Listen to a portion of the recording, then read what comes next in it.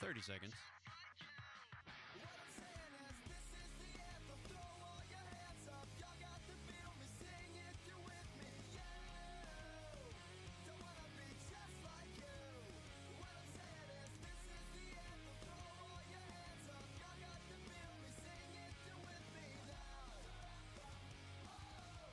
Stand by.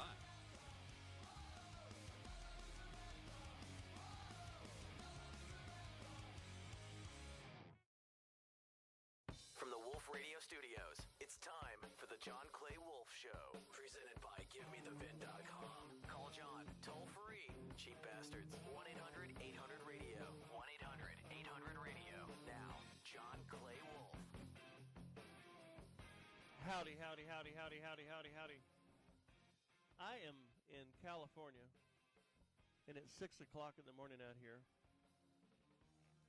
And I can't see you guys. Are y'all okay? I'm worried about you. Yeah, we're all doing very fine. Just missing you. Oh. And Babo's in Florida? Yes, sir.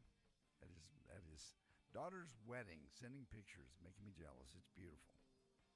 Where in Florida? They are just outside Hollywood on the Atlantic side. So in Margaritaville. They're staying at the Margaritaville Hotel. Bob is in room 504. Wow, you know a lot. I mean, just in case you wanted to call him, it's early. Man, we should. That's the Margaritaville Hotel. Sorry. So his daughter's getting married. How old is she? She got married yesterday. Gosh, how old is she? I have no idea. Now, this is Bree. This is the Bree. one that used to work for us, right? Correct. Yes, Bree. Beautiful Bree. The social media girl. She is. Yep. Came from his first marriage. No, second marriage. Second. No, third marriage. Second. Was it second? I believe second. Well, he was married to that stripper girl that didn't last long out of Oklahoma. Do you remember? And he had to. It took a while to get that annulled. Yeah. I think they'd be staying together for about 3 weeks, and then she hooked him. That's back across that's the about, Red River. That's about the story. Yeah. And then he married this girl's mother, and this girl was just an infant. And he took on 2 babies, That's correct. and he raised them as He his own. raised this young lady. She's beautiful. Her pictures look like something out of a magazine. It's just so pretty. And then that lady got angry and didn't want to live with him anymore. They all do eventually. Right? No. I'm not saying that negative. No, against I him understand. In Not any him. way, shape, or It's just all of us. You get tired of us. I was around for that one. I remember her. Yeah. She was a fire plug. She had a lot of spice in her. Okay. Now the other boy, his son, is that with the first? This Bree's mother might have been the third marriage. I thought it was 2, but No. Because okay, and then Whitney was from the first marriage, and that's their. And then now I'm getting confused. You've lost me. Yeah. Will Yeah, Bobo pick up somebody in Florida, though? Ooh. I mean, you know, Right. people are looking for their cards. And then he moved that girl down to Fort Worth about 10 years ago with the real big cans, and she cooked real well. yeah. She used to Cooked bring us from- food. She made a great cobbler. I Boy, remember she she brought did. it up. Always yeah. sweets. And that turned out to be a friend of his that turned into acquaintance. You know how that happens when you steal yeah. your buddy's ex-wife. Right. We just knew each other. And then he came back and got her. He drove down like "Roll on Highway," the country song, and took his remember Raising Arizona Right. when the guy on the motorcycle scooped the kid up off the highway, Right. the baby. That guy came in an 18-wheeler and scooped his woman back from Bobo, and that was the end of that. And then Bobo got depressed, and he moved away. Well, Do sure. you remember that? Yeah. I do He's remember. been pretty steady. How long? Uh-oh. Remember, John is on remote in California, so we're having a little digital transmission issue. It's not a good start. I can to the see. show. I can see John's talking. I'm looking at him on reconnecting the camera. camera. By the way, if you'd like to follow us, it's jcwshow.com. And if you want to watch all of this go on, it's on a YouTube stream, so you can't possibly miss it. But John is still talking, and we're not. I've reconnected with him. Have you? I don't know if he's hearing us. He John, just you kinda hearing went, us? He did that Darth Vader thing. It just kind of went away. Yeah. Hello? Phone's ringing. JD and Pre-K, guess what? What? You guys fill some It's time the while I talk to the JD and engineer. Pre-K show, so we're not going to be able to play any audio. So let me do a story with no audio. This is kind of fun. Oh, there he is. He's back. Go ahead. Okay, a couple in West Virginia is behind bars after they both got DUIs. This is a fun vacation story. They both got DUIs while driving a stolen RV, and they were having love relations behind the wheel while driving down the freeway. West Virginia cops saw the 48-year-old Matthew McDonald behind the wheel and the 35-year-old Shannon Bryan straddling him. Both were without clothes at this moment. Cops found weed, drug paraphernalia, and a bag with some white powdery substance, probably flour. And because they ran the place, and on top of everything else, the RV was stolen. They both got busted for drugs, stolen RV, and indecent exposure. So don't do that down the freeway. I think everybody at some point has probably tried that particular move and did not work for this particular West Virginia couple. Oh, I thought you were talking about Florida. No, this one happened to be West Virginia, but it does sound like something that would happen in Florida, of course, doesn't it? Stolen RV, drug, and having the sex. Go ahead, John. No.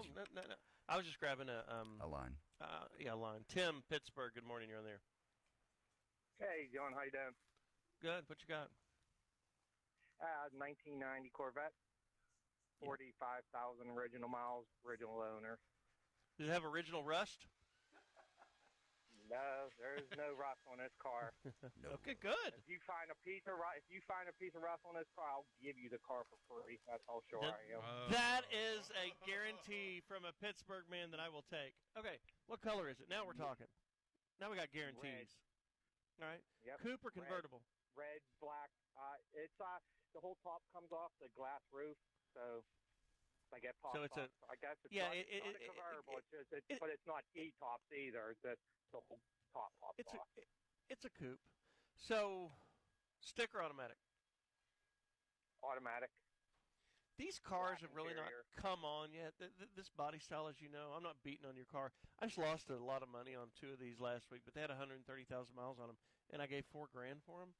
And I see you want 8 for yours. Yours is nicer than these, by the way. The ones I had, I can tell already, especially with the guarantees that you're making, which I appreciate so much. Are there any? Are the tires smoked, or is the air work wrong? Is the air blowing hot? Are any gauges cloudy? Nope. Everything works on it. Air conditioner is ice cold. Tires are like new on the car. Mm-hmm. I'll roll dice at 7,000. 7. I know you want 8, but I know you. So I give you 8, and then I have to do all my buff and fluff and stuff to it. So I'm 8,500 in it, and then I've got to get 9 to make a profit. And I think I'm going to get 8. I think I'm going to get what you want. Yeah, I hope. can't go that. I mean, if you can do, I'll tell you what. If you do 72, you got yourself a deal. I think that's fair. And if I find when you said you have to. You don't have to do nothing to this car. This car is mint. Done. I know people say that. Done. This is Hey, mint cars. a guy taught me one time. A guy taught me one time. Once the customer, which I'm the customer in this regard, says yes, you know what you're supposed to do? I don't Shut know. up. Okay. You're supposed to shut up. I said yes, then you stop selling. Once I say yes, you stop selling, Okay. and you take my money. Yes part. Oh no, I'm sorry. I said yes. I said we're good. Okay. Okay. So we will just go to givemethevin.com, load it up. Guys are listening in the office. They hear the conversation. They know I just agreed to the deal.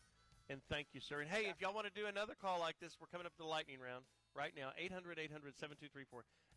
800-800-7234. 800-800-RADIO.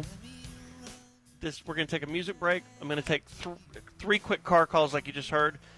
Then we're going to do another music break, and then we're going to come back with an update on all the things that you hate and are worried about. And we need to talk about this Texas flood, man. We were off the air last weekend during the 4th of July. I've got a lot to say about that. Be right back.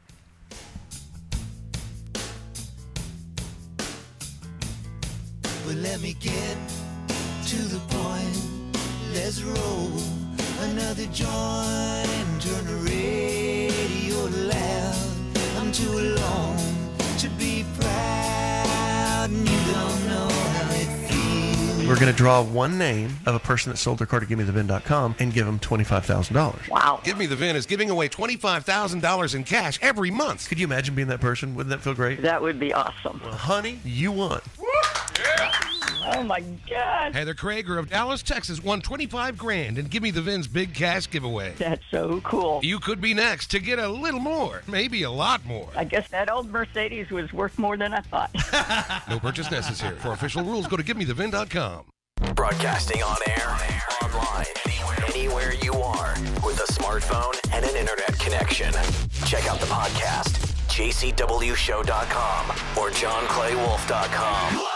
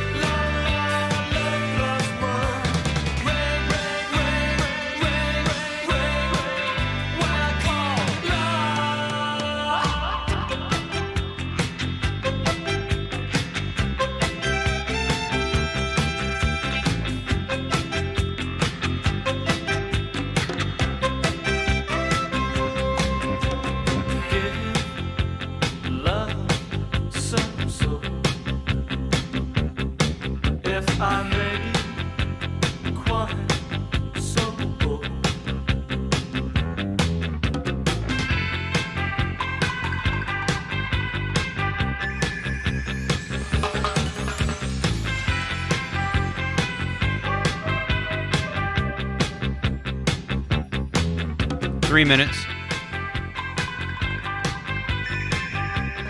Yes, sir.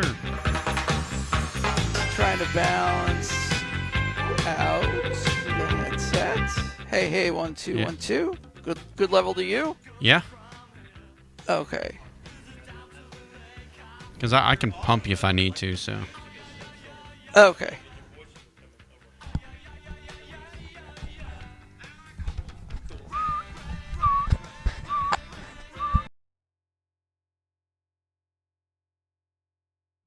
Check And it's 1 my 2 level- 1 2 1 2. 1 2. Okay, cool. Yeah, you sound good on your end. Perfect. Thanks. Yep. We got 2 minutes. You got one call on there. Do you want me to go to? No, 2. There's one on hold. Oh yeah. I can do it now. Okay, you got your set? We're all Okay. set. Mm-hmm. Okay, cool. Got 2 minutes. Okay.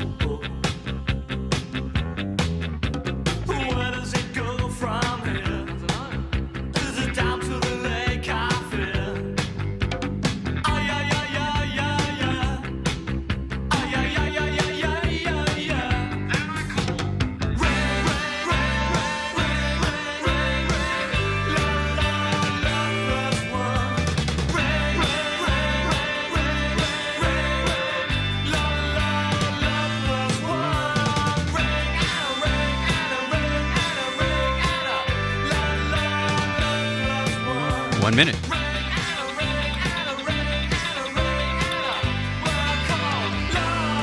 Callers, make sure your radio's turned off and you're off Bluetooth. Radio turned off Bluetooth. John will be with you in 40 seconds.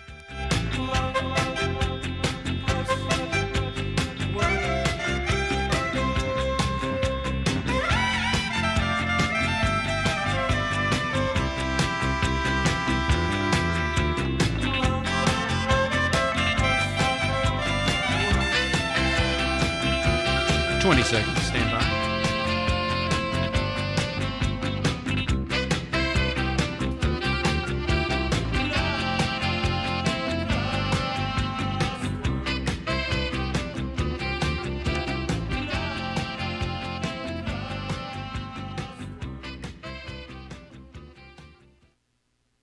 Now, back to the John Clay Wolfe Show, presented by GiveMeTheVid.com.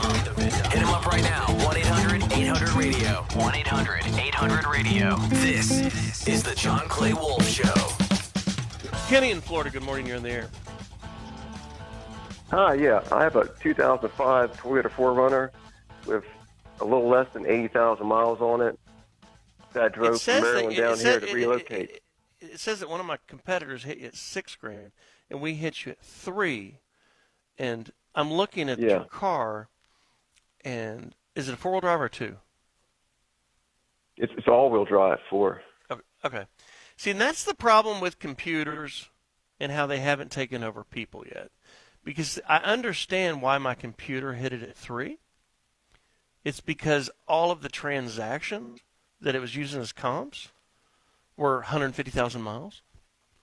And when you put the 80,000 miles in there, it just doesn't adjust properly. It doesn't have the right amount of comps. And you've got to use your brain as a seasoned car buyer to move, right? And go past the book and go past the comps, because this is really good miles for that year car, right? Is it average, rough, or clean condition? It's in good condition. It's the only thing I see is that it's got a crack on the dashboard. Okay. There's some sun loss about it. Otherwise, it's in fine. It's in good condition. It runs right, and no exterior damage on the body. Never been an accident. Cool. I'll give this $6,000. Okay. And I'll pay you immediately. What part of Florida are you in? I'm in the Villages, Central Florida. Yeah. Are you a swinger?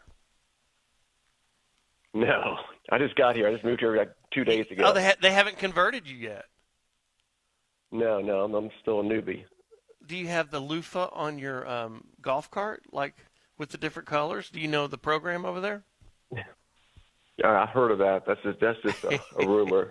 I don't think it's a rumor. I think so.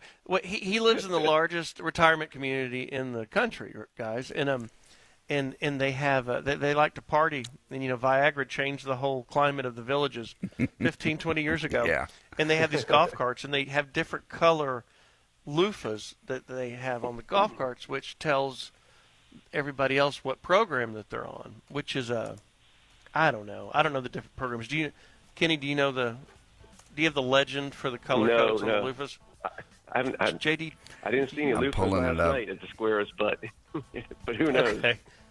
Hey, go to GiveMeTheVin.com. Tell your guy what we did. I'm giving $6,000, and thank you for calling me.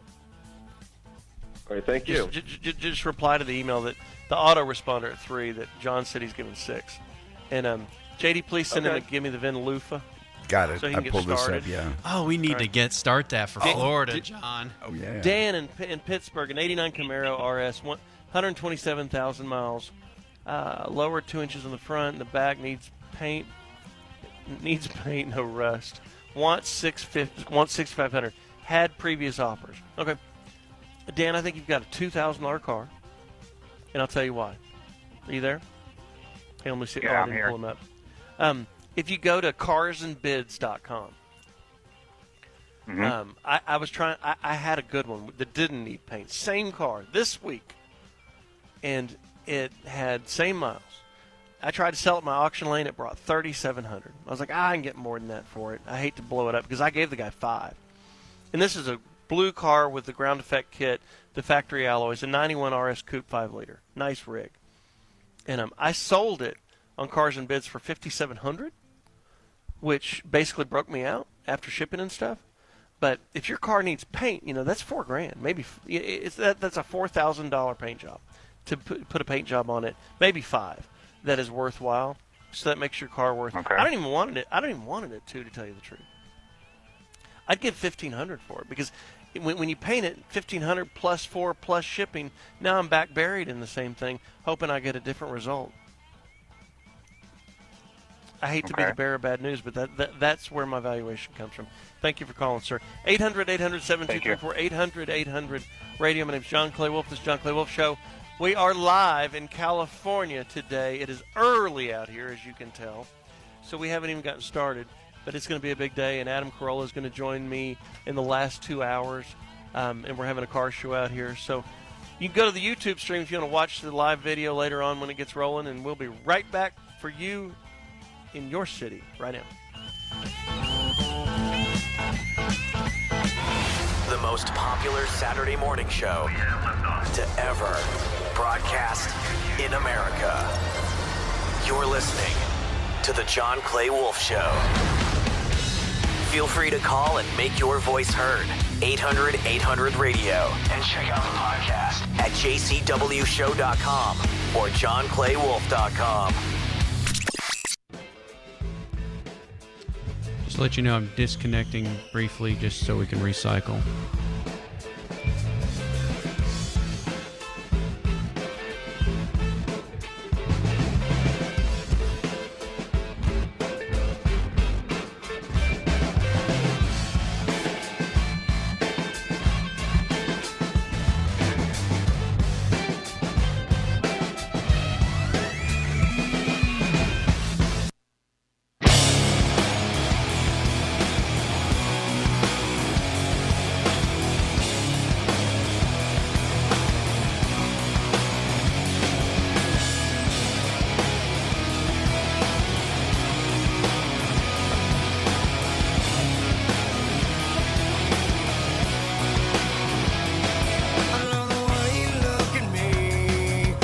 Hey, John.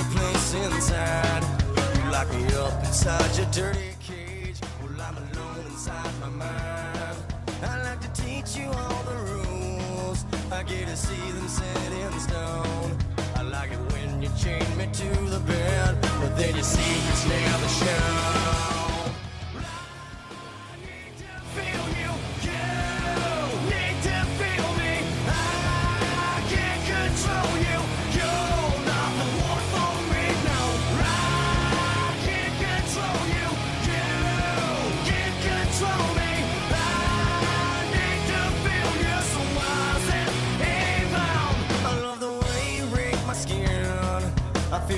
Your place inside. I need to get your voice out of my head, 'cause I'm a guy you'll never find. I think you know all of the rules. There's no expressions on your face. I hope that someday you will let me go. Release me from my duty. And that'd be a good way to lead into Florida news, too.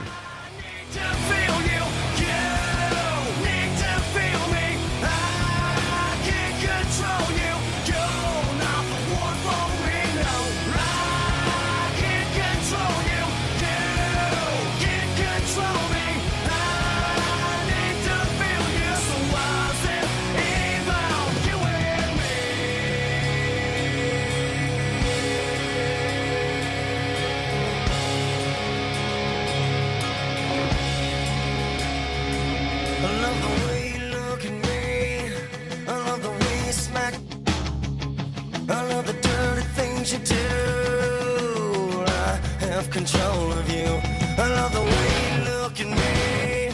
I love the way you smack. I love the dirty things you do. I have control of you. I love the way you look at me. 1 minute. I love the way you smack. I love the dirty things you do. I have control of you.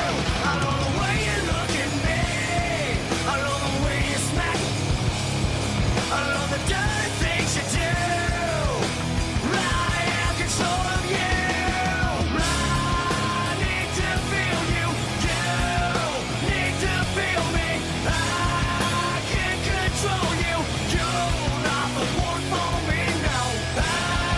30 seconds. Come on.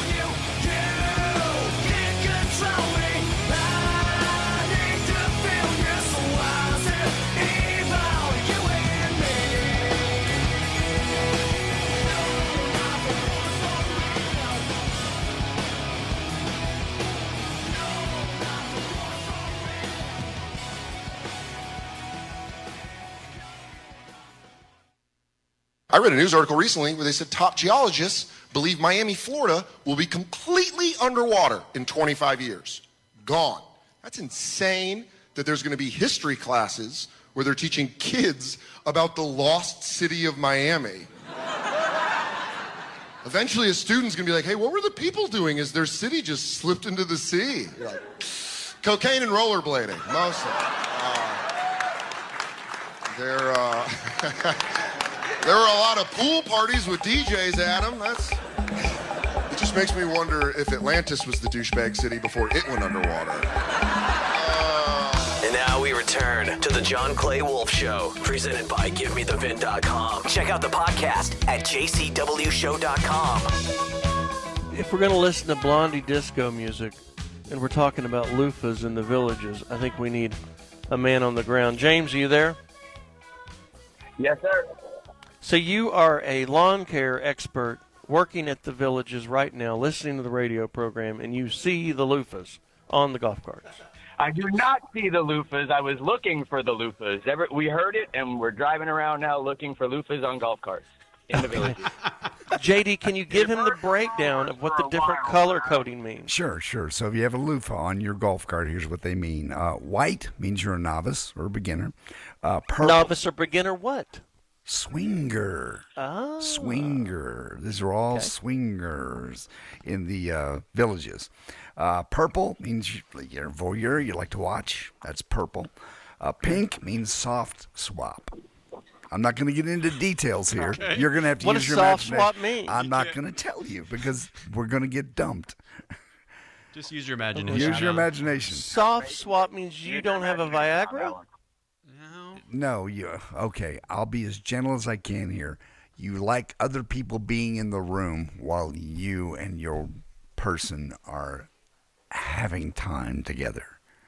Huh. But are you having time with your person? Your person, but other people So are there. you just want a crowd? That's kind of the deal. Yeah, that's a step above. You just the want some voyeur. attendance? Yes. You want an No, audience. what color is that? That is pink. So I need a pink loofah right now because I'm here. It's 6 in the morning. I'm at the Sagebrush Cantina in Calabasas, California, and I'm all by myself, and I need a crowd. Okay. They're coming later. All right. Hang on. I think so. Hang on. Crab, I mean, you claim to be Mr. Show Fan USA, and you're sitting here writing about how you were coming today and you're not coming? What? Well, my ride bailed out on me because I was going to meet him halfway, and you know, it's still 3.5 hours from my house, dude. So do you not own a car? And I can't make. Yeah, but I don't want to drive that far. We have a very lazy listener, Bobby. Yeah, very lazy. Go ahead, JD. Okay. All right. So blue is the lowest level of swap. Those basically they can play well with others. Everybody agrees. There's nothing hard. Yellow is mid. Hang on. Yes. I knew you'd do this. Lowest level of swap. And we're talking about loofah colors in the that are villages. signals for swingers. In the villages in Florida. What's lowest level of swap? What I mean, define lowest those who level. play well with others. Play well with others. What's that mean? I don't want to get into details. Okay. Yes, you do. The women mostly play together while the men watch. This is all about like ticketing. This sounds like Ticketmaster. What you want? Front row? That's you want exactly, GA? You want a box? That's exactly you what want it is. mid? I mean, you know. Exactly what it is. You're correct. Okay, so what color is? That's blue. That's the lowest girls are level. fooling around, and the dudes Guys just digging it. kind of watch. Yeah. That should just be like red, white, and blue. That's America. Not everywhere, John. Not everywhere. Next color. Yellow is mid-level, which that's basically you have to have fun, but still a little bit nervous, so you're not all Hey, the well, way into it somebody yet. that's listening, please post these on our Facebook page, John Clay Wolfe Show, as a legend, so people, because I'm already lost, and I can we're put it- going I to want to can go put it back up, and look too. at this. Okay. Okay, I can put so up the- next color, we left Yellow. Yellow. What color? That's Yellow. mid-level. Basically, you're still a little nervous before you go into the black loofah, which is full swap. Anything goes. Is that when you bring on a black eye? Anything? No. Anything goes. And yeah, thanks, Mike. Thanks for dumping it. That was terrible. That should not. You shouldn't have dumped that. Yes. And that's why people should listen on the YouTube stream at go to jcwshow.com, and you won't get dumped. Mike deleted what I said because he thought it was racist, and it was not racist at all. A minute. Go ahead. Okay. The black loofah is full swap. That's everybody does everything with everybody. So just go. That's full born. So that's your it's black orgy? loofah. Yeah, basically, yes, orgy. Like where you walk in a room and it's got thick carpet. And it's a P. Diddy and you party. open the door and there's like 10 people just banging. Yep. And then you could just What join. color is that? That is black. See, and I think that's racist. That it's the black loofah? Just a loofah color. It should be rainbow. No. No. Now, is it homo loofah? Is there a homo loofah? No, there is not. Actually, teal is for bisexuals, though. That's teal. See? Yeah. See, so Mike, you're laughing. And that's it. That's all the colors: white, purple, pink, blue, yellow, black, and teal. So when the John Clay Wolfe show? We gotta market this. We gotta have one for Florida. Would we be pink, kind of soft Red, swing? white, and blue. Red, white, and blue. Okay, so it's red, white, and blue. You got a combination. It would be pink, white, and blue, but okay. Who doesn't like a smorgasbord? Who doesn't like a buffet? You go to a Chinese buffet, can you still get a chicken fried steak? Damn sure you can. Salisbury steak, yes. Mugu gai pan right there. Orange chicken, all of it. Our buffet. people they have a wide scope. Larry and Nola, good morning. You're on the air. Good morning. Thank you for taking my call. Hey. 66 Mustang, 289. 66 Mustang, 289. You want 28,000. Your neighbor offered 26. Go hang a black loofah on his doorstep and tell him I'll give 23. You there? I don't think Larry? he got it. Yeah. Okay. Your neighbor offered 26 and you want 28? Right. So if I give you 28, what are you going to do? I know what you're going to do already. You're going to go over there. I'm going to give you a call and give you a kiss and tell you, have fun with the car. You're going to tell him, I got 28. You sure? I mean, he's your neighbor. He's your next door neighbor. I mean, y'all talk all the time. No, we don't talk at all. He just wants the car just hot rodded and chat up. I know it's con. Well, is it stock? Everything's stock. Everything's original. How nice is it? It's beautiful. It's amber gold color, like an orange. Only first year it came out. Go to GMTVCC, which is Gimme the VIN Classic Collector, GMTVCC.com. Load it up and pour the pictures on me. I need 15 pictures of this rig, and I need you to take pictures of all the bad things. I don't want the dating website picture that looks, that's been color matched. I want the one. I want the morning no makeup, hard night drinking picture. I want the cellulite on the back of the thighs. The only picture that won't be good is me sitting in the driver's seat. All right. Hey, man, it's your world. We're just living in it. Other than that, the rig's beautiful, man. Good. I want to buy it. I want to see it. Load it up. GMTVCC.com, or I'm going to load it down and send it to you. If you can't remember that, just GimmeTheVin.com will work too. Thank you. 800-800-7234, 800-800-RADIO. My name's John Clay Wolfe. We are live. It is Saturday, July 12th, and be right back. Try and shake away this disease.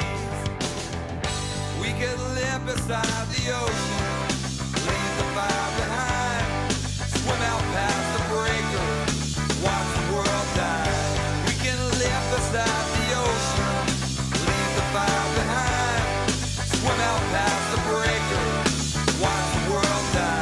Alex. Hello. We've been trying to track you down. I don't know if you've noticed that. Do you have any idea why? Something to do with the radio thing. Every month we're doing a giveaway. GimmeTheVin.com. Giveaway? What you giving away, man? $25,000. Alex Jackson of Pensacola, Florida, is the latest winner of Give Me the Vin's Big Cash Giveaway. Are you for real? Every time that you sell a car to Give Me the Vin, you go into a drawing for that month. And, dude, you won. That's great, man. I'm having a baby boy in about 3 months. That's a lot of diapers, man. Name him John Clay. Okay. No purchase necessary. For official rules, go to GiveMeTheVin.com. Yeah, some people say syndicated shows aren't that good because they don't have that local feel. Right. But you don't skyrocket to the #1 weekend spot by sucking. Hey, the largest radio show and fastest growing podcast, The John Clay Wolfe Show. Go to jcwshow.com.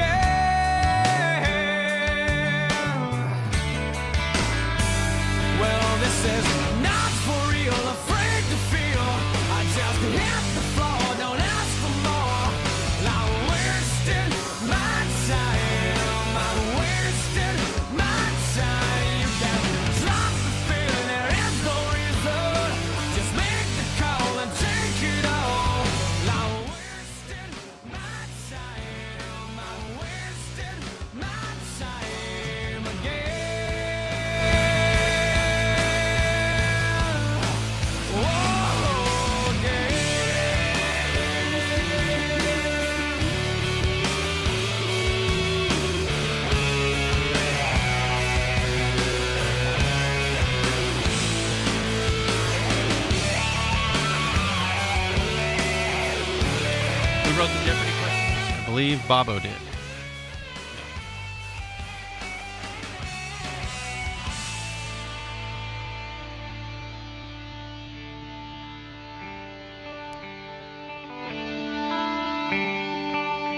I see you waiting, look so lonely.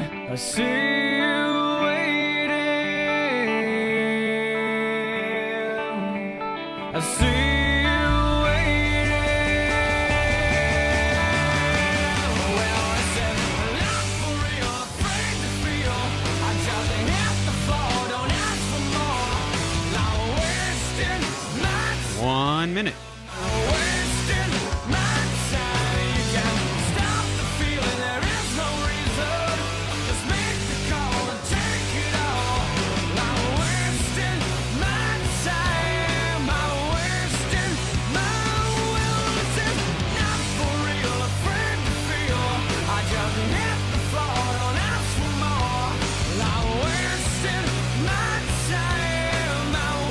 30 seconds.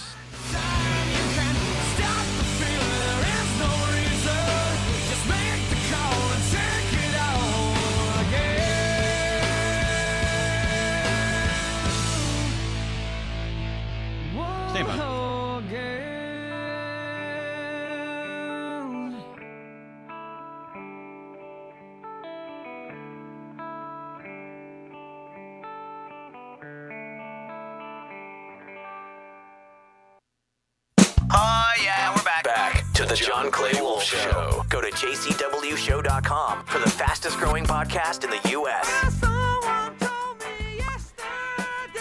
I think The Police is what Gwen Stefani and No Doubt were inspired by. They were the first reggae rockers. Ska? Yeah. Kind of, sort of, yeah. Yeah. 800-800-7234, 800-800-radio, Saturday, July 12th. I'm glad you're awake and with us. Country singer Josh Weathers does a virtual concert for Texas flood and raises over $400,000. Cut 8. Hold on one sec. There have been floods, of course, all over the country, but the one that got the most attention due to the number of people affected, of course, and still missing, country singer Joshua Weathers put together kind of a last-minute virtual relief concert. He was supposed to be in concert that weekend, and he obviously called that off, but did a virtual relief concert and raised just a ton of money. Here's just virtual just means that he just streamed it? Did it on streaming. Yeah, he just fired it up and got a ton of cash. Here's part of the report from a Dallas TV station, CBS 11, when they spoke to Weathers. Cut 8.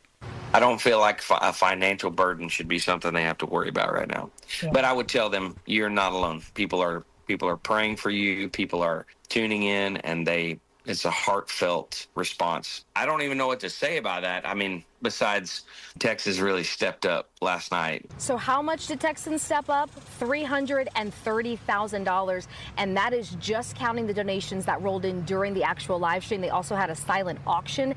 He used his gift and his platform of more than 100,000 followers to hold a last-minute live stream concert. And look at all the money that he raised. We love to see that.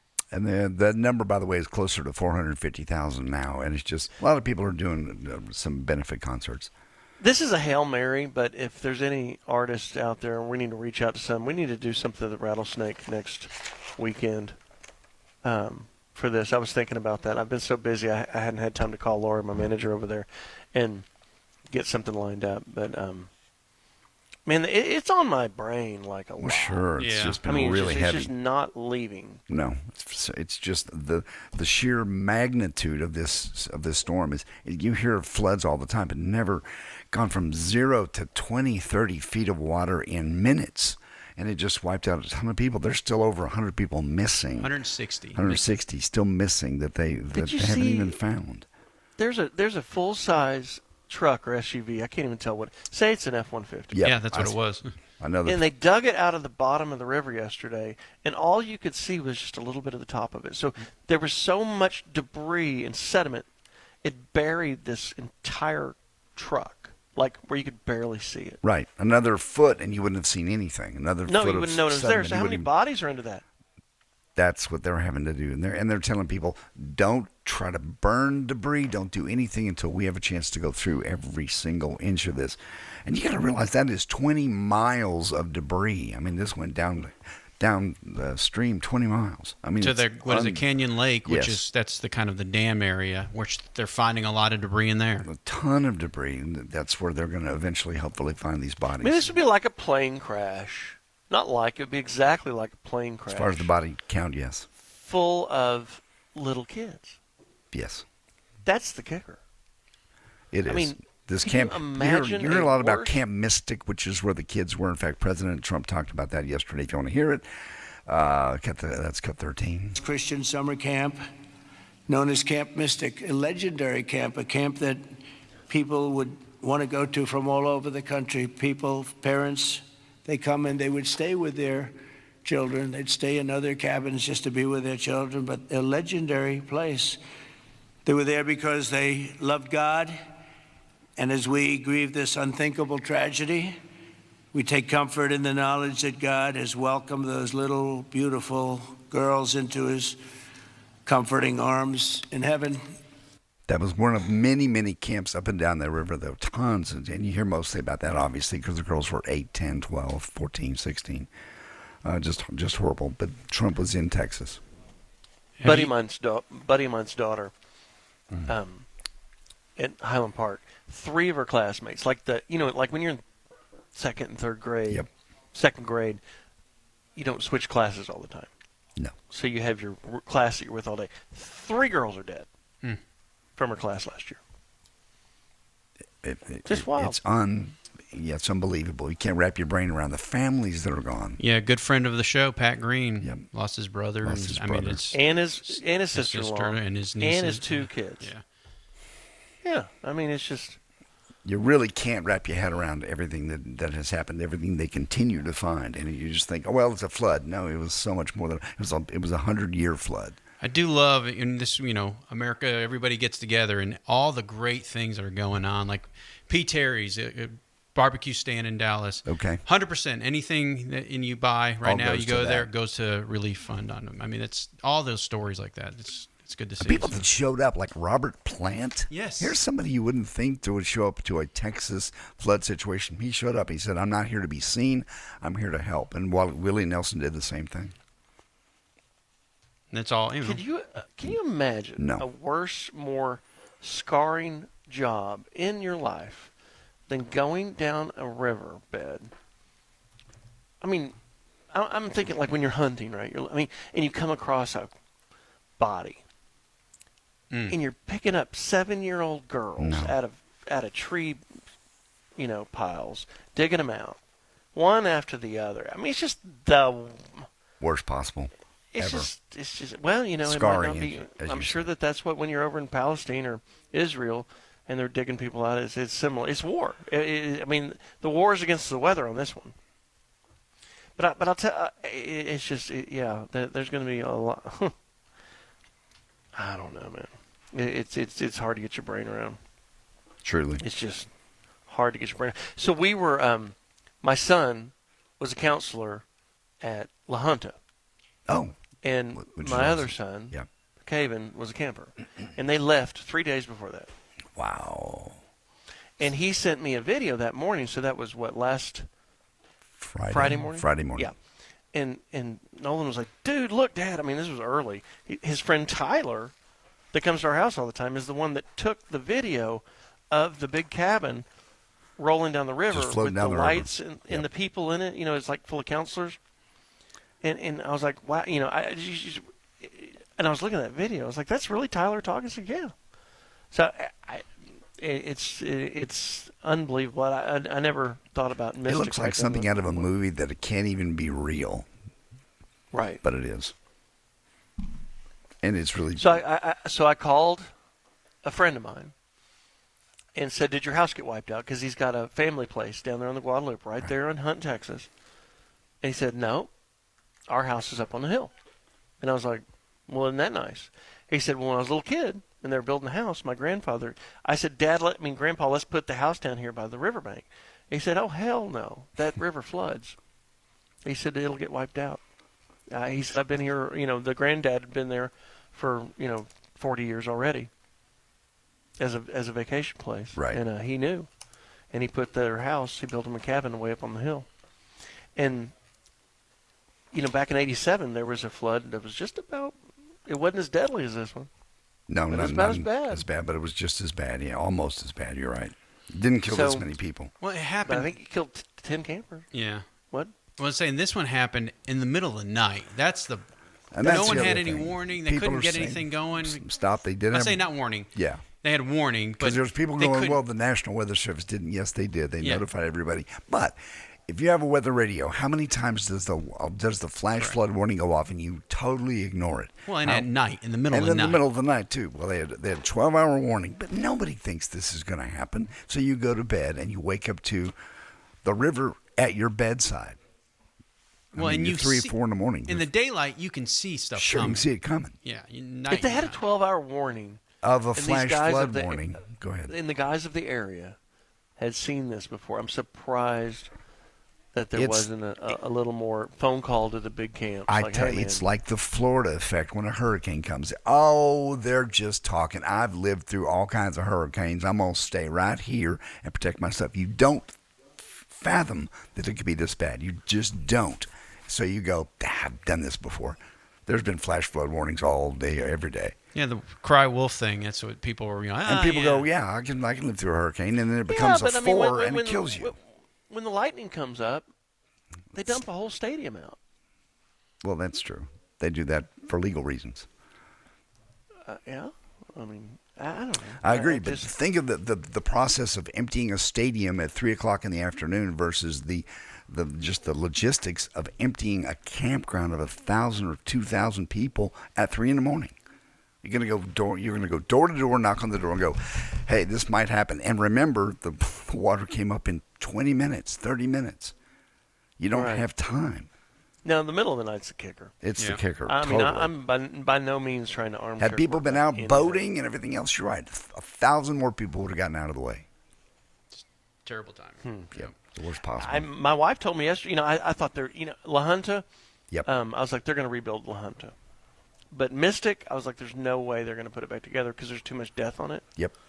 And she told me last night, she said, my understanding is they're rebuilding Mystic. Yeah. They're totally going to rebuild it. There was a representative from Mystic actually at the press conference yesterday with the president, and they said, we absolutely, positively will rebuild it. It's been around for 100 years. 100 years. And it's just so special to so many people. Yeah, they are going to rebuild it.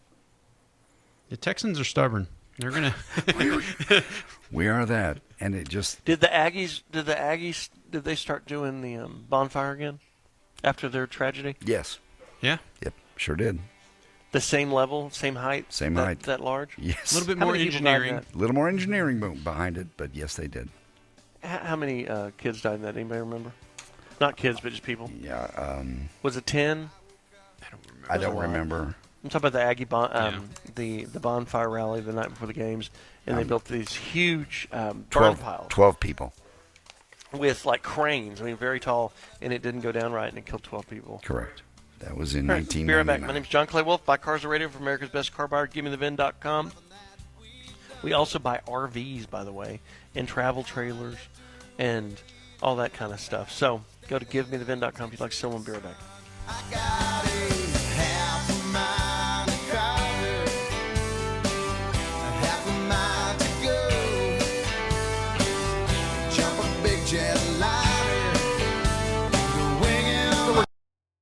Shop here at the studio. The John Clay Ready Wolfe Show is heard every week on great stations like Tampa Bay's rock station, WXTB 98 Rock, and Memphis 98.1 The Max, Maximum Rock. Catch the nation's fastest growing podcast and live video stream at jcwshow.com. And we'll be back with more of the John Clay Wolfe Show right after this.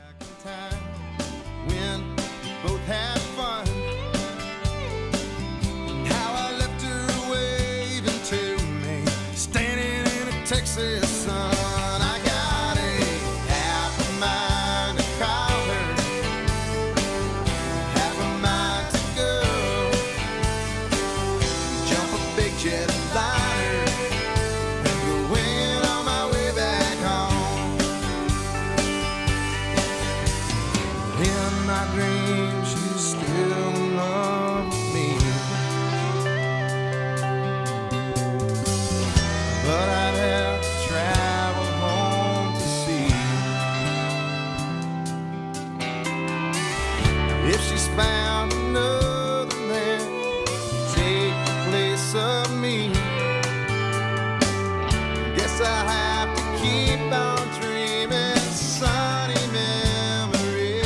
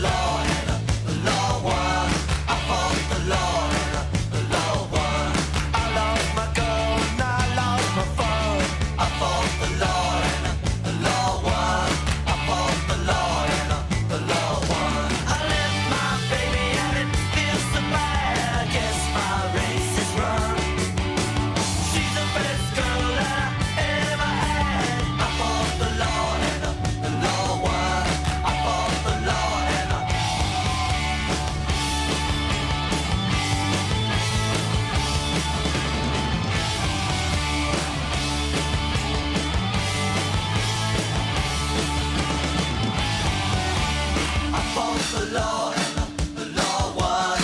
I fought the law and the law was. I fought the law and the law was. I fought the law and the law was. I fought the law and the law was. I fought the law and the law was. I fought the law and the law was. I fought the law and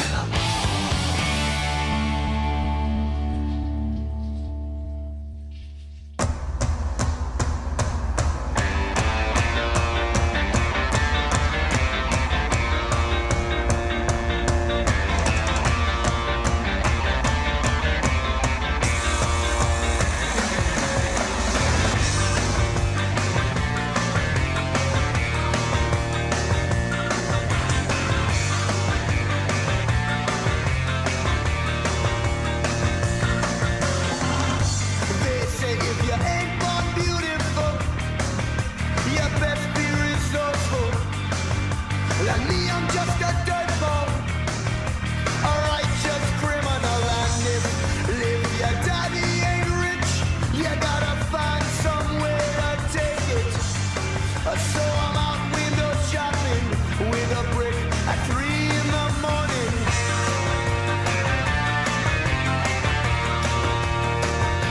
Cause when the bad seeds, the unwilling, crooked saints, straight up villains, with raised glasses will grip your whole system. Here come the drums. Here come the drums.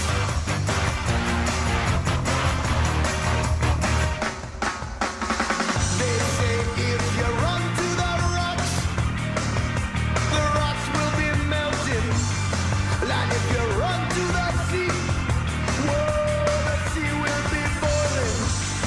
And if you ain't born privileged, you still got to survive, kid.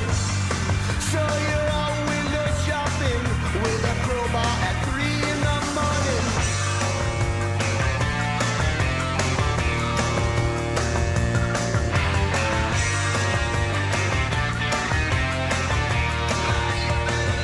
Cause when the bad seeds, fully unwilling to give in, straight up villains with raised glasses will grip your whole system. Here come the drums. Here come the drums. Here come the drums. Here come the drums. Here come the drums.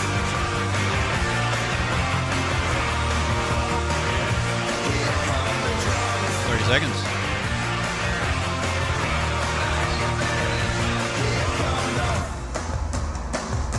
Here come the drums.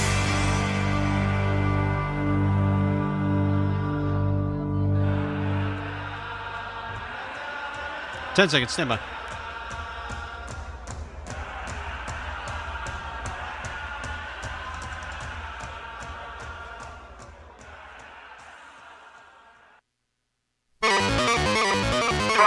Que estará aquí para deleitarlo a todos ustedes. Esta noche es el Flamingo y pero vénganse porque la música ha empezado una vez más con el conjunto. Broadcasting live from the Wolfe Radio Studios. It's time for the John Clay Wolfe Show. Hit him up now, 800-800-RADIO. And check out the podcast at jcwshow.com. Now, John Clay Wolfe. Hey, Pre-K, what were you saying down in Houston? Good morning, everybody, by the way. There was a dub show? Yeah, I went to the DJ Screw Day car show and concert and went and saw all the slabs, man. It was something to see, I'll tell you that much, man. All the, cars with the 84s poking out, rims that stick out 1.5 feet, and all the pop trunk with the neon letters that have sayings in them. I mean, stuff you only see in Houston. Black, white, Latino, or other? I think you know the answer to that, John. No, I really don't. Honestly. It was a pretty diverse crowd, but I will say it's definitely a more urban thing. More urban. Like Keith Urban and Nicole Kidman? Yeah. It's a country thing too. Bunch no of redheads. doubt. The footage you shot is great. Great stuff, Showing man. it on our stream. And what do these people do for a living to be able to put that kind of? Because these aren't daily drivers. What do these people do Well, for a living? I'm the dope man, yeah, boy, wear corduroy. Not all of Money them. up to here, but unemployed. I can keep smoking that rock in my pocket getting bigger. Yo, got that 5-0 double up dub. No, what was it called? What's called? Dub Fest? It's Screw Day for DJ Screw. DJ Screw. How's DJ Screw doing, by the way? Well, he died I'm sorry. back in the year 2000. Sorry to hear but about his that. legacy lives on There through you the go. slabs and all that. I was so close with him at one time. So, like, what percentage is urban? What percentage is... here's my guesses. And I still think 1/3 for sure is Hispanic. I guess if I really had to break it down, like maybe... You're calling it a black thing, and I think that you're leaving the Mexicans out, and it's kind of... Oh, offending. no, that's what I was about to say. There's a heavy Latin presence there. Heavy Mexican presence. Maybe, 35%, 40% black, 35%, 40% Latino. And then, equal representation. And white folks like me sprinkled in as well. Okay, so you got 2/3, gotcha, and the rest is just yeah. So it's not just an urban thing. So don't be a racist and don't do that. Don't do that to the other people that want to be part of this community. People want community, pre-K. Look, you're just sitting there saying, "Well, this is a black thing." You're nobody else is allowed, and since you think you're black but you're white, then you feel like you're on that side of the fence. And you need to check it. Whenever you see a Cadillac with 84s on the back with the fifth wheel leaning and a trunk popped up and it says "Who you bank with," I'd say that's pretty urban. 800-800-7234, 800-800 radio. If you were there at Slab Day, DJ Slab, what was his name? DJ Screw. DJ Screw and Yes, the sir. Slabs and the Dubs. Yeah. If you need to straighten out anything of pre-K's recoil on this, please call and straighten us out. 800-800-7234. What did it say on the back of the car? Well, a lot of these slabs have all sorts of different sayings. There are some that said, it's a country thing. Some that said, Hustle Town, Texas. And they'll personalize these slabs and just have different neon signs in the back that just say whatever they want them to. Top tier. It's We're a- looking at the video Yeah, right yeah. now on the stream here. Country thing. This is Like, were these, like, lowered trucks? There were some. Yeah, I saw a truck out there that was sitting on swangers. What's a swanger, dog? Swangers are the the 84. They come from the 84 Cadillac Barrettes, and they're these wheels that poke out, and they'll put 4 on the floor, 1 on the back, with the fifth wheel. Oh, they've got a spare tire? Yeah, I think you've called them like Kragers or something before. We've talked about them before. It's just They're not Kragers, I can tell you that. They're kind of that style, but they're modified, no doubt. Now, what would you pay for one of these rides, John? I mean, how do you put a value on something like probably this? $20 grand. I always get smoked every time I get a hold of something like that, and they got $100 grand in it, and I can't. Oh help yeah. them.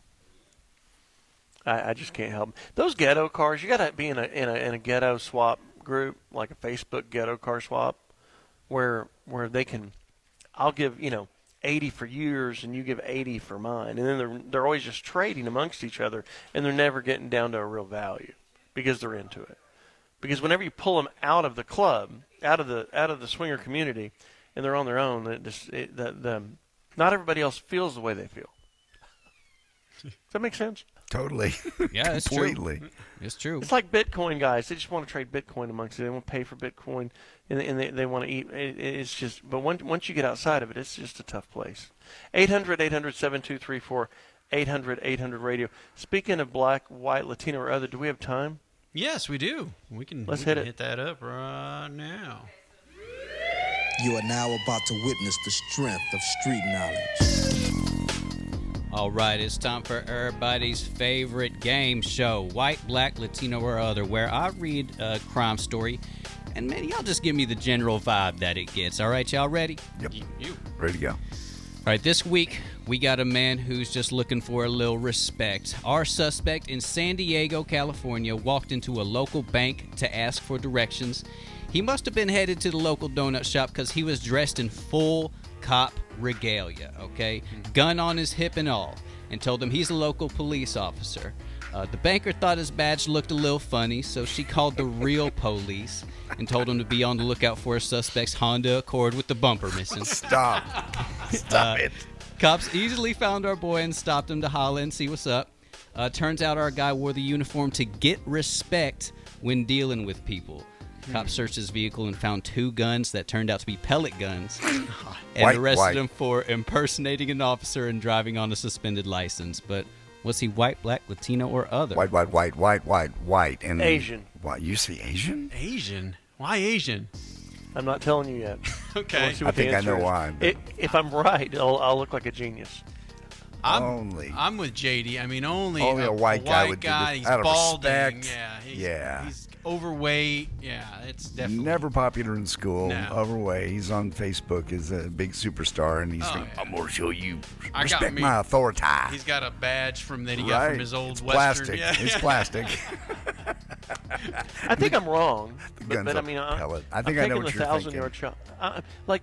If we're on a shooting range, you guys are all shooting 20-yard shots, Right. And I just went in and took the 1,000-yarder. You did. I'm gonna miss, but I like it if I hit. There you go. Okay. Well, you think Asian? We're going to say white. So we got 2 whites, 1 Asian? Correct. Man, John, I don't know how you do it, man. No way. 49-year-old Dudley Kwok Chan, an Asian man. No way you got that. And that's why I'm the host. That's true. That is absolutely What true. was your theory? That damn Honda Accord. I knew it. I knew that's what you were going to go with. It was the Honda Accord with missing bumper. And he's a crazy ass, right? So he doesn't have any money. So I didn't have a bumper on it. He's trying to get some respect so he can make some money so he can get a bumper. Well, you know what we did forget? He went to the donut He didn't have enough shop. money to buy a gun. He stole a BB gun from nephew. A pellet gun. And he wanted respect at the donut At shop. the donut shop. Yeah. Well, that's. I didn't even hear that part. That's If I'd have heard that part, I got distracted while you were saying that. I would have doubled down the Asian. John gets the 1,000-yard shot. That's amazing. Bing. What was his name again? His name was, surprisingly, first name Dudley. Of course. Middle name Kwok, last name Chan. Yeah. Wow. What was the guy's name in Pretty in Pink? Dong Long, Duck Dong Long, Duck Long Dong. You remember? Nobody? No. Long Duck Dong. Oh, there it is. Long Duck Long Duck Dong. Great job. He was driving a Honda Accord with a missing bumper too. 800-800-7234. 800-800-radio. If you want to call in, we're coming up to the lightning round in just a moment. The lightning round. That's where I bid the cars on the radio. And I will do it for you in just a minute as soon as we come back. Are we? Is it the proper time to break? Yeah, and you have Adam No. Carolla coming at some point this morning, yeah, to visit you. Yeah, Adam will be here in 2 hours, hour and a half. something like that. Well, California time. Where are you? California time. I am at the Sagebrush Cantina in Calabasas, California. Kim Kardashian's on my right, and Caitlyn Jenner, a.k.a. Brother Bruce, is on my left. Very nice. I mean, when I hear Calabasas, that's all I think about. If anybody was watching the Sure. Kardashians, and that's, yeah, I'm over here by them. No, I'm in this place all by myself, dude. It's 7:16 in the morning. I'm in a bar at 7 in the morning. I got here at 5:45. The Pacific time is real. Right. It is real. All right, we'll be right back.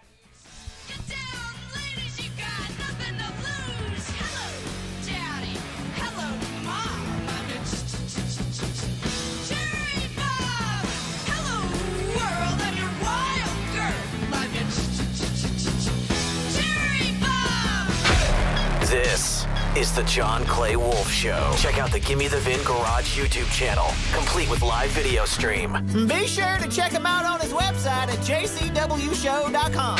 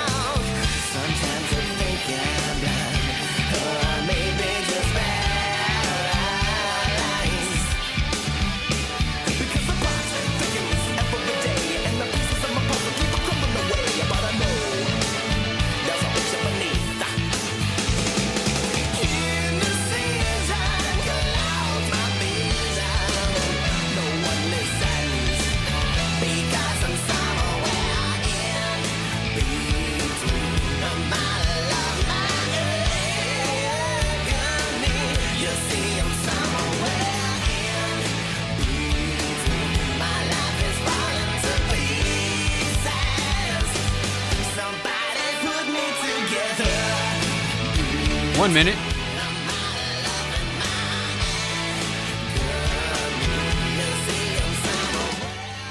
Callers, make sure you're off Bluetooth and radio turned down. You're off Bluetooth, radio turned down. John will be with you in 45 seconds.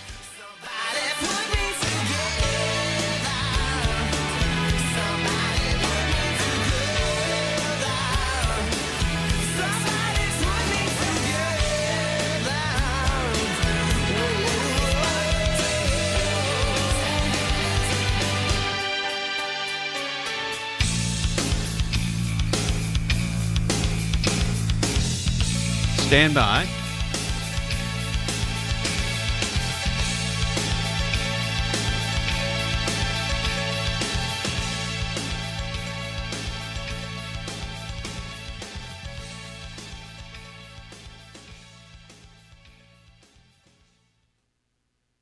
Now, back to the John Clay Wolfe Show, presented by GiveMeTheVin.com. Hit him up right now, 1-800-800-RADIO. 1-800-800-RADIO. This is the John Clay Wolfe Show. Dennis in Nashville, Tennessee, good morning. You've got a 24 diesel Chevy, 9,000-mile four-wheel drive truck, crew cab. Does it have a sunroof? No sunroof. It is leather? Cloth. No, it won't. It will not do 55,000 then. I saw that you want 55 grand. I can't make that work at 55 grand if it's cloth with no roof. But it's a Z71, you say. What color is it? Blue. Oh, it's just getting better. It's which color blue? Dark blue or like electric blue? It's like not a real dark blue, but it's blue. All right, it's blue. I'll give 52 grand.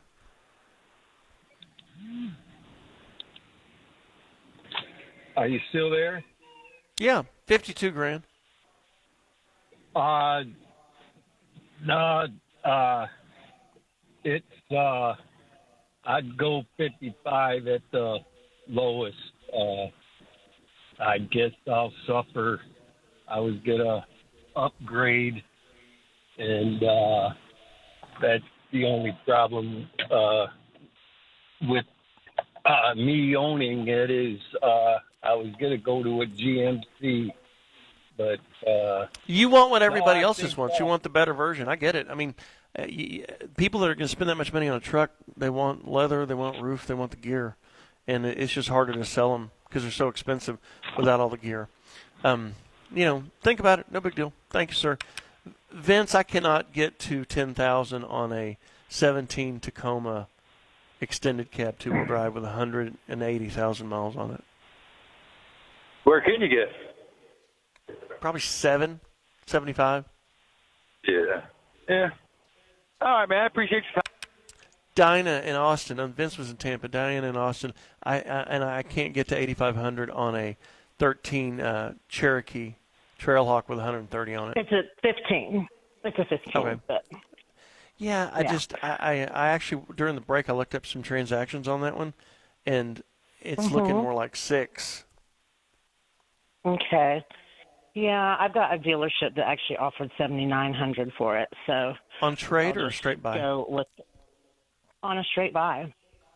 Mm-hmm. And then Have I you seen have it? an individual that's looking at it for like 9,800, but I don't know if that's going to come through. So I just wanted to call y'all first, see if you could get up there. I appreciate it. Let me look one more time. Hang on.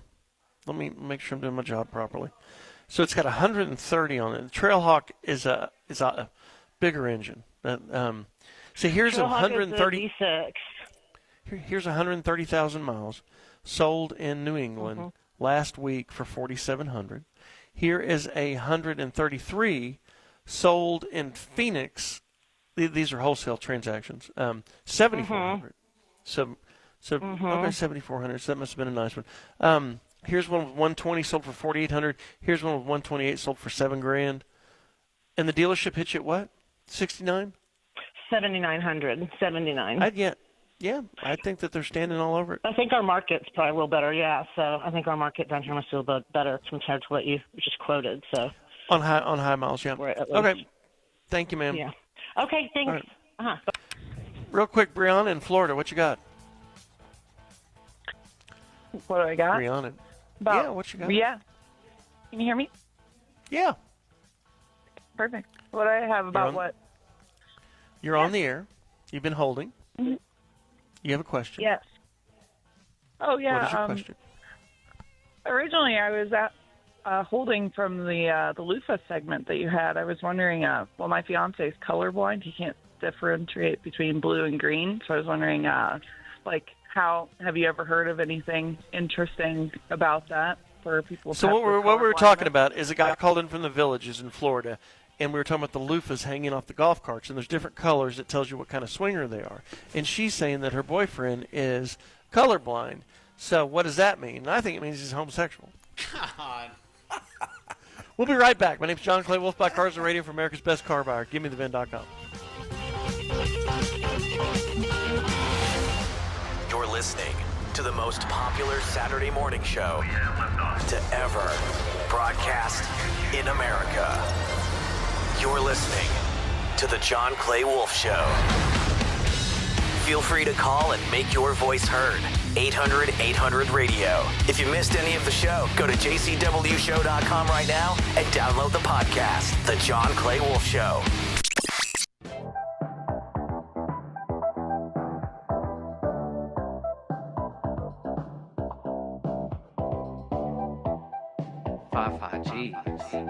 We keeping it P, taking over your town. Damn, Bitch, please, no you can't see me.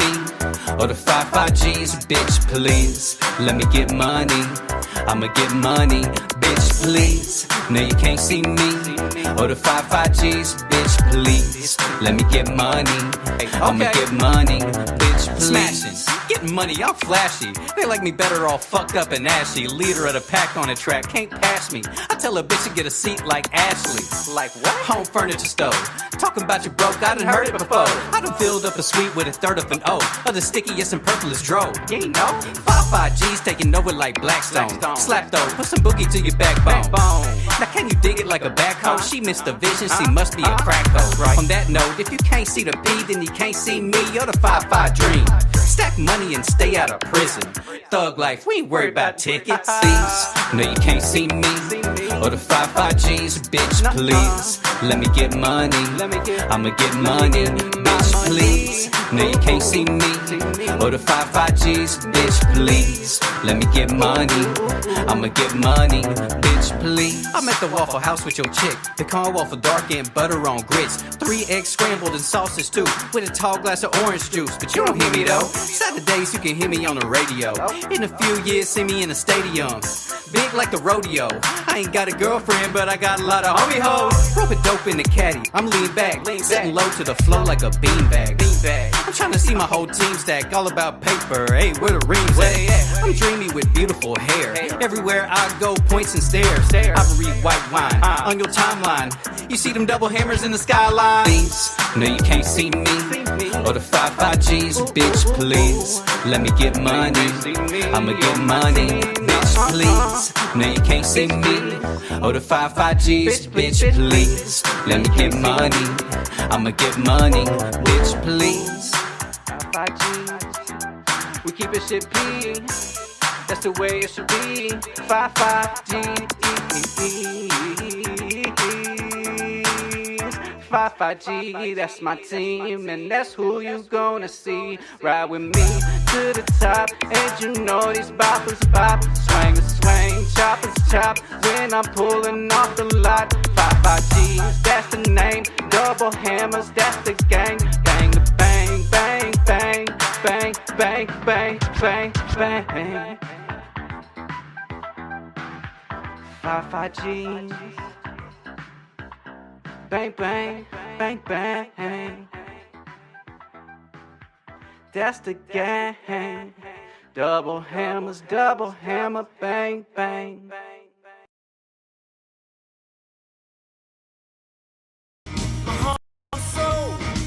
Love like eyes, I won't never grow. She's my sweet little thing. She's my pride and joy. She's my sweet little baby. I'm a little boy.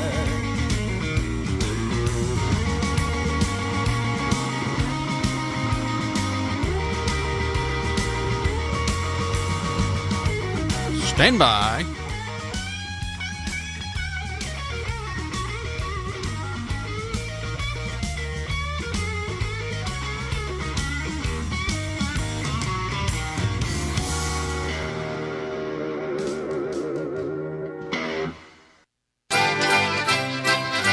Right this way, folks. You're now entering the corking room, where we prepare all the corks for all the bottles of Brunello that you saw earlier. Any questions? I've always actually wondered about that. How do you cork the bottles? Excellent question, Mabella.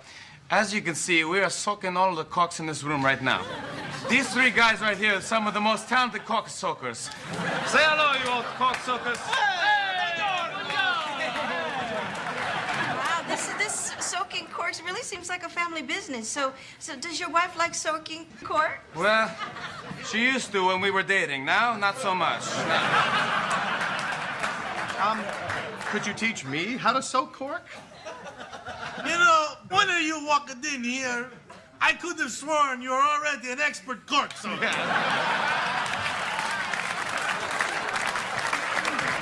Thank you. I dabbled in college. And now back to the John Clay Wolfe Show, America's largest weekend morning show. He worked at a winery in college? Apparently. Apparently that guy did, yes.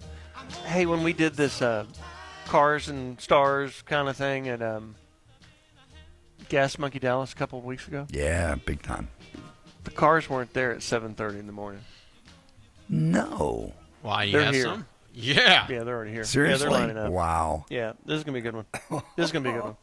This is cool. And there's some nice crap out there, too. And you're not calling it a car show, but people are showing These their some bitches cars. have more money than these broke some bitches in Texas. I mean, you can just tell. You can just- I mean, the average price right now that I'm seeing sitting in the parking lot is double what we were seeing in Dallas. Is it $100,000 plus? Oh, hell yeah. Oh, wow. Really? Oh, hell yeah. Wow. Yeah, jump back Jack. Badass, $200,000 Ferrari just rolled up. There's a new Maybach, whatever edition, sitting there. There's a Mercury convertible that looks like it's about a $60,000 or $80,000.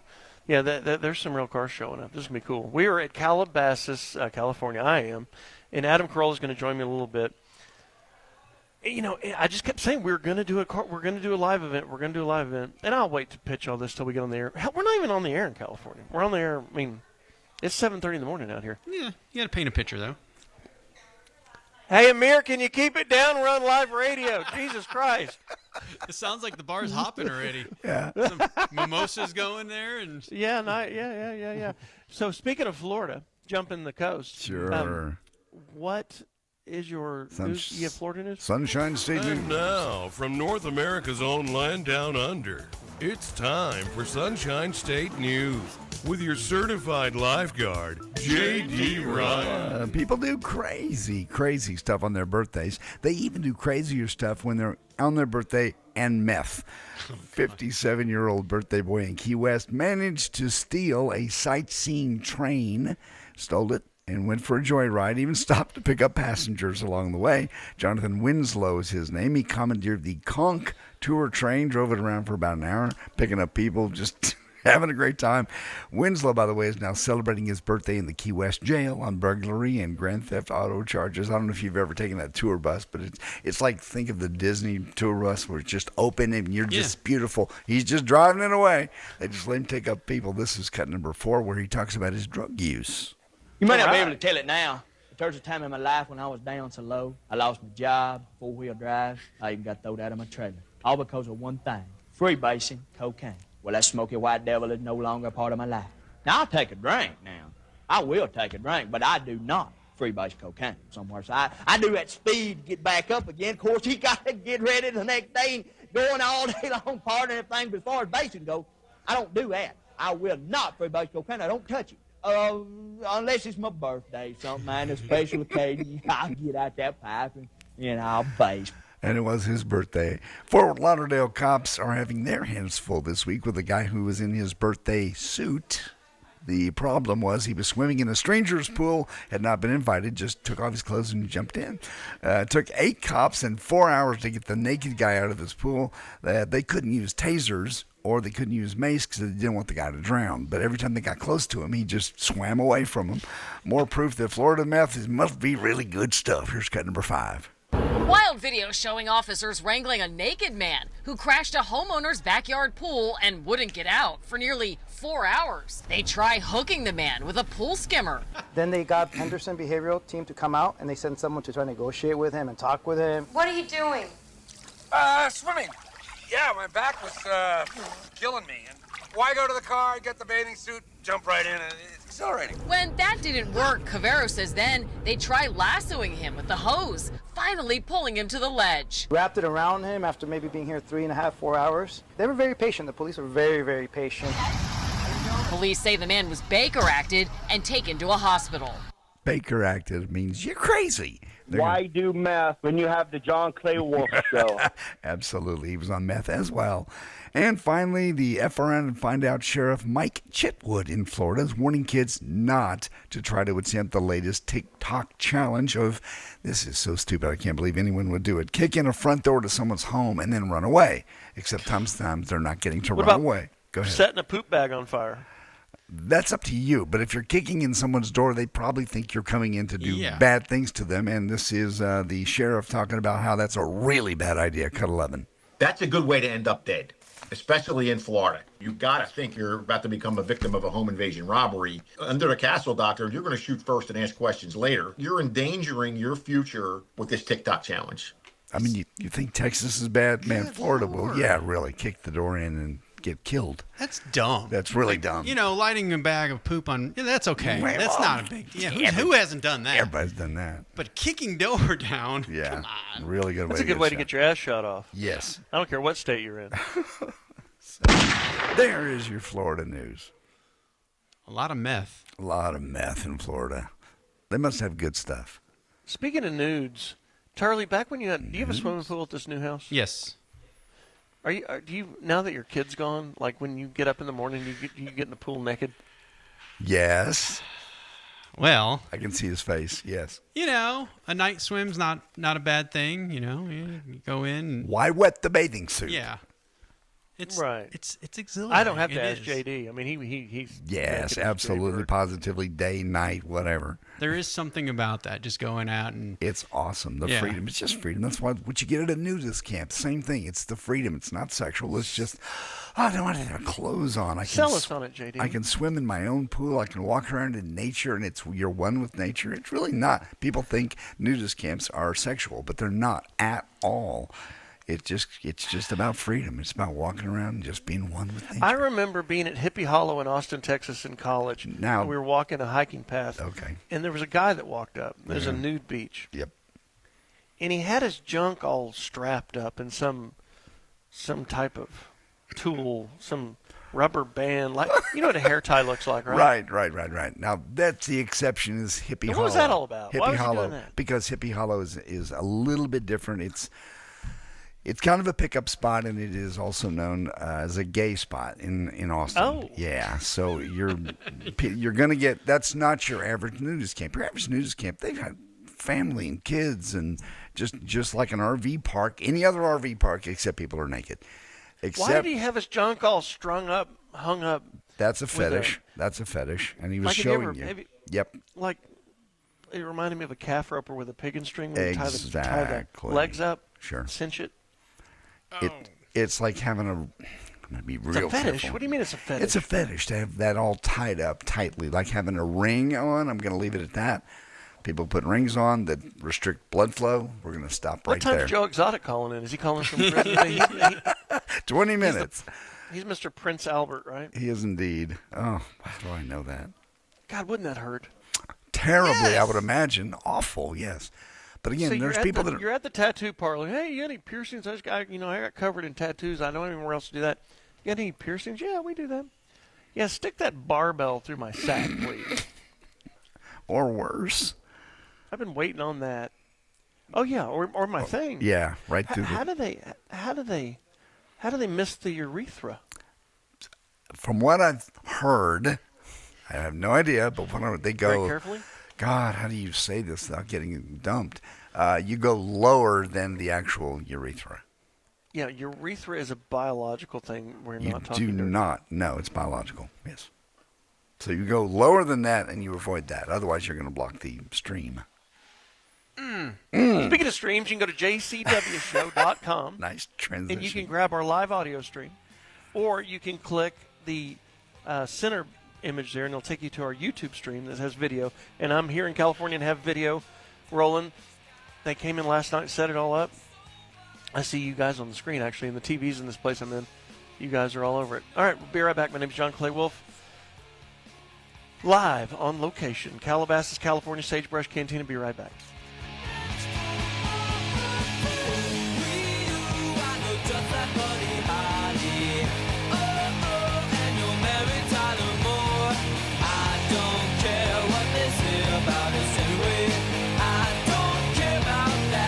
We're going to draw one name of a person that sold their car to GiveMeTheVin.com and give them $25,000. Wow. Give Me the VIN is giving away $25,000 in cash every month. Could you imagine being that person? Wouldn't that feel great? That would be awesome. Well, honey, you won. Oh my God. Heather Krager of Dallas, Texas won $25,000 and Give Me the VIN's big cash giveaway. That's so cool. You could be next to get a little more, maybe a lot more. I guess that old Mercedes was worth more than I thought. No purchase necessary. For official rules, go to GiveMeTheVin.com. Heard on the air every Saturday morning from New York to Los Angeles to Houston and broadcasting to the rest of the world online at jcwshow.com or johnclaywolf.com. You're listening to The John Clay Wolfe Show. Want more of The John Clay Wolfe Show? Check out the largest radio show and fastest growing podcast at jcwshow.com.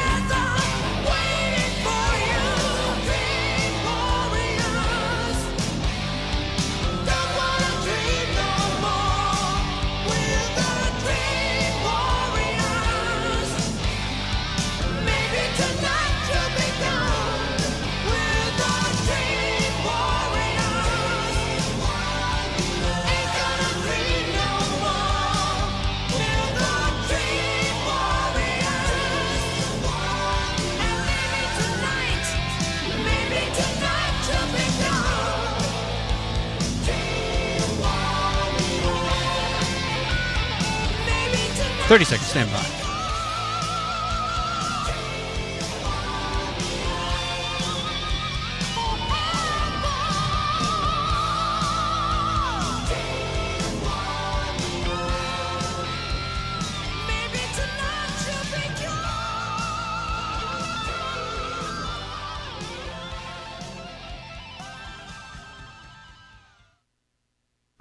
We now return to the John Clay Wolfe Show, presented by GiveMeTheVin.com. Let's think with our big head, not our little head. Call in 800-800-RADIO. I like to see a happy ending. Now, John Clay Wolfe. Morning, everybody. Saturday, July 12th, 7:48 a.m. out here. I'm in Calabasas, California, the Sagebrush Cantina, doing a car show out here today. And I'm the only guy here. No, that's not true. There's about 10 cars out in the parking lot. But for now, you've early. got Adam Carolla joining you in a little bit. Adam is coming. Yeah. I think it's going to be a great turnout. I do. Should be fun.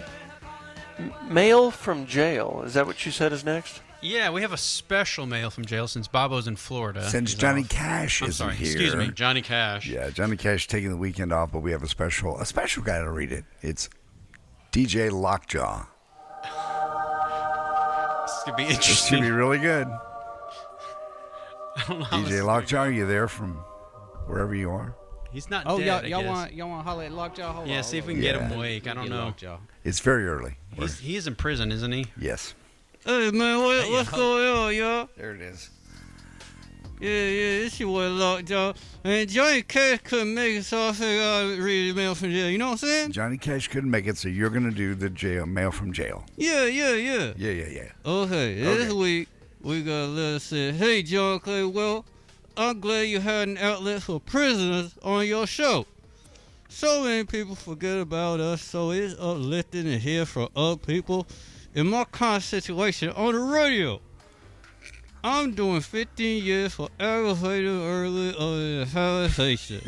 The what? What'd you do? 15 years for something. Aggravated something. Aggravated burglary of inhabitation. Burglary from a habitation. Yeah. Yeah. I've been in for 5, and hopefully we'll make parole in just a few more years. Just a few more years, he'll make parole. He's been in for 5. One of the first things I'll do when I get out is take a nice long warm bath. Okay. All we have in here is showers, and it's not very relaxing showering with a bunch of naked dudes. No. I also miss the food, so I'll be happy to get a taste of the delicious tamales and menudo my family would make.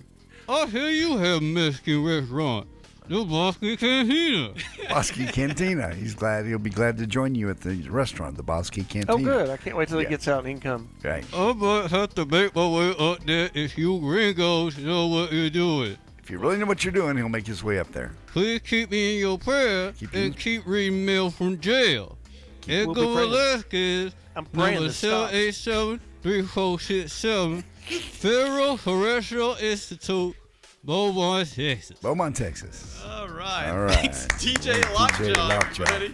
Already, you know what I'm saying? Yep. No. We but it's don't all right. really know what you're saying, no. I don't know why you ever created that character, John. Glenn in Arkansas, you have an update about the junk tie-up thing that we were talking about? Well, yes, sir. It just, when y'all were talking about people getting caught with their junk tied up, it reminded me of a story that happened in 2008.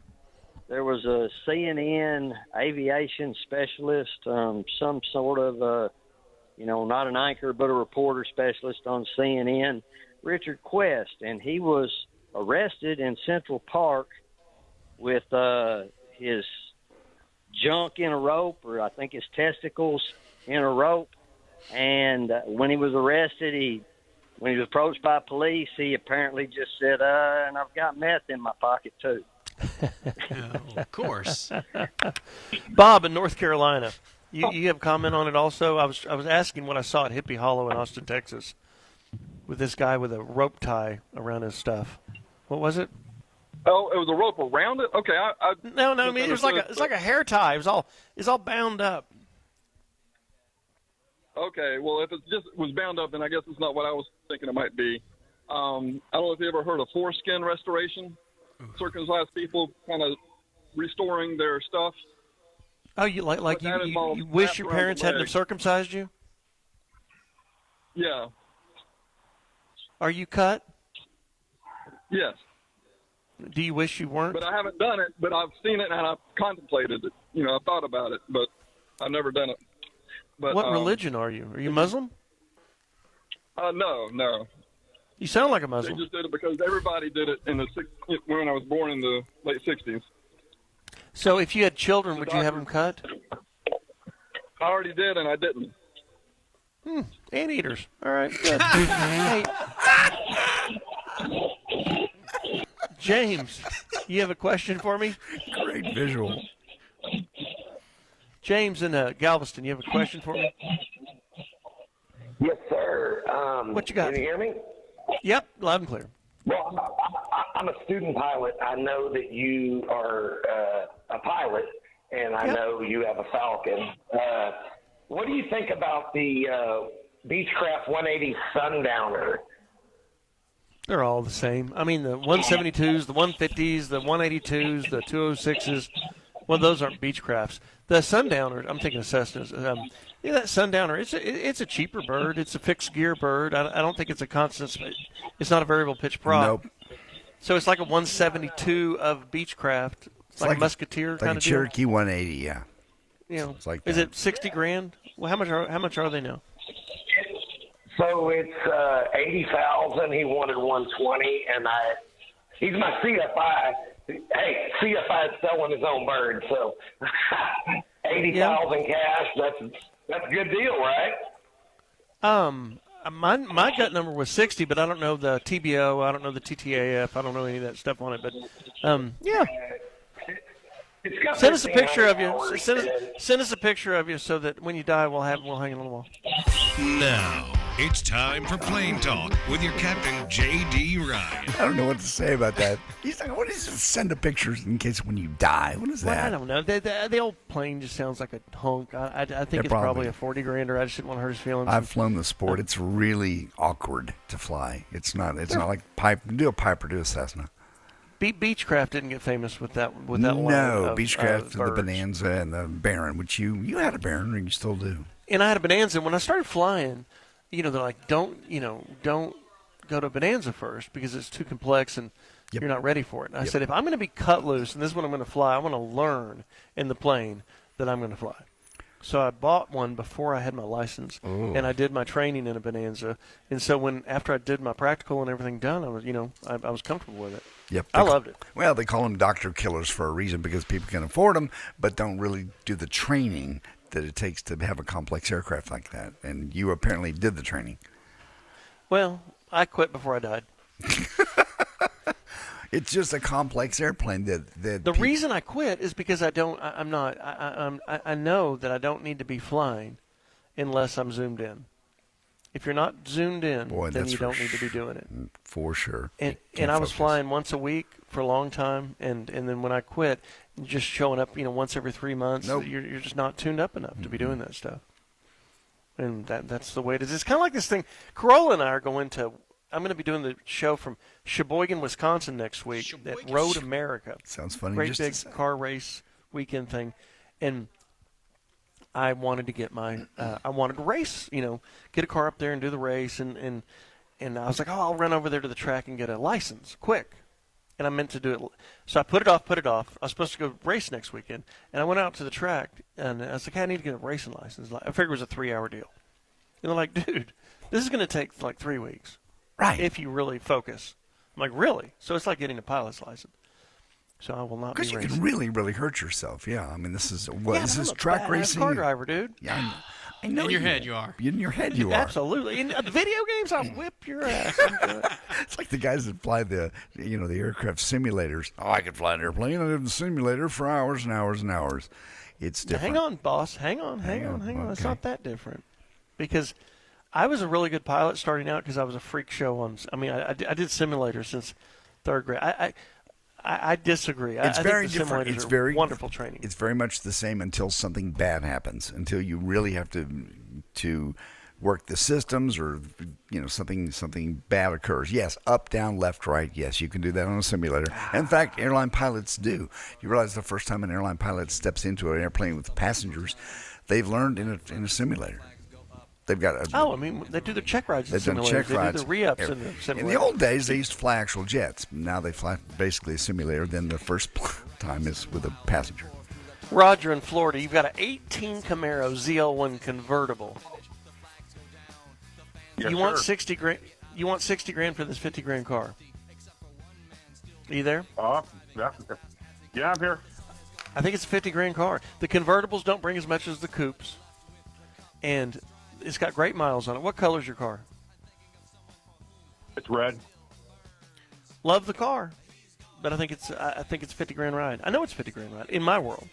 A ZL1, it's got an LSA engine. It's got the LSA in it, right? It's the LS4. It's for 650 horse, 650 torque. All right. Well, I'm sitting here looking at some comps. 50 grand, 48.4, 53,750, 48.5. I think it's a 50 grand car, and I'll give it. Go to GiveMeTheVin.com, and if you'd like to sell yours, call in right now. 800-800-7234. 800-800-7234. 800-800-radio. When we come back from this music break, I will take your car call. No, that's not true. Not yet. That's the next segment. It's coming we up. Come back, we got more BS. You got two things in this show. You got BS and cars. Right. Cars, that happens in like 12 more minutes. All right, be right back. BS on deck. She's hoping in time that her memories will fade, cause he's racing and pacing and plotting the course. He's fighting and fighting and riding. And we'll be back with more of the John Clay Wolfe Show right after this. Somebody left with the cup, but he's striving and driving and hugging the turns and thinking of someone for whom he still burns. Cause he's going the distance. He's going for speed. She's all alone in a time of need. Because he's racing and pacing and plotting the course. He's fighting and fighting and riding on his horse. He's racing and pacing and plotting the course. He's fighting and fighting and riding on his horse. He's going the distance. He's going for speed. He's going the distance.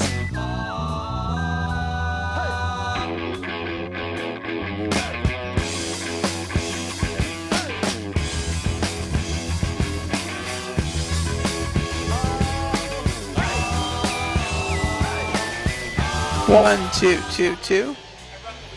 A lot of background noise there. Yeah, there's a leaf blower we're working on getting rid Okay. of. I was like, man, what is that? Yeah, good times. You might want to turn that mic down just a little bit. It was a little hot. Up a little? Down. Oh, down. Okay, and this will be the guest mic that we're about to use. Hey, 1, 2, 1, 2, 1, 2. There you go. How's good? Yep. And John has he loves leaf blowers. Let me tell you. We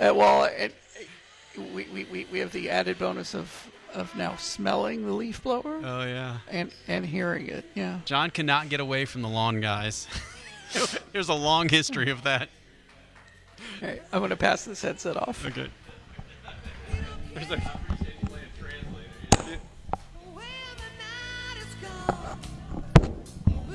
There's a guy with a leaf blower in the background there. Yes.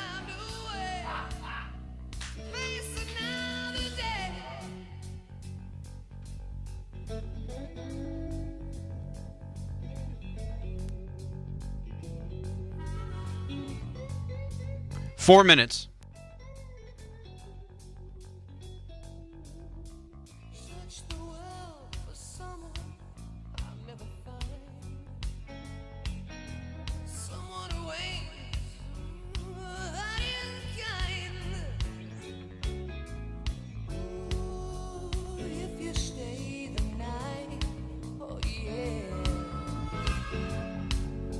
Make the wrong seem right. So come on.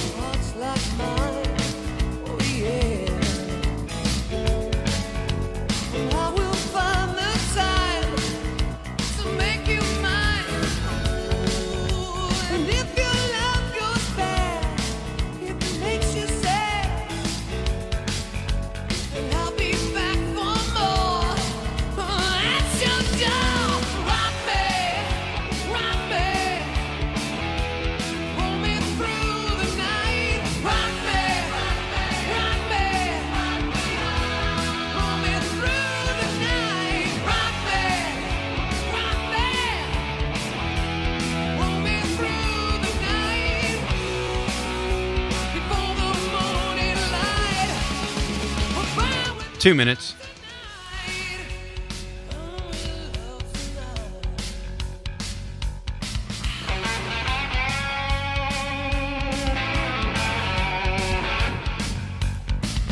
Tiger King didn't really have anything, so we told him we'll do next week. Yeah.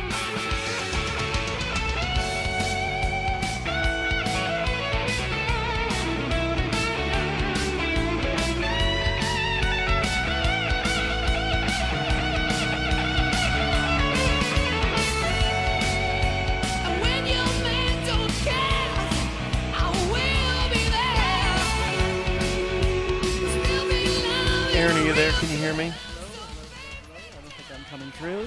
Now I hear you. Do you hear yourself? I don't. Oh yeah, now I hear myself. Okay. There I am. Perfect. Yeah, sounds good. Okay.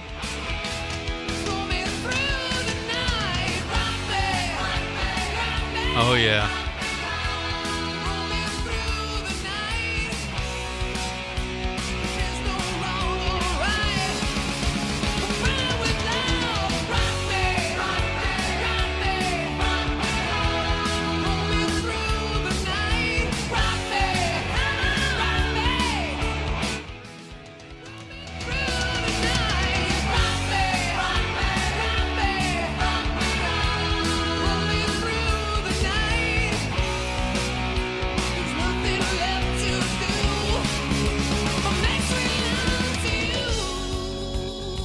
Stand by.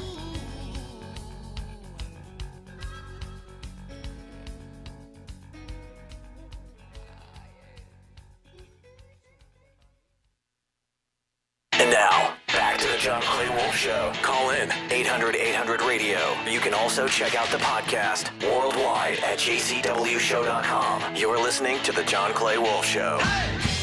So, Aaron, when's the last time you sat in a bar at 7 in the morning? I can't remember the last time I sat in a bar, period. I'm an automotive journalist. I don't make enough money to drink on my own time. It is 8:06 out here in L.A. We just joined KLOS in KGB in San Diego and The Point in Vegas. Good morning, West Coast. I've got Aaron Gold here, MotorTrend senior editor. You've been with the company for like 20 years? No, I wish. I've been writing for about 25 years, but I joined Automobile Magazine in 2017 or 2018. I don't have a good sense of the passage of time.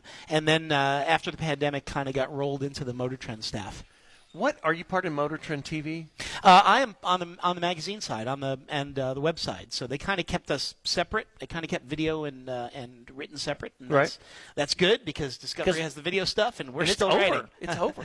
Yeah, they kind of split that up. But we got bought by Hearst, which owns Car and Driver and Road and Track, which is a good thing because Hearst takes a lot of pride in publication. So y'all literally share that brand. So Discovery owns the TV brand, and Hearst owns the print brand. I think WBD kept the TV stuff. I don't really know how the business end of it works, and I know that right now our CEO is probably shooting himself in the head because I'm talking about it. But yeah, they don't talk about the business. Well, I did a deal. I was over at Warner Bros. The other day, and they're not making new TV shows at all.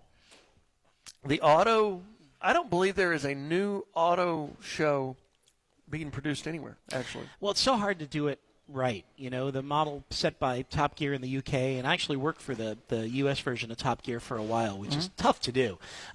You know, that was just the perfect, I think the British Top Gear and the Grand Tour are just the perfect car shows, and it's hard to, you're never going to imitate that level of success, that level of chemistry.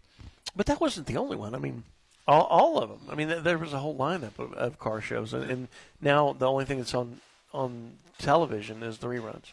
Yeah, I know. I think there's so many entertaining car people that with so much good to say, you know, and I would like to think I'm one of them, but I don't know that anybody agrees except maybe my mother.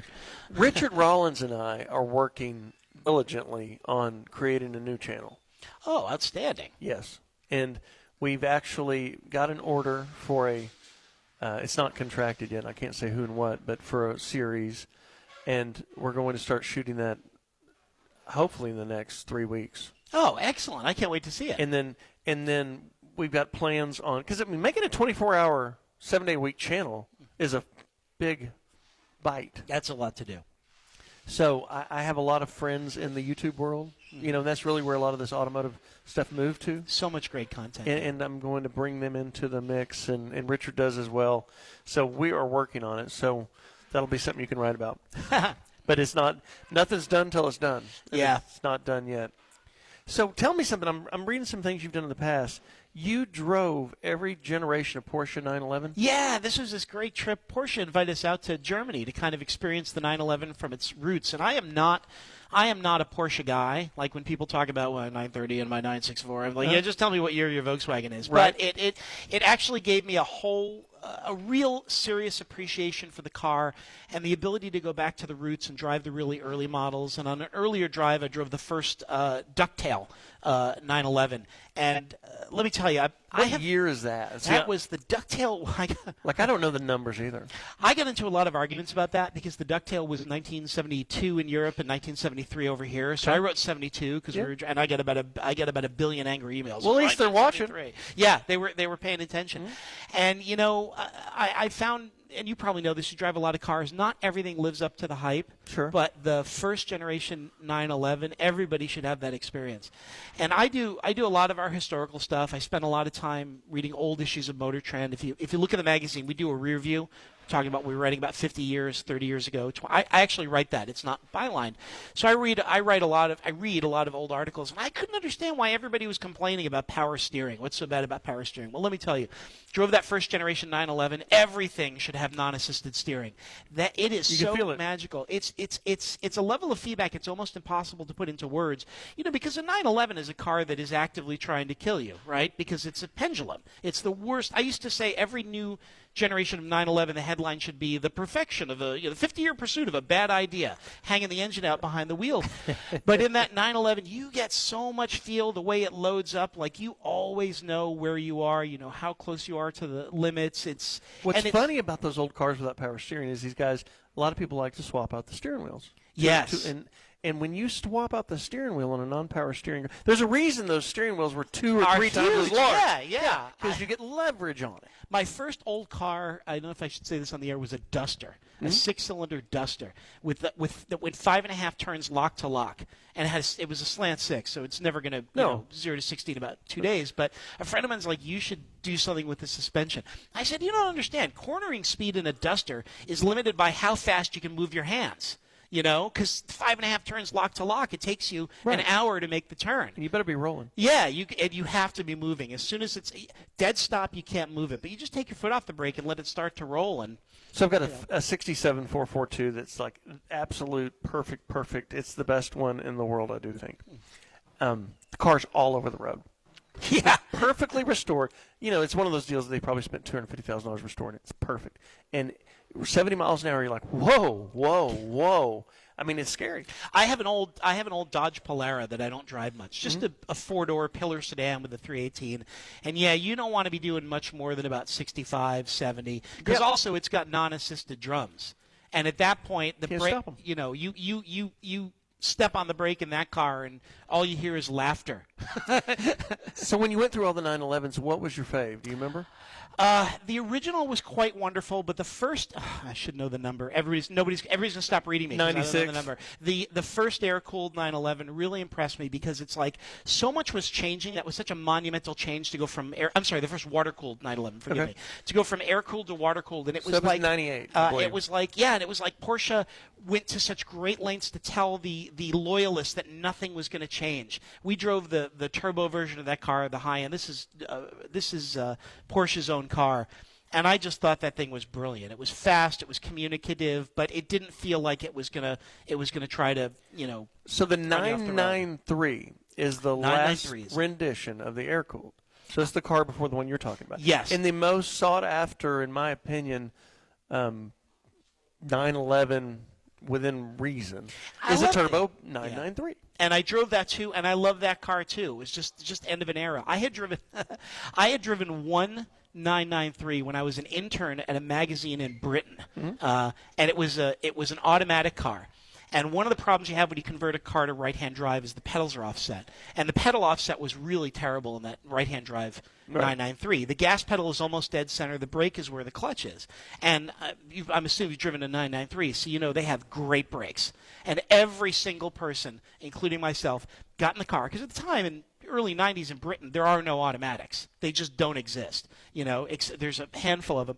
We all did the same thing. Pulled out on the main road, goosed the gas, and then stepped on the clutch to shift into second gear. And thankfully, we all did this early in the morning when there was nobody behind us. First big car I ever bought in my career was in 98 probably, and it was a 97 993 turbo Porsche. And that's a hell of a way to start. It was a hell of a way to start. And I gave $115,000 for this car, and my hands were shaking. I was just scared to death because I had to sell the car before. Back then, you write a draft, and a draft is a bank draft. So you're at the dealership, and they're trading for this car, and I gave $115,000 for it. I wrote a hot check for $115,000. is the long short. So they take the draft envelope, and on the outside it looks like a check, and then they wait and they put the title in it, and then they send it through the banking system. It shows up at the other end, and the bank calls you and says you have a draft in, and you have 3 days to pay for it. So I write a draft for this car, and I know I probably have 10 days, maybe more, but max the minimum amount. I've got 10 days to sell this thing. Were you out looking for the mailman so you could like trip him? No, because the bank. Once you get the call, you've got 3 days to pay for it, or they'll kick the draft. And if you get draft kicked on you in the business I'm in, then your money's no good and you lose all your credibility. So I was deathly scared, but I got that car sold and it made $5,000, and I sold it 3 days later. So I sold it before. So then I wrote a purchase draft for $115, and I had a sold draft for $120. And then you go down to the bank, and the draft shows up, and you give them the sold draft, and they take the title, you reassign it, and they deposit it. And I got immediate credit on drafts, which means when I put that 120 in, my balance went up 120, which covers the 115 that's coming out. So talk about a high wire act. And this is why car dealers, especially wholesalers, have bad reputations, because they do that. And I'm sitting here with Aaron Gold from MotorTrend, senior editor. But it was such, that's why those car dealers are in such a hurry. See, this is why you're smarter than I am, because you got paid $5,000 to drive a 911 for a week. I get paid $15 an hour to drive a 911 for a week. I'll tell you this: I didn't drive a 911 for a week. I put it in the car. I put it in the garage. I closed the door, and nobody touched it because I had to get this son of a bitch sold now. Well, and that's the amazing thing about this job, because these are Porsche's own cars. They're museum cars, right? And they're like, yeah, go drive. I just made them Russian, but yeah, we did the same thing. We drove old Lamborghinis. Don't be a racist. Yeah, no, yeah, I was gonna say, but we did say we drove old Lamborghinis. That was the pinnacle, I think. And this is Lamborghini's own collection, and we were following them in a line, and they were not. This was not a slow drive around the park. They were going. Like, we had to run the daylights out of these things to keep up with these guys because they're Italian. Adam Carolla will be here in a minute. He's an old Lamborghini queer. I use that term not. That's just what I said. You're Porsche queer, truck queer, and that means that you like them. You're all into it, right? And he can talk about. He had a couple of Yalpas. I love that. Okay, so we did an exclusive, and again, this is another one where I knew nothing about old Lamborghinis. And there's a great writer and historian named Ken Gross, who's just a really, really nice guy. And he told me the books to read and helped me bone up on my Lamborghini history. I did an audition. I don't know if he'll remember, but ages ago I did an audition at Adam Carolla's garage with him and saw his GTs. Yep. But we did an exclusive. So they had a bunch of cars for a bunch of journalists. We had an exclusive with the Yalpa. And I was working with a historian. I'm going to get his name wrong. I think it's Massimo Delbo. And the way he described the Yalpa is he said, if you know, you know. Right. And boy, I'm sorry, I'm running out of words, which is not good because I'm a writer. But that car is just so brilliant. It's its own thing. It's different from every Lamborghini. I love that Yalpa. And nobody wanted them because it was all the Wall Street flyboys wanted Countachs, right? You know. All right, we've got to go. We've got to go to the lightning round. It's coming up. I'm sitting here with Aaron Gold from MotorTrend. He's a senior editor. You probably, if you're a car nut, you've read his stuff. We're having a beers and coffee, cars and coffee and beer. Cars and stars is what we call it. Bring your star car up here. We're at the We're at the Sagebrush Cantina in Calabasas, California. It's 8 o'clock here. The cars are already starting to show up. Guys, if you're listening around the L.A. area, jump in, bring them up. We've got the parking lot roped off next to the farmer's market, and it's going to be a great day here at the Sagebrush. Adam Carolla is going to join me for a couple of hours on the air, and then he and I are going to walk out and look at these cars with you guys. Lightning round's coming up, 800-800-7234, 800-800-RADIO. Call in right now during this music break, and I'll bid the cars as soon as we come back.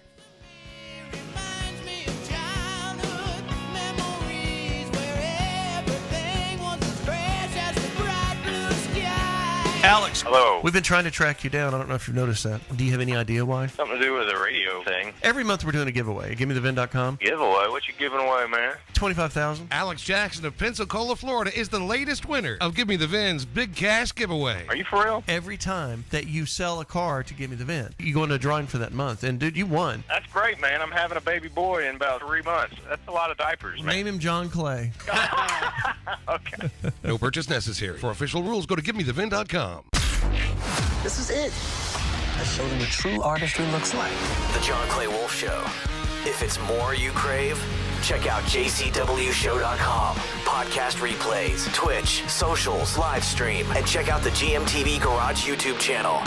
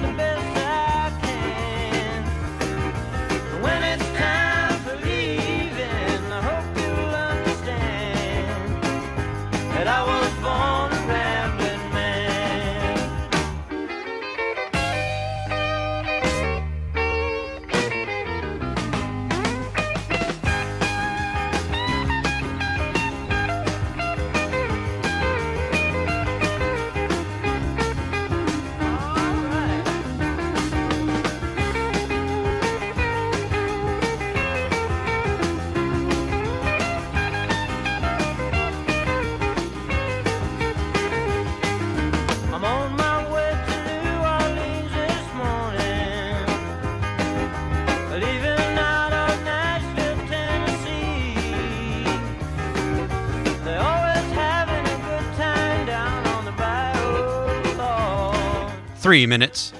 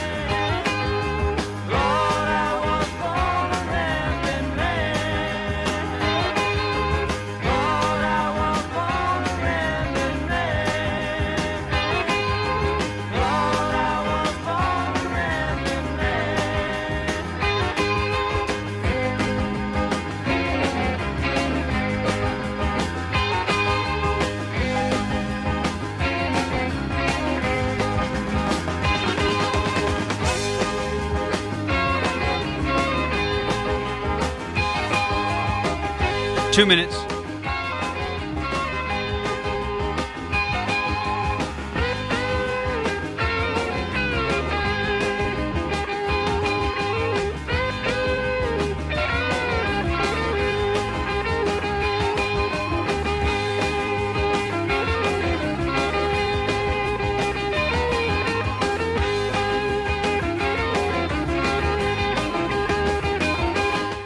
Callers, make sure you're off Bluetooth and your radio's turned down. Off Bluetooth, radio turned down. John will get to you here in about 1 minute and 15 seconds.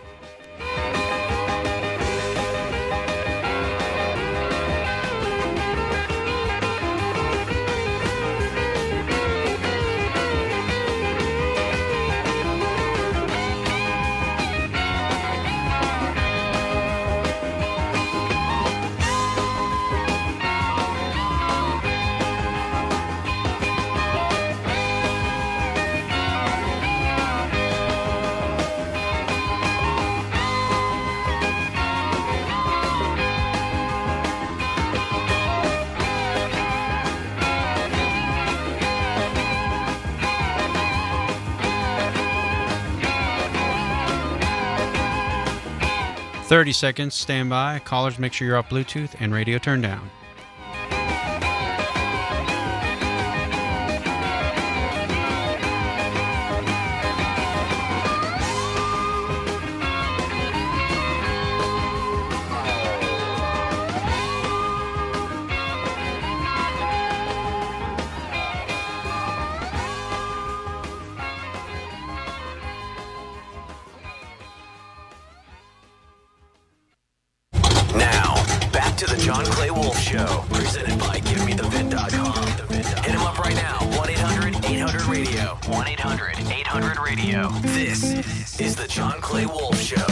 This is the Lightning Round, sponsored by America's Best Car Buyer. GiveMeTheVin.com. Kurt in Memphis, Tennessee. You've got a 64 Corvair Spider. Were they all turbos back then? No, they weren't. Was this one aftermarket turbo or factory turbo? It was factory turbo, and it's actually Canadian Corvair. Did they make a U.S. turbo version? Because I just never heard the turbo with Corvair. Sorry, it's actually called Spider, which is the turbo. Okay, so all the Spiders are turbos. Okay, so now I'm familiar. So there's some 20 granders out there that the guys spent $70,000 restoring. There's a handful of 10s, and there's a whole bunch of 3s and 4s. On the money? I don't know what you have. It says some small bubbling on the back quarter. I had one the other day we gave $4,000 for and sold it for $5,000. And I had one 5 years ago that we gave $4,000 for and sold it for $5,000. And I had one 20 years ago that we gave $4,000 for and sold it for $5,000. So my knee-jerk reaction is want to offer $4,000. That's what I figured. Yeah, I'm looking. You know, I told the fella I actually bought it about 10 years ago for $10,000, and I was looking to get I'd love to get 6 out of it. Yeah. He had some Corvair mirrors on it, and I took my mirrors off my 63 and put the mirrors on this one so that it's got the Corvair mirrors. But other than that, everything that I can tell is original in it. Put me down for nice. 4. Put me down for 4, but load it up into GMTVCC, which is Give Me the VIN Classic Collector, and my guy Kyle will get on that one. And he will inspect it, and let's see if we can get closer to your 6. And I'm going to compare that one and the specs and the photos of those ones I was telling you about that we sold for $5,000. I can't give you 6 and sell it for $5,000. You know that. Right, exactly. Yeah, I understand that. No I can. It happens too often, but I try to avoid that on the front side. So go load it up into GMTV. Give me the VIN ClassicCollector.com. We'll get after it. Andy, speaking of old cars, you've got an 85 380 SL, 62,000 miles. Odo isn't moving, so it's TMU, selling for an estate. They want 20, but it's worth 4. It's worth 4?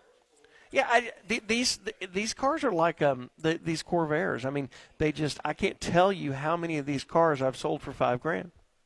Now, I don't know the specifics of yours. I don't know if the air works. I don't know if the top's in good shape. I don't know what the paint quality is. But the spread, like the better you talk it up, the closer it's getting to $7,000 tops. Right. It's And absolutely the- perfect condition. It's one owner, no issues whatsoever. They have a file full of maintenance. I mean, it's very well garage kept, very well taken care of. Yeah. Then it sounds like it could be the $7,000, but if they want 20 for it, you know, a 560 SL. I mean, I sold a good 560 with 60,000 miles on it for $14,000 last week. And the 560 third taillight's the one that's highly desirable. You know, the 87, 88. Right. The 380 SLs, they just will people give $10,000 for them? They damn sure will, but that's retail, and that's not what I deal in. I deal in the cash market. The cash market on that car is $5,000 to $7,000. Okay. All right, man. Go to All right. go to That's what I needed to gimmethevin.com. Load it up if you want to sell it. Thank you very much. Everybody else, Ken and Temple, the 23 Colorado with 20, will you load it into gimmethevin.com? Ken, you there? Me? Yeah, I'm here. Just load it You into the cut out website for because a I've got to go. I got to go to break. Everybody, Mark and Manassas, I see this $150,000 Rick Hendricks Motorsports you want $150,000 for. Load it into gimmethevin.com. Charlie in Tennessee, your Kia, please load it into gimmethevin.com. And anybody else, we're going to take a quick break. Be right back. We're live on location at the Sagebrush Cantina in Calabasas, California. We're doing a car meet greet, Cars and Stars car show today. Adam Carolla is going to be my co-host here. He'll be here in about 30 minutes, and I'll be right back.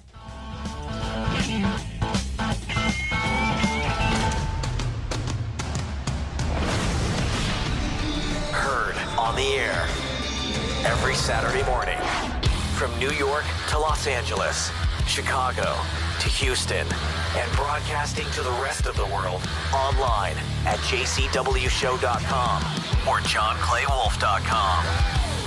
You're listening to the John Clay Wolfe Show.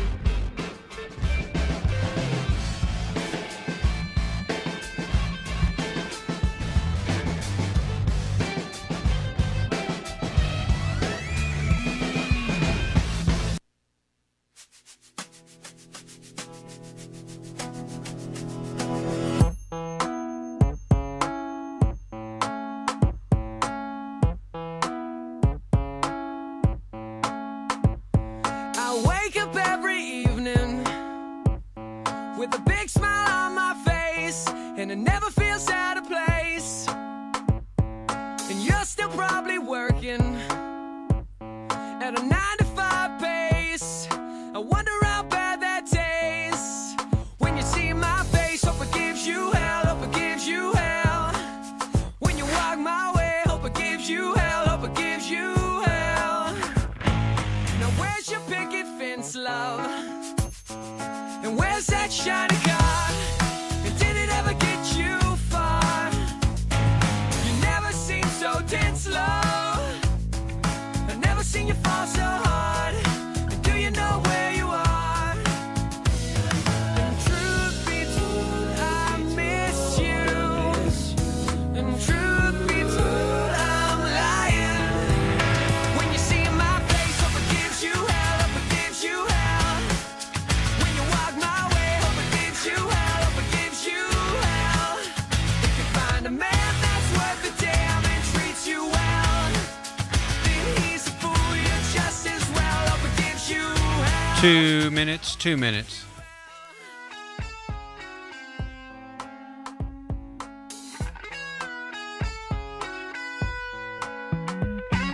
Tomorrow you'll be thinking to yourself, yeah, where did it all go wrong? But the list goes on and on. Truth be told, I miss you. And truth be told, I'm lying. When you see my face, hope it gives you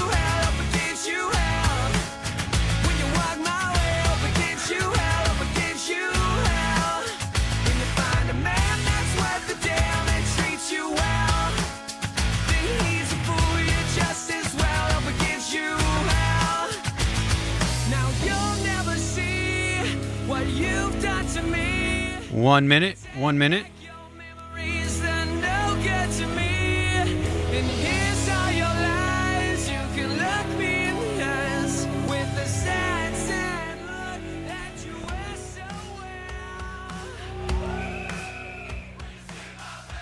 Hey, Steve.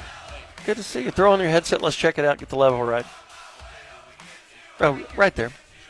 Yeah, and put that on. Yeah, we'll test your level.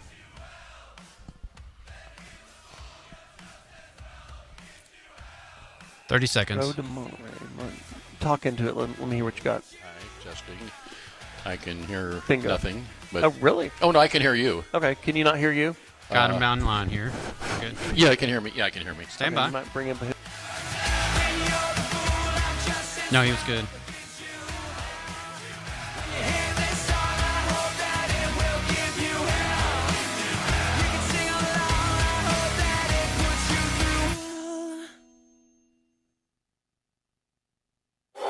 Now, back to the John Clay Wolfe Show. Hey, I'm on vacation every single day because I love my occupation. Hey, everybody, we're back. Good morning. I'm giving you California time, 8:35 in the morning, because that's where I am. I'm at Sagebrush Cantina. We're doing a car gathering. Adam Carolla is going to be here in a little bit, and I've got Steve Goldfield. This is going to be a more car-y kind of show this morning, because that's kind of like what we did at Gas Monkey in Dallas a month ago. Steve Goldfield, it looks like you're one of the grandfathers of Cars and Coffee, are you? Oh, yes. One of the God. No, grandfather. I'll take it. How about Godfather? I like grandfather. That's Okay, not bad. okay. I did turn 80, believe it or not. Okay.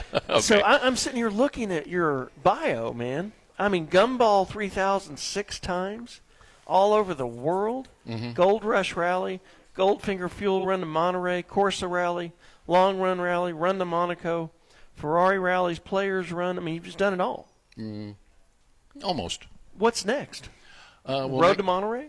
Yeah, actually, that's the Gumball. I put that on for Gumball 3000, and we have about 50 Gumball 3000 cars. Meet in Santa Monica, and we do drive up there, and they're all stickered. These are actual Gumball 3000 rally cars. Sure.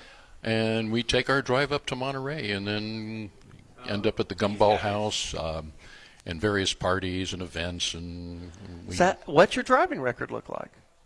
Not bad. I haven't gotten a ticket in a couple, 3 years. Really? So Dennis Collins, do you know who he is? No.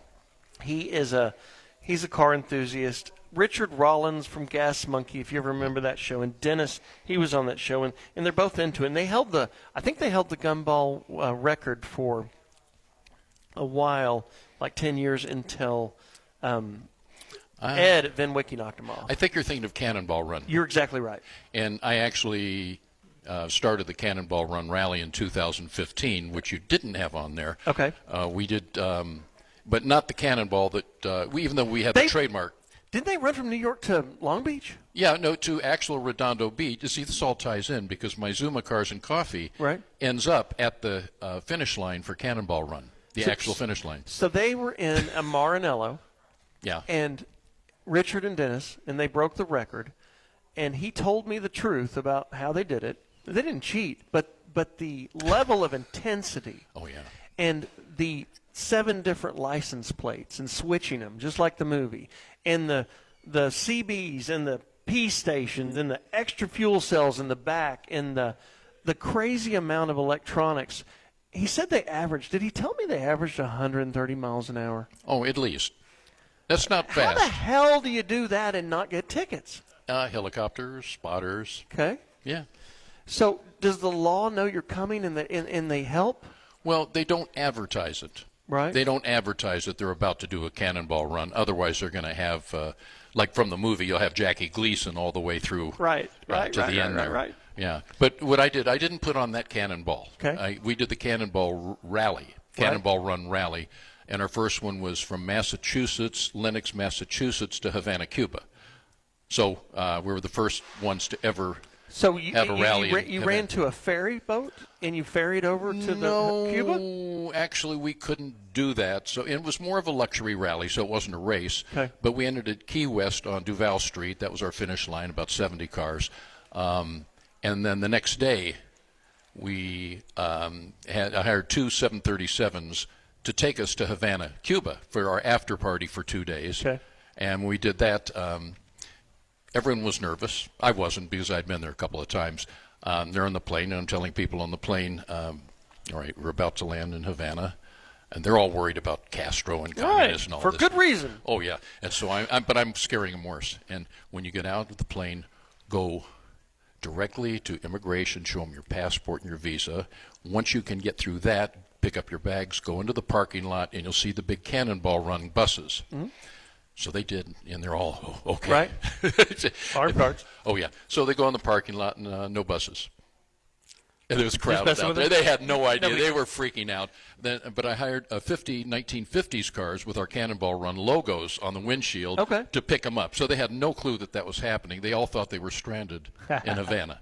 What So- did you do with? I mean, everybody listening, they're hearing all this crazy stuff and these exotic cars.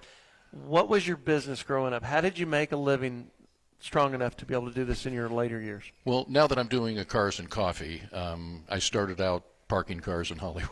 Okay. So, yeah, which was fun at the Continental Hotel. We were talking about that, a couple of my friends. But you had to have a big living somewhere to be able to live like this. Well, no, I'm a high school dropout. I mean, what business were you in? Oh, well. How did you make your money? I became a stockbroker. I decided to make some money and become a stockbroker. Okay. I had no idea what I was doing, but became made a bit of money from it. Right. Well, I mean, you had to be able to do what you're doing now. This is not is not a sport for. It's expensive. Right. Oh, but then I opened a mortgage company, which still actually it's across the street from here. It's still here to this day. Okay. Yeah, my son runs it. But all right. Yeah, no, it's that's how we did it, and I don't think you I've don't be ever. ashamed. I'm not at all. I've never made any money from the cars. Of course not. Never. No, I'm asking you how you made your money to be able to do what you love. Oh, it's just And that's pour the what- money in. Right. So it's like people that are into racehorses or people in what horses are just as bad almost. And I had them. Right. So I you know. Yeah. So stock brokerage and then mortgage. Okay. Yeah. And the Cars and Coffee. This trend has gotten out of hand almost. You have no idea. No, I really don't. Yeah. Tell me about it. Okay. So, the Cars and Coffee has been going on pretty much since around 2005. Started with my friend Dusty at Supercar Sunday, which is now over at Pierce College. Right. And that's where I got involved with the Cars and Coffee. There was a point in Malibu where at the Civic Center, there was an event every Sunday. There were like 300, 400, 500 exotic cars would show up and just fill the parking lot. And the city of Malibu did not want us there. Mm-hmm. This was not my event, by the way, not then. They didn't want us there, and so they kept finding ways to kick us out, and they couldn't until finally they said, okay, valet parking only. Okay. That was the end of it. So I got pissed off because I like going to my Sunday event. So I Right. drive up the coast. I see Zuma parking lot. I go, oh, this would be nice for the Cars and Coffee. Right. So 2 weeks later, I had 300 cars there. And we did that for 3 months until the county said, No we more. don't want you here. Well, the country market, they shut that one down too. Oh, yeah, that was the shut. Yeah, that's the one. Okay. The country market. Right. Yeah. But you had Leno showing up, and you had Seinfeld I showing know. up. So everybody, when you did that, Well, we were peaceful, though. right? But I mean, everybody's going to show up, Yeah, that's true. And then we moved to Killer Shrimp, Marina Del Rey, and then which is a cool place. We were there for a year and a half, and then there's another place. So they just didn't like all the business. I mean, think about the business that these guys are generating off of that 500 people. It was just too much, and they ran you off. Oh no, they love us at Killer Shrimp. Okay. It was the county, the Okay. same county that stopped us at Zuma. Okay. Told Killer Shrimp no more car events because there's another group that had a McLaren that came out, smashed into 3 cars on Pacific Just Coast Highway. fixing to say. Oh. Have you seen the Instagram, the Instagram file that is cars leaving events and it shows everybody wrecking? Mm-hmm. They cannot not stand to get on it when they're leaving, and 1 out of 100 of them lose it and hit the curb. We have never had that problem. Really? We keep. Oh, we're good at policing Well, you were it. telling me about one that took out 3 cars. That Oh sounds yeah, like a no, that problem. wasn't my event. I'm Okay. not going to say whose it was, but it was another group that put on. They had the greatest location. It was in Pacific Palisades, a greatest location, and some idiot in his McLaren, middle-aged guy. Mm-hmm. I can say middle-aged, can I? It's Because fine. It's all yeah, good. because I'm I'm okay. At any middle-aged. rate, so he pulls out and he's speeding down in the middle. Hits, I don't know what happened. He hits the center divider, almost hits a motorcycle cop, then spins over into parked cars, hits 3 parked cars, And this was all caught on YouTube video. It went viral. Of course it did. But that was the county said, okay, no more car events, which included us. And that's how we ended up in Redondo Beach at the Redondo Beach Marina. And they love us there. I have room for 1,000 cars there. There you go. Yeah, so you found your home? Oh, yeah, but it's still called Zuma Cars and Coffee. Okay. So people say, if you're Zuma Cars and Coffee, what in the hell are you doing in Redondo Beach? I love going to Zuma. And taking the kids over there and the waves right there on that beach are perfect. Oh. We're on the air with Steve Goldfield, one of the godfathers of Cars and Coffee and all these rallies. My friend. And I want to understand a little bit more before. Mike, how much time do we have left? Okay. Actually, we are going to go to break. We're out of time. We've got to take a music break, and then we're going to come back. We're on Classic Rockers all over. You're on in Florida, Pittsburgh, Dallas, Houston. Yeah. We're all over the country right now. We'll be right back with a little bit more of this, and I want to talk more about how you speed for 1,000 miles and pull it off. The details. Give me the gory details. Oh, like Gumball. Yes. Oh, you're going to love this. That's what I a want. whole other world. We'll be right back.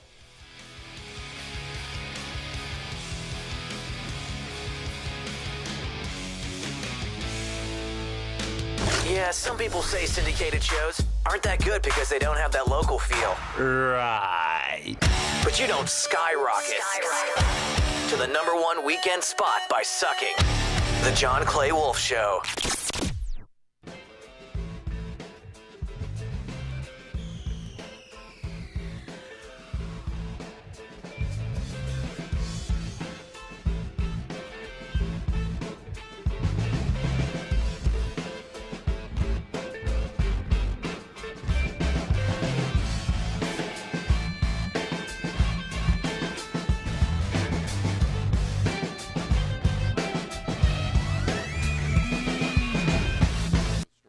The world is a vampire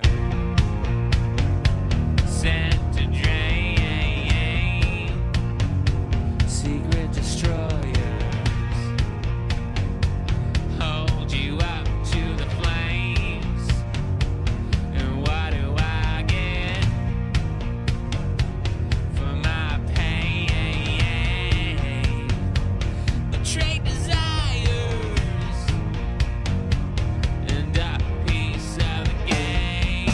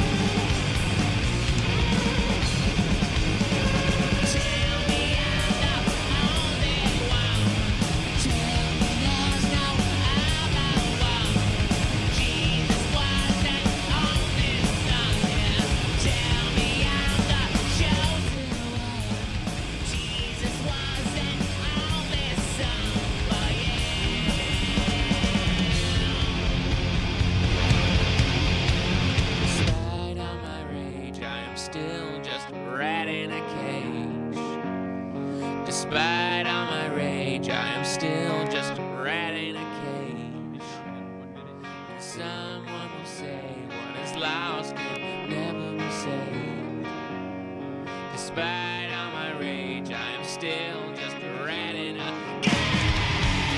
Despite all my rage, I am still just a rat in a cage. Despite all my rage, I am still just a rat in a cage. Despite all my rage, I am still just a rat in a cage. Tell me I'm the only one. Tell me there's no other way. Jesus was an only son, but yeah. And I still believe that I cannot be saved. And I still believe that I cannot be saved. And I still believe that I cannot be saved. And I still believe that I cannot be saved.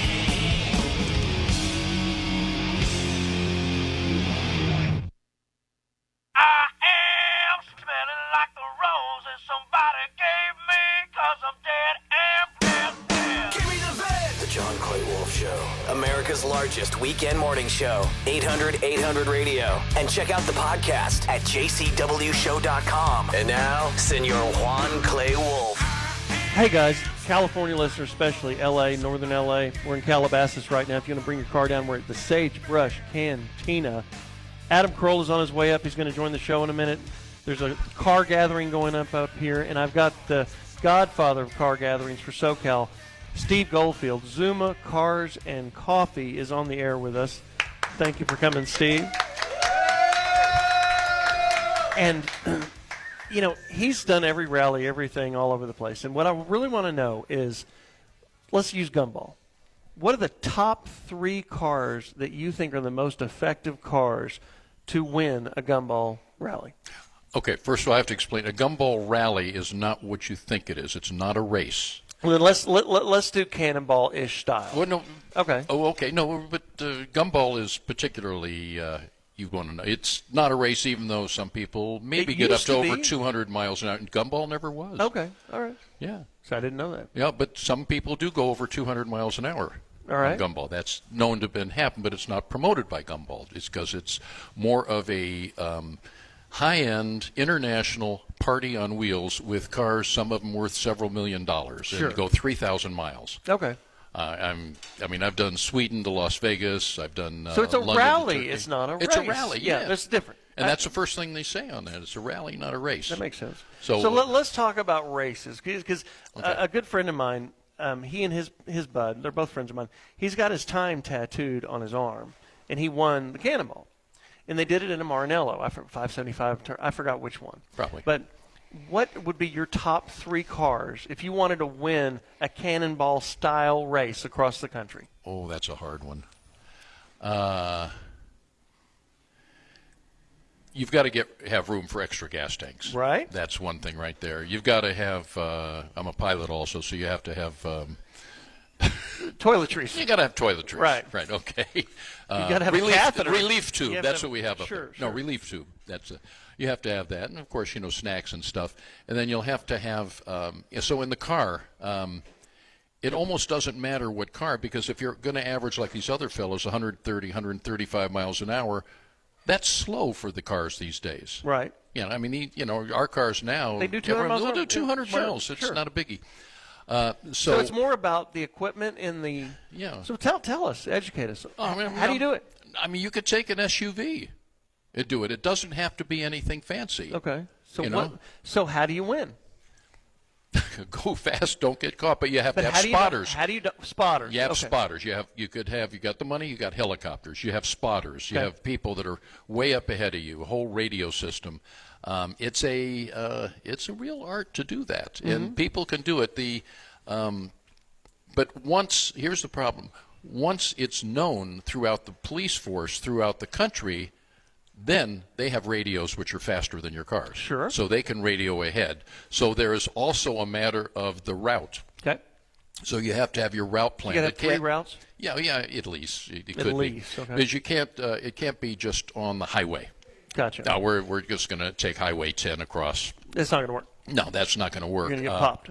Yeah, but it's not more complicated than that. So And is the then helicopter you have to guy- have guts to do it. Of course. Is the helicopter guy calling down to the car and telling them route? Are they all pre-planned route A, B, C, D? Say, hey, you've got some blockage up here, go D? Yeah, pretty much. Okay. Yeah.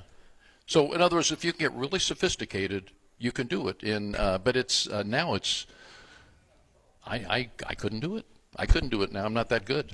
Well, I mean, Yeah. it sounds like just a hellacious, ridiculous. The way Dennis Collins explained it to me, I couldn't believe what I was hearing. And literally the license plate changing. That's been known to happen. He was telling me he had 7 license plates, and the radio system and the fuel cells and it just doesn't end, because if you're going to win this, you're not stopping to eat. You're not stopping. You have to stop for fuel a few times, but it's just balls to the wall. Averaging 137 miles an hour over what time frame was that run from? I don't know. I couldn't answer remember. that, but that's not fast. But that's an average. But I know that's real fast for an average. I mean, that means they were doing 210 at sometimes, Of course. or more than that. Yeah, true. So, what car would you pick? Just name one. Well, okay. Well, I have to also say they're not going to put stickers on their cars. They're not going to, Cannonball Rally or Right. Gumball or any. They're not going to do that, because then they're going to be seen. I know I've been through that before. What car? I don't know, because I don't have the guts to do it. Because Dennis swears by that Maranello. He says that's the one to do. That would be a good car to do, definitely. But again, the Maranello doesn't have that much room for an extra gas tank. He's still going to have to stop. Right. The Ferraris, I mean, I'm a Ferrari owner for a long, long time. Having many, they have a limited range. So maybe a couple hundred miles you can go, 250, whatever. But that's So if you were going to make a race like this across the country, a cannonball style race, as we call it, and you had the spotters, you did the whole system, just throw a number out there, what you think. You're going to persist at this, aren't you? What a guy's going to spend. Oh, what I'm going to spend? Yep. 120? Helicopters, the whole route? Well, the helicopters are going to be more than that. That's expensive. Yeah. Well, you've got to have one, or have a friend that's got Yeah. one. Yeah. And You can do it, but that's expensive. so, You're talking. so this is a $150,000 ordeal. $150,000 ordeal. Oh, easy. Easy. I would say easy if you're going to do all the spotters and do it right, because now you're talking about a crew. You're not talking about just 1 or 2 people in a car just speeding all the way across. And what percent? I mean, when people get hit going 180, do they lose their cars? It depends. I know It's it up depends, to the cop. but It's up it's to happened. the cop. It's happened. Oh, sure. Right. I've almost lost my car before. I mean, and it was on another rally. But I was doing, I think about 160 or so, going from Arizona into Vegas going there. And then there was a cop there that was known for being a real bastard. Hard ass, yeah. Oh, God. Yeah, and he stopped me, and first thing he said, and he got me on the radar. He had his radar set up to where when he knew I was coming, he turned it on, so my radar detector did not work. He stops, and he's yelling at me. He says, I want you to tell me how fast you're going, and if you lie to me, you're going to jail. Now, the jail there's the one with tents and pink underwear. That guy, yeah. Oh, yeah, that guy. I've heard about that guy. Yeah, I almost went there. So I said, I was doing 150, 160 at least. I don't know. He said, okay. He gave me a ticket. Right. I got my ticket, and that's fine, but he let me go. So I take off from there, and then he's giving someone that was behind me a ticket. Also, he pulled them over, too. And as I leave, once he was out of sight, I poured on the gas again. Right, And you all had of a to sudden, go. a black SUV is coming up behind me with the blue lights on the bumper. You couldn't tell. And he was going to... He was just doing it to scare me. He knew I just got pulled over. So then I slowed down. He went on. At any rate, it's... So you can go to jail. It's really mostly up to the cops. Sure. And if you're nice to them, whatever, some of them are impressed. Some of them just want to see the car. Right. I got caught going pretty fast one time, and I was very lucky that the officer was a show fan. Okay. Very, yeah. Very, very Yeah. lucky. And I was in an Audi R8, which is a car that'll do really all any car needs to do. But, yeah, it's easy to go fast. I stay out of them for the most part. I love the cars. I look at them. I'll cruise them around a little bit. But I don't drive them because I cannot not go fast. I know. Well, there's other factors. Like if you take Gumball, okay, we did Sweden to Las Vegas, which sounds weird. But Very weird. Oh, yeah, it is. We started in Stockholm, Sweden at the King's residence, right on the bridge, 120 cars, 100,000 people in the street to see us off. Right. I mean, it's a big event. And we leave there. Before there, we had the the party, or I'm sorry, the party the night before that. Well, I had several martinis. Let's put it that way. But I'm driving a gold Rolls-Royce Phantom drop-in, done by West Coast Customs. They made the whole thing gold, look like solid gold. But we're at the driver's meeting, and the chief of police there is there telling us how it's zero tolerance for alcohol. 0.1 or above, you go to jail, automatic. Right. And also speeding and like that. So, but I figure I'm in a Rolls-Royce, so I'll be okay. No one's going to stop me. Well, we get out of the, Were you like the Sheik in Cannonball Run? Were you wearing a Sheik outfit in the Rolls-Royce? I didn't have, no, I actually had a Roman warrior outfit, myself and my co-pilot. Okay, yeah, for whatever reason, I don't know why we did that. But, okay, so we're... I have a hard out as we're syndicated across the country, and at the top of the hour, it knocks us off because it's got to do an ID, so I have to break right now. We will be right back in just a minute. Steve Goldfield, Cars and Coffee, Zuma Cars and Coffee, has been telling some great race stories, and he will be back. We'll join him as soon as he comes back. Then Adam will be here in just a minute. My name is John Clay Wolfe. Buy Cars the Radio for America's Best Car Buyer. GiveMeTheVin.com. And if you're in Northern California, not Northern California, Northern L.A. right now, and you're interested in coming up, we'll be here for several hours. Bring your whip. Come see us. We're at Sagebrush Cantina in Calabasas, California. The cars are showing up in the parking lot. Bring it on up here. We got a good crowd. Good to see you guys. My name's John Clay Wolfe. We'll be right back.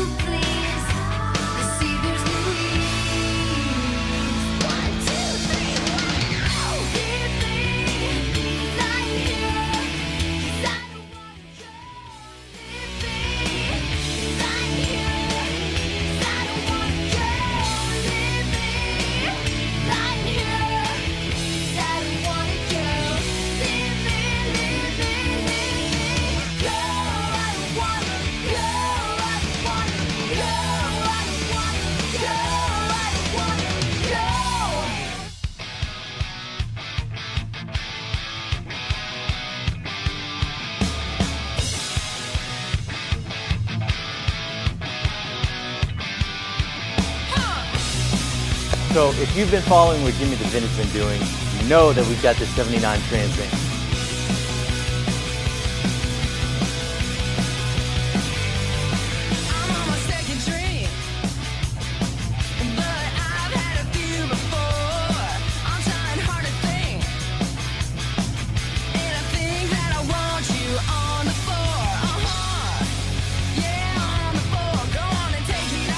2 minutes, 2 minutes.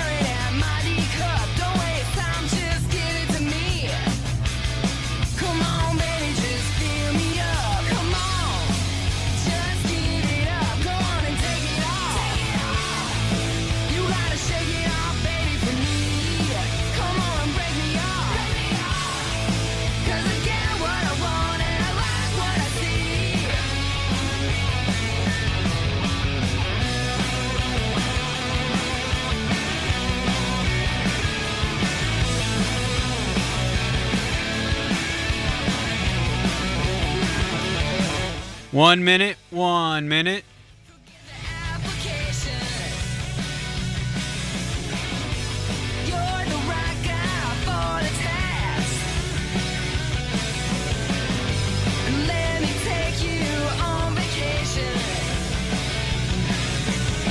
Just do it, you don't have to ask. Go on and take it off. 30 seconds. 30 seconds, guys.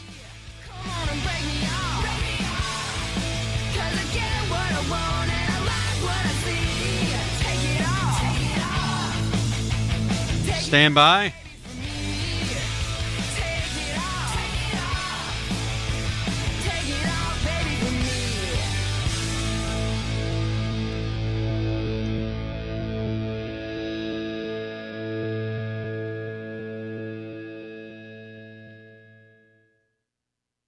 From the Wolfe Radio Studios, it's time for the John Clay Wolfe Show. Call John, toll free. Cheap bastards. 1-800-800-radio. Check out jcwshow.com. Podcast replays, Twitch, socials, live stream, and check out the GMTV Garage YouTube channel. Now, John Clay Wolfe. Good morning, everybody. We're sitting here at Sagebrush Cantina, Calabasas, California. I'm sitting here with Steve Goldfield, godfather of the Cars and Coffee movement, and we've been talking about racing cars across the country. But you have a story about the L.A. police kind of... The Zuma riots. What'd they do? What happened? Okay, so I put on Zuma Cars and Coffee. Right. As I mentioned before, we got kicked out of Zuma, whatever. We kept the name. We're now in Redondo Beach Marina, first Sunday of every month. There's my plug. Okay, that's yeah, not plug. Good. At any First rate, Sunday of every month. But before that happens, and actually this is just a few months ago during the campus riots that were going on. Okay, so we had, we had the LAPD, we got Zuma Cars and Coffee. A bunch of us went downtown to Skid Row, and we rioted against the LAPD. Okay. Okay. We call it the Zuma riot. So I have about, and it's on our site, on our website, on YouTube, whatever.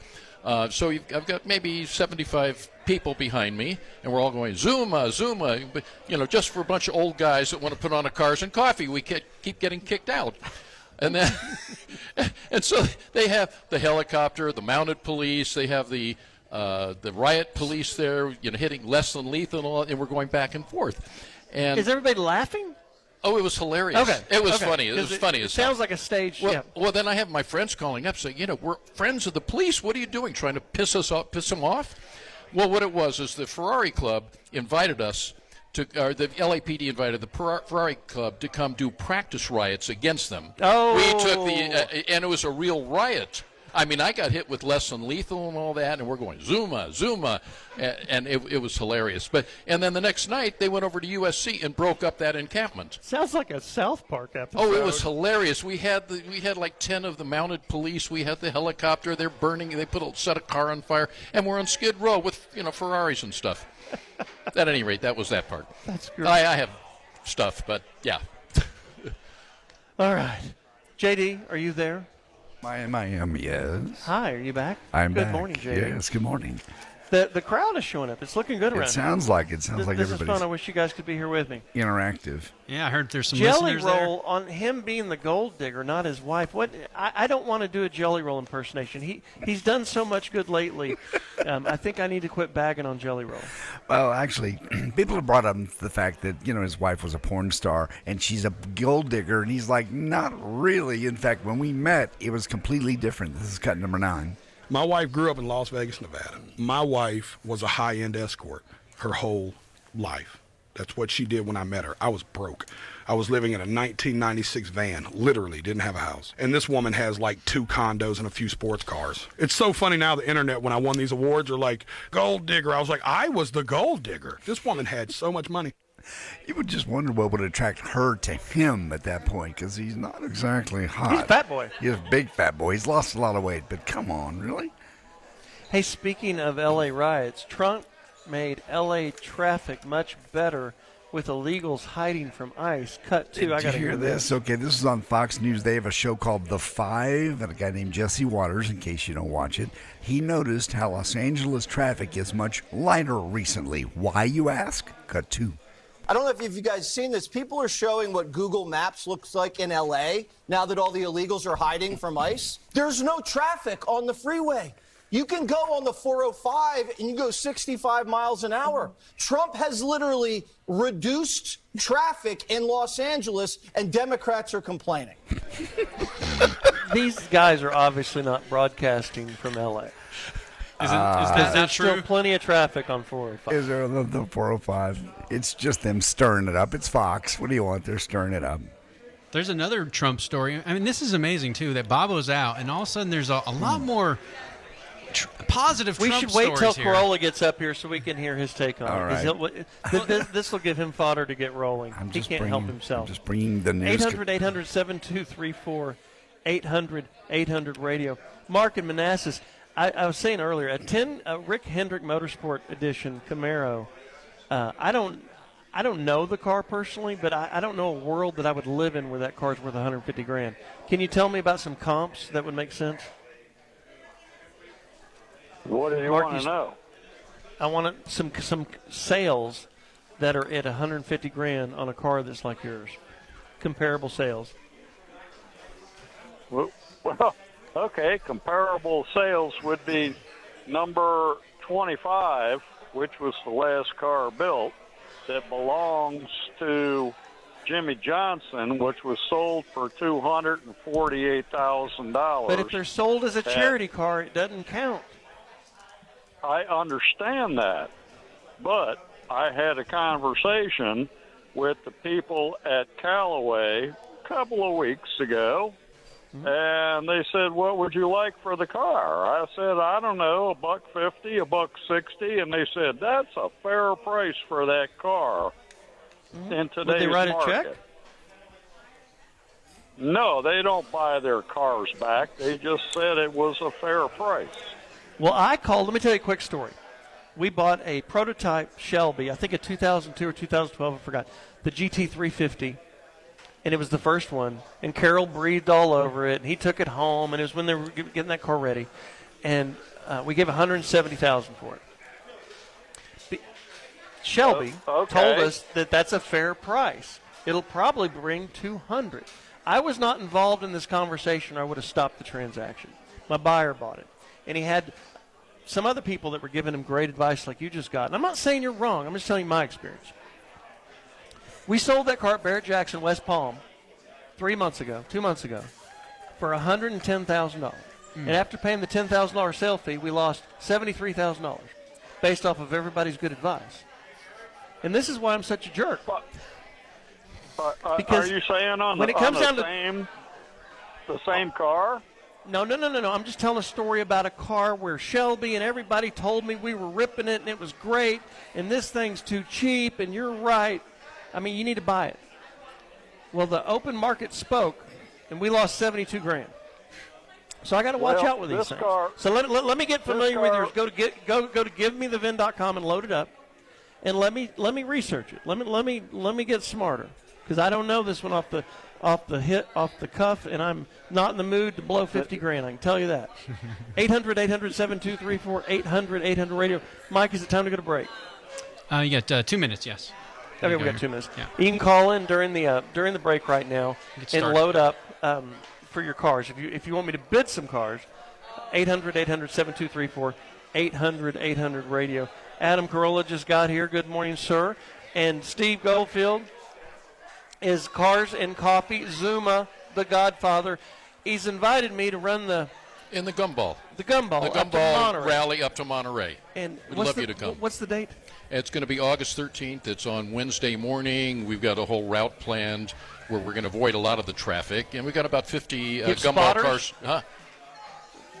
Maybe. No spotters. No spotters. No, but I lead the thing. But what you can do is I've got cool cars out here. It doesn't matter what you bring. We'll sticker you up. You'll get your gumball stickers. All Like we right. got. You didn't see my car outside. I've got to do this. Okay, I've you got to do do this. I've got to do this. Yeah, you'll love it, August and it's 13th. a good group. August 13th. So when is the Monterey Monterey's all that week. What day is the cruise in the morning when they leave the country? Okay, we're going to leave. Okay, so in Monterey. Oh, in Monterey. We'll arrive at about 7 at the Gumball House, a big mansion, and then the parties and things like that that go on. Honey, I don't know if you're listening, but I don't think I'm going to be around that weekend. Oh yeah, no, you'll want to go with us. Is that a Saturday? It's a Wednesday, but it's all week, and if you need a room, actually, I've found some rooms. So you're leaving Wednesday at 7 in the morning? No, we're leaving at 10. Okay. We arrive at Perry's Restaurant, Beach Cafe, on the beach in Santa Monica. Okay. We start there, sticker up all the cars, breakfast and everything. Then I've got to do my auction Wednesday, but I can get a really fast car and I can catch y'all. You could. You have to do an auction Wednesday? Yeah, I do an auction I'm the largest wholesale. Do it at Perry's. No. Oh. We sell them. We sell 1,000 cars a week, 800 cars a week in Manheim auctions, and I do high lines, middle lines, everything. And GimmeTheVin.com is the name of my company. Yeah. And I'm the largest independent wholesale dealer in the country. Yeah. And my auction is every Wednesday. Okay. So it's hard for me to miss. So he's asking you to move it to Thursday. Oh, you got to come with me. All right. We'll figure it out. We got to go to break. We'll be right back. My name is John Clay Wolfe. I buy cars on the radio for America's best car buyer. GimmeTheVin.com. Steve, thank you for joining us. My pleasure. Thank you. You see it all around you. Good loving gone bad. We're going to draw one name of a person that sold their car to GimmeTheVin.com and give them $25,000. Wow. Give Me the VIN is giving away $25,000 in cash every month. Could you imagine being that person? Wouldn't that feel great? That would be awesome. Well, honey, you won. Oh my God. Heather Krager of Dallas, Texas won $25,000 and Give Me the VIN's big cash giveaway. That's so cool. You could be next to get a little more, maybe a lot more. I guess that old Mercedes was worth more than I thought. No purchase necessary. For official rules, go to GiveMeTheVin.com. The John Clay Wolfe Show. What have you got there? Divine inspiration. Want more of the John Clay Wolfe Show? Check out the largest radio show and fastest growing podcast at jcwshow.com. This is the John Clay Wolfe Show.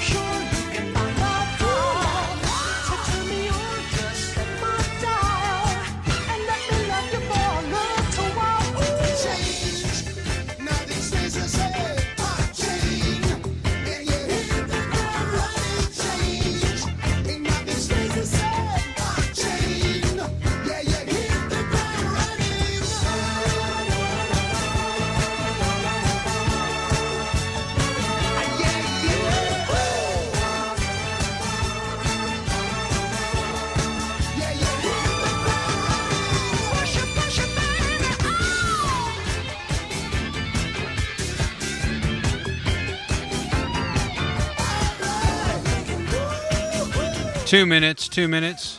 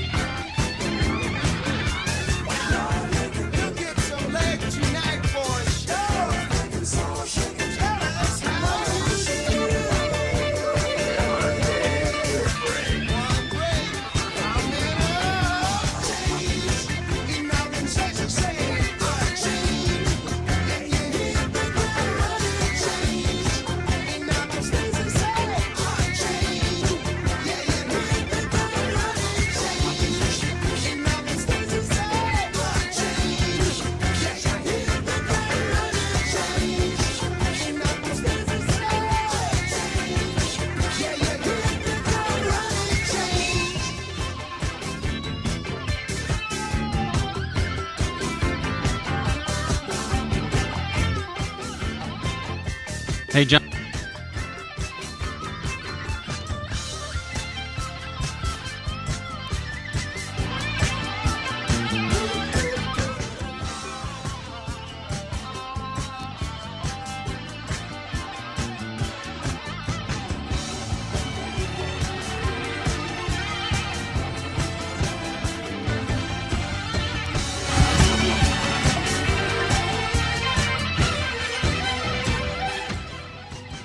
Callers, make sure your radio's off and Bluetooth is off. Radio off, Bluetooth off. John will be with you in 30 seconds.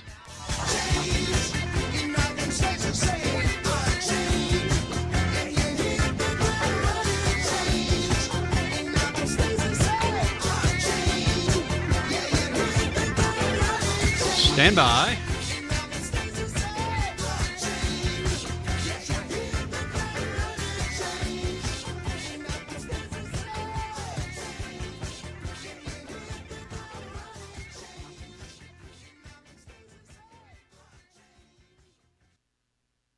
Now, back to the John Clay Wolfe Show, presented by GiveMeTheVin.com.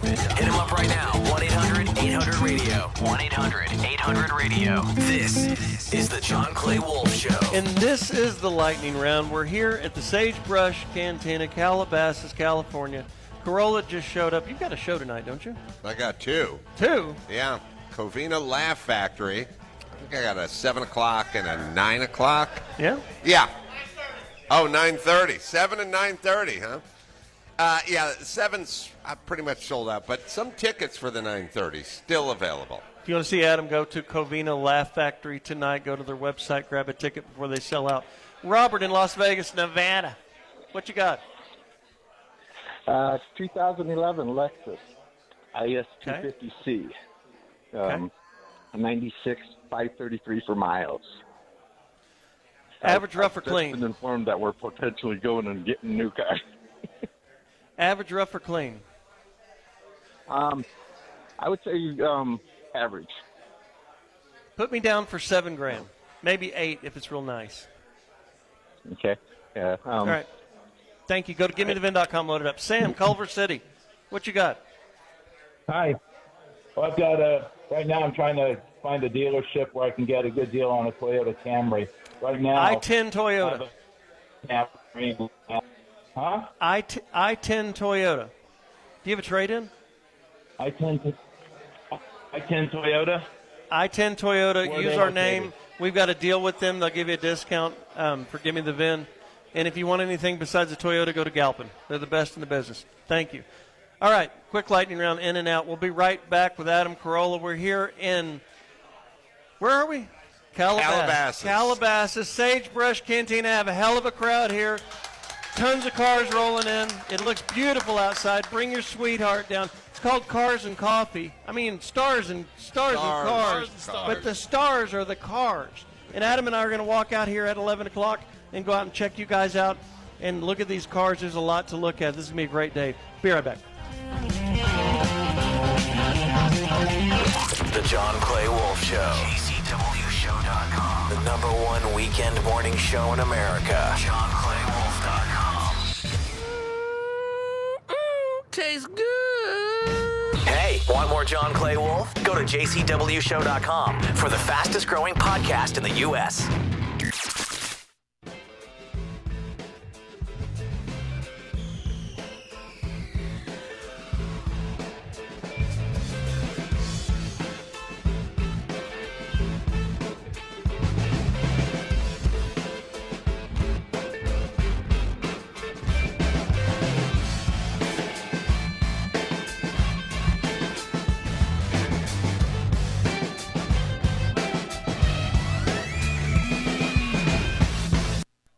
All right, partner. Keep on rolling, baby. You know this.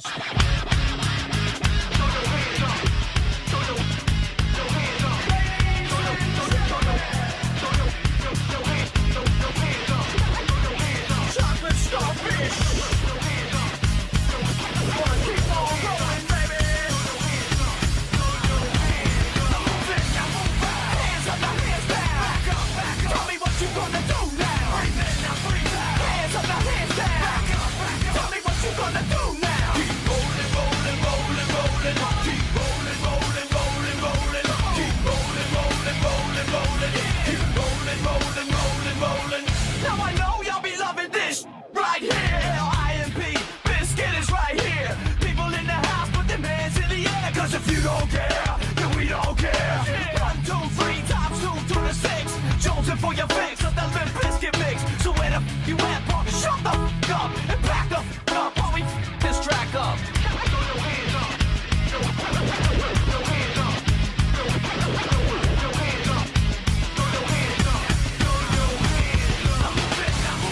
Hands up, now hands down. Tell me what you gonna do now. Hands up, now hands down. Tell me what you gonna do now. Keep rolling, rolling, rolling, rolling. Keep rolling, rolling, rolling, rolling. Keep rolling, rolling, rolling, rolling.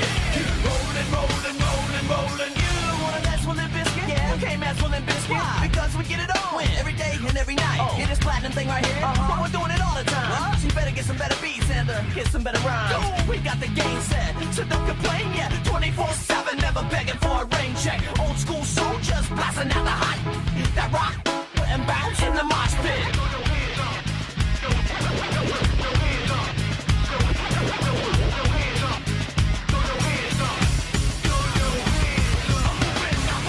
Hands up, now hands down.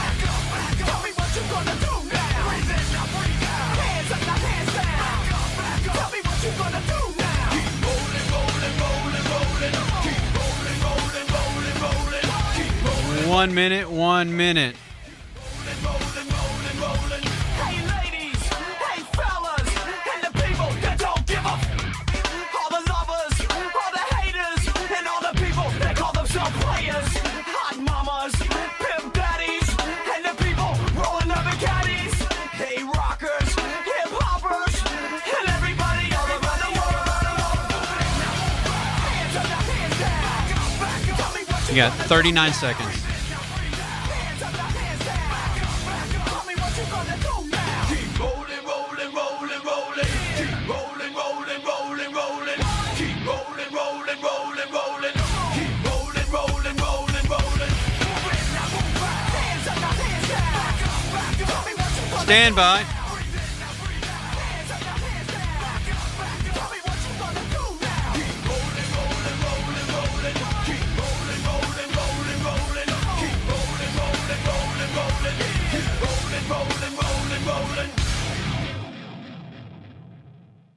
Hi. Is this line for heterosexuals only? No. Good, because I'm gay. All right. Is this line all gay? No, it isn't. What a shame.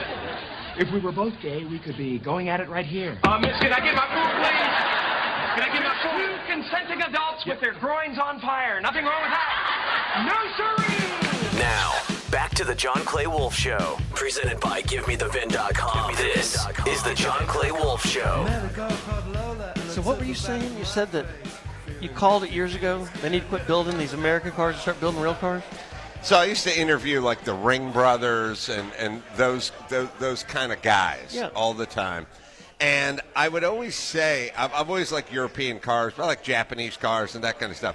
And they would always do these big-time, Skip Foose stuff, and they would start off with a Chevelle or Fairlane or some big pile of American junk, right? And it looked like junk. And I know you guys are car guys, but come on, that's big, crappy American junk. But they would do it because they could get it for $4,000, tear the whole thing down, dip it and put 250 into it. But I would always say if you started off with something that had a great shape, like a Ferrari Dino or even a 240Z or something that had a shape to it that was nice, then imagine what the end result would look like. And now, I mean, like I said, start off with an old Lamborghini or something, and nobody would do it because who's going to pay $500,000 for a car and then tear it apart and then tear into it again? Right. So, but Bruce Canepa started doing it with some Ferraris and BMW M1 and stuff like that, and a lot of these guys are now starting off. Are they keeping them originally or resto modding? No, they're resto modding, but the actual car, there's guys that are doing it with they're doing what Singer does, like with Z cars and stuff like that. Roof. There's a Volvo version of it, roof and stuff like that. But what I'm saying is they're starting with a cool jumping off point, something that already was a sports car, something that's cool, not a crappy American sedan from the early 70s, and then trying to get it to look cool. That's the difference. That's why the end product is a lot better now. And have we seen auction block results?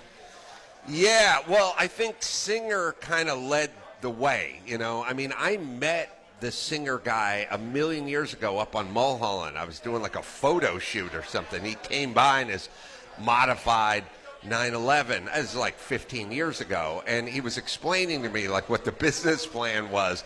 And at the time, it was just like, take a 911 that, breathed on with rims and a rear view mirror and stuff, be like $30,000. He's like, I'm going to sell it for $250. I was like, nobody's going to buy it. That's not a business plan. And then they're $1 million now. So Singer kind of said, if you build it right, it'll get the money. And those resto mods and all that kind of stuff never did get the money. But now, like a lot of those Corvettes are getting all the money. Oh, at the auction. $1 million, the million. What's the guy's name that got the Riddler last year? I know comedian Kevin Hart spent like $650K for a Corvette. It's just they're starting to, the Kendiggett guys. Kendiggett, that's what I'm thinking of, yeah. I mean, those guys are starting to realize that there's money if it's built right. I think Singer kind of opened the door to it, but there's a lot of other companies that are doing the Singer version of the Z. There's like an old Volvo coupe they're doing it on. There's a few different ones they're doing it on, and it's kind of nice because it's the shape of that car, that iconic car you remember with all the guts of a new car. Outside, we've got everything. We've got the 34 hot rods. We've got the $1 million Ferraris. I haven't been outside yet, but you guys have been telling me there's a lot of cars outside here at Sagebrush. Sagebrush Cantina, Calabasas, California. This guy with the non-distinctive voice, his name's Adam Carolla. He's done a little bit of radio in the past. Yeah. If you need pointers, I know it's been a while. I can help you out. You do a little comedy. You're going to be at the Laugh Factory in Covina tonight. Well, the second show's not sold out yet. Right. So, 9:30 show. Still some tickets left of that. Then we're going to Chicago next Wednesday after the auction, and you're playing some deal in Chicago. I'm doing a show in Chicago, and then we're going to Road America. Wisconsin. We're going to Elkhart Lake, yeah. And you are going to race what class? I don't even know exactly what class it is. I'm bringing a Datsun 510 kind of with some real history to it. It's a really cool kind of piece. It would race in the 2.5 Trans Am series like back in the very early 70s. And it's got, you can put different drummer 510. That, what you're looking at is John Morton's BRE 510 there. But this is the same car you had at Laguna last year? No, I raced a Roadster at Laguna last year. This coupe, this a 510. You're looking at a couple of 510s up there, but I think you got to ride in different drummer, and I think it'll pop up. But it's a cool vintage piece. There's only a few of those what they call brass tag cars that had an actual brass tag from back in the day in the 2.5 Trans Am series. This series went out and ran before the Pony Car Trans Am series. So the small bore series, Alfa Romeo GTAs, GTVs, and 510s and things like that. They would go out and run, and then the main event would be the Mustangs and the Camaros and the Trans Am Series as we know it, late 60s Trans Am Series. So I got a question. Since we're geeking out on cars a little hard, we got to remember we're on FM stations all over the country, and they're not all into this. When you're doing your comedy, but everybody likes to laugh.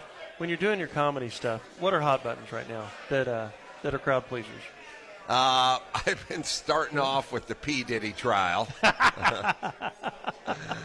I called it. I don't know what your position was on it. I knew he was going to get off. It's just a bunch of whores. I mean, everybody prostitution's been going on for years. I said he's going to get banged on prostitution, and the girls might get picked up for it too. Mm-hmm. But he's not going down for them being whores. I interviewed Sammy the Bull Gravano, the mobster, on my podcast the other day, and I said, Sammy, racketeering? And he's like, no, we did racketeering. You've got whores. That's not racketeering. And I was like, yeah, all right, well, he would know. Right. So, no, I know. I think the problem is they should have just focused on a couple of things, and they should have choked up and gone for a double. Instead, they swung for a home run and struck out. They swung for a grand slam. Oh, yes, they swung for a grand slam. Although I don't think swinging for a grand slam is any different than swinging for a home run, technically. Good point. But all right. But they had some runners on base. Yes, that's my point. Yeah, and they could have just like you said. So how do you think the sentencing will go? Because I really don't know. I don't know. I'm very good friends with Mark Garrigus, attorney, and his daughter Tenny is on that case. I went to her wedding and everything. She's a total sweetheart, by the way. So I don't know. I should hit her up and see if she knows which way the wind is blowing. I mean, the last time you got a ticket for prostitution, what'd you have to pay? Oh, me? Yeah. Oh my God. Well, I mean, I just paid the cop. I didn't actually. It never found its way inside a courtroom. I didn't pay him with money either. It's a long story. Anyway, let's not digress. Let's focus on P. Diddy. Why do we have to focus on my indiscretion? Well, I was just trying to use the comps. I work in a world of comparables. It's a comp. It's a comp world. Yeah. All right, I get it. Yeah, talk a little about that. So they're going to hit him with full book for the press, and then he's going to appeal it and get the normal. Also, he's a little out of the zeitgeist. Like, once he cleared this hurdle, people have moved on. We're sort of off. We're back to Jeffrey Epstein's, did he commit suicide? Where's the logs? Where's the flight books? So, I don't know. I feel like he's just going to slide under the radar and go into the dustbin of history. But he's got enough money where he doesn't need to do anything. Mike, what do we got on time? 45 seconds. 45 seconds. Epstein. What is your quick theory on Epstein? Why will this not go away? Well, because it got every. I'll tell you this. All those Casey Anthony lady murder, killed their kids stories. All those stories. Yeah. And women love it. This is one men love. That's why it won't go away, because we know Bill Clinton's on that list. Oh, I know Ron Howard's on that list somewhere. Tom Hanks. Well, the Attorney General is allegedly supposed to resign, or somebody else in the DOJ is going to. There's all kinds of stuff last night about it. The Epstein list, there's something on there. Well, I have a joke about it. If you'd, I'd like to hear it. Do we have enough time? We can. Let's get it when we get. Yeah. Don't you know how to tease, Turley? I'm teasing. He's That's teasing. what I'm trying. We'll be back in a moment with Adam Carolla's Epstein joke. My name's John Clay Wolfe. We're here at the Sagebrush Cantina, Calabasas, California. It's a full house, parking lot full of cars. Bring your cars. Come grab a beer, grab a burger. Cars and beer. Just bring a designated driver. Be right back. Yeah.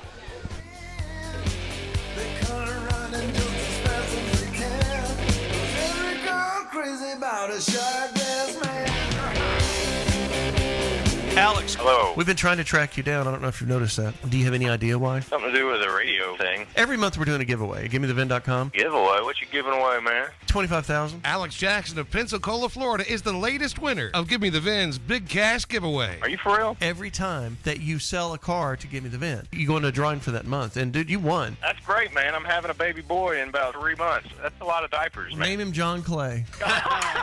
Okay. No purchase necessary. For official rules, go to GiveMeTheVin.com. Yep, the John Clay Wolfe Show.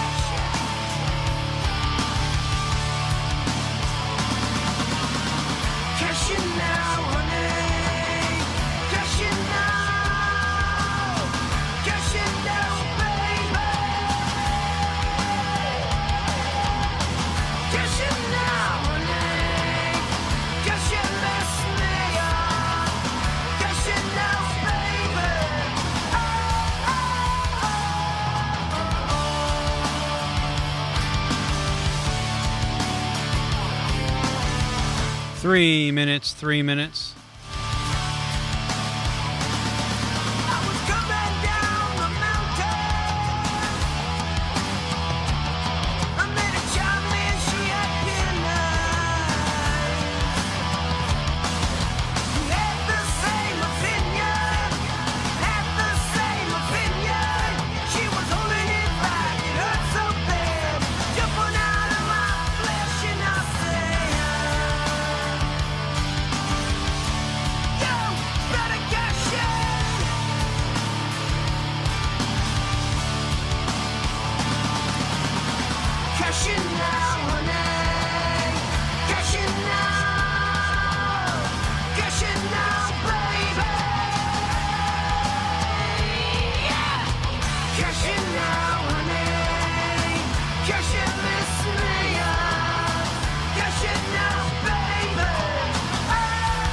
Minutes.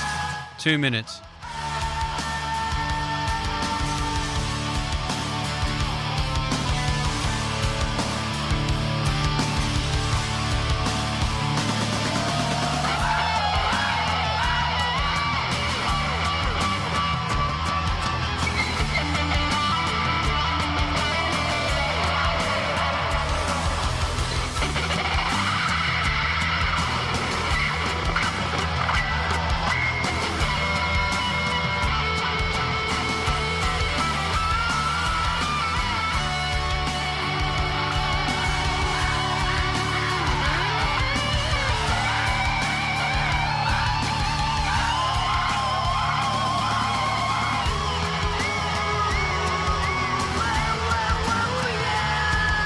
Got 1 minute.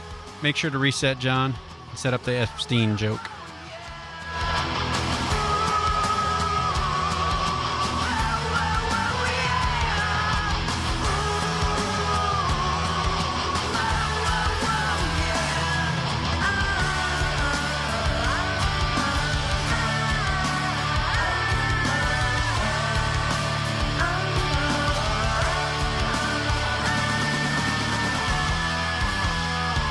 $30 seconds. The John Clay Wolfe Show. Here's what's going on in the Wolf Pack. Porn sites in Texas are turned off. Yes, they are. Oh, they are? The legislation passed a rule that you have to prove your age. And if you haven't proven your age, Stand which by. nobody wants to put that information out on the porn sites, they lock you out. In So- the past, they said, "Are you 21?" And me and all the other 8th graders would say, "Yes." The John Clay Wolfe Show. Every Saturday morning. Check out the YouTube channel, complete with live video stream at jcwshow.com. Now, back to the John Clay Wolfe Show. Presented by GiveMeTheVin.com. Good morning, everybody. It is Saturday, July 12th, 9:45 a.m. Pacific time. I have Adam Carolla on my left. Dean McDermott, you may remember him from his TV shows. It's right here, actor Dean. And we are having a cars and beer party here. They call it cars and coffee, but I see plenty of beer drinkers out there. Adam, we were talking a moment ago about your comedy act. Yeah. You're working on it. Yeah. You've been working on it a little bit? Oh yeah, Tuning yeah. it up? I'm doing comedy. I'm doing comedy all the time. Yeah. Are you funny? Oh yeah. Okay. You've seen me be funny, That's fine. haven't you? I have seen you be funny. All right. We were fixing to get into something funny. Oh, you had an Epstein joke. Yeah, it's not one that I do on stage very often, but I was sort of trying to I was trying to break down why everyone is so into Epstein, right? And who's on the list and who's on the flight manifest and all this. And I realized there's an inherent problem with the Epstein and the pedophile and all that stuff, because when you think crime, like you go Tom Hanks, is he a murderer? You go, no, come on, get out of there. Is he an arsonist? No, like, hey, could he get with an underage model? You go, like that's the problem. So the joke was essentially, but that's the problem with that crime.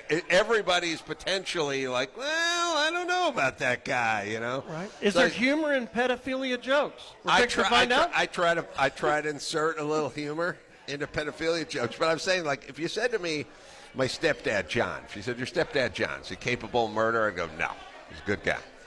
Arson, no, he's a good guy. How about having sex with an underage girl on an island? I'd be like, which island? Breaking. That's the problem. No, there's nobody. Like, you look at these guys, like they go, Alan Dershowitz. You go, oh, give me a. You don't know what that guy's You up. never know. That's the That problem. guy. That's the problem with this. And if they're all out there betting these young gals, do you think they knew they were? I mean, because 20 years. I mean, can you really nail? That's not the right word. Yes. Can Estimate? Can you estimate the age properly? I don't know. Well, first off, there's something called a fake ID. True. We've And all used it. The reason a fake ID was invented, and it's the time in memoriam, is because it's a 16 or 17-year-old holding up a laminated card saying, I'm 19 or I'm 21, and somebody looks at it and looks at the person and goes, okay. Right. So that right there, well, you can go, you should have known this person was 16, but you didn't. Right. Not by looking at them. So, no. If there's such a thing as a fake ID, and that'll get you into almost any club in America, well, then it's plausible deniability if the bouncer had sex with that 16-year-old. I don't know what club that is. It'd be hard to insure, but you know what I'm saying. You're on thin ice. I'm thin icing it. You and Dean were talking about ice hockey, and you just went right out on the thin ice. Yeah. Well, this Epstein thing, I'm tired of it. The guy's dead. He hung himself. He killed himself. He's out. Get him out of All here. the people that mattered, it just doesn't matter anymore. Nobody's ever going to prove any of this. The P. Diddy thing, he got off. What else is? What's your take on? Well, you really want to piss everybody off, John. What's your take on the L.A. ice scene? I do have comedy for this. All right. So here's my ice comedy. Okay. All right. It's true. I mean, they're raiding the pot farms. They're going down to the barrios and kicking in the doors. Protesters are showing up in advance, throwing rocks at these guys. One guy fired a gun at the ice guys. Somebody's going to get killed. Right. And so I realize it's getting real dicey and real dangerous out there. Quickly. And I came up with a way to get the illegal criminals to come to us. We would not have to go in and put these officers in danger. They'll come right to us, especially in L.A. This will work. We just put a sign in front of the Coliseum that says free cockfights for Raiders fans only. And whoever shows up, we throw a net on them. That's a good one. Anybody. And we'll get a couple of deadbeat dads in there. That's fine. We'll do it at noon on a Tuesday. Anybody who walks into that place, you're out. You're not working. You're part of the problem. Free cockfights. Raiders fans only. Whoever shows up, I don't care if a guy with red hair shows up at noon on a Tuesday, he's out. Have you ever Back to Ireland. Have you ever been to a chicken fight? No, I've not. You haven't lived a full life. Really? No, you got to. Well, next time you're in Texas, and I know it won't happen, but if we ran across the border and went to Oklahoma chicken fight. Uh-huh. Oh, it's sanctioned there, huh? No. Oh. No. But it's Oklahoma. But it's Oklahoma. Right. They have them there. Right. Yeah. I think Roy Jones Jr., the boxer, used to put on a few of those as well. Oh, look it up. I don't get why cockfighting and chicken fighting is illegal. Do you know we eat like 240 million chickens a year a day in this country? I'm kind of with you. I'd be for cow fights. We eat ribs and steak all day long. All day long. What do you care if you're a cow? Wouldn't you rather fight it out like a gladiator for a chance of freedom rather than just go right off to the slaughterhouse and get one of those No Country for Old Men pegs in your head? Yeah. I'd like to fight for my freedom if I was a chicken or a cow. You know, they put razors on the back of their claws. Oh, yeah. And I think that's the problem with it. We'll do hoof razors with the cows.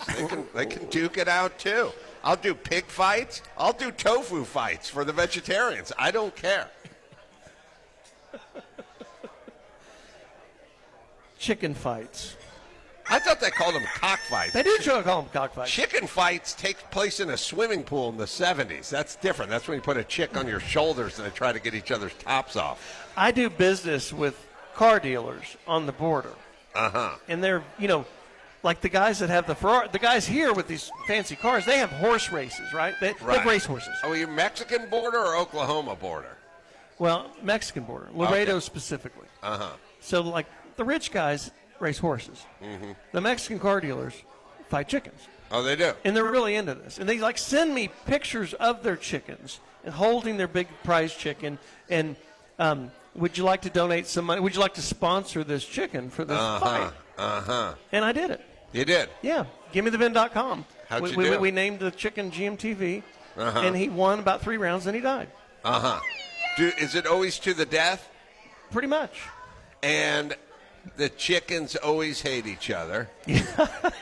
But I always thought it was called cockfighting. It is called cockfighting. I'm just trying to use a different word since we're on the radio. But it's fine. It's cockfighting. Cockfighting is cockfighting. Yeah, Let's not cockfighting. clean it up. Yeah, yeah. I know you're used to doing podcasts. You can cuss. You can say anything you want. I feel like cockfighting is known and approved for the airwaves. I feel like if the president can drop F-bombs on national television, then we should loosen up our...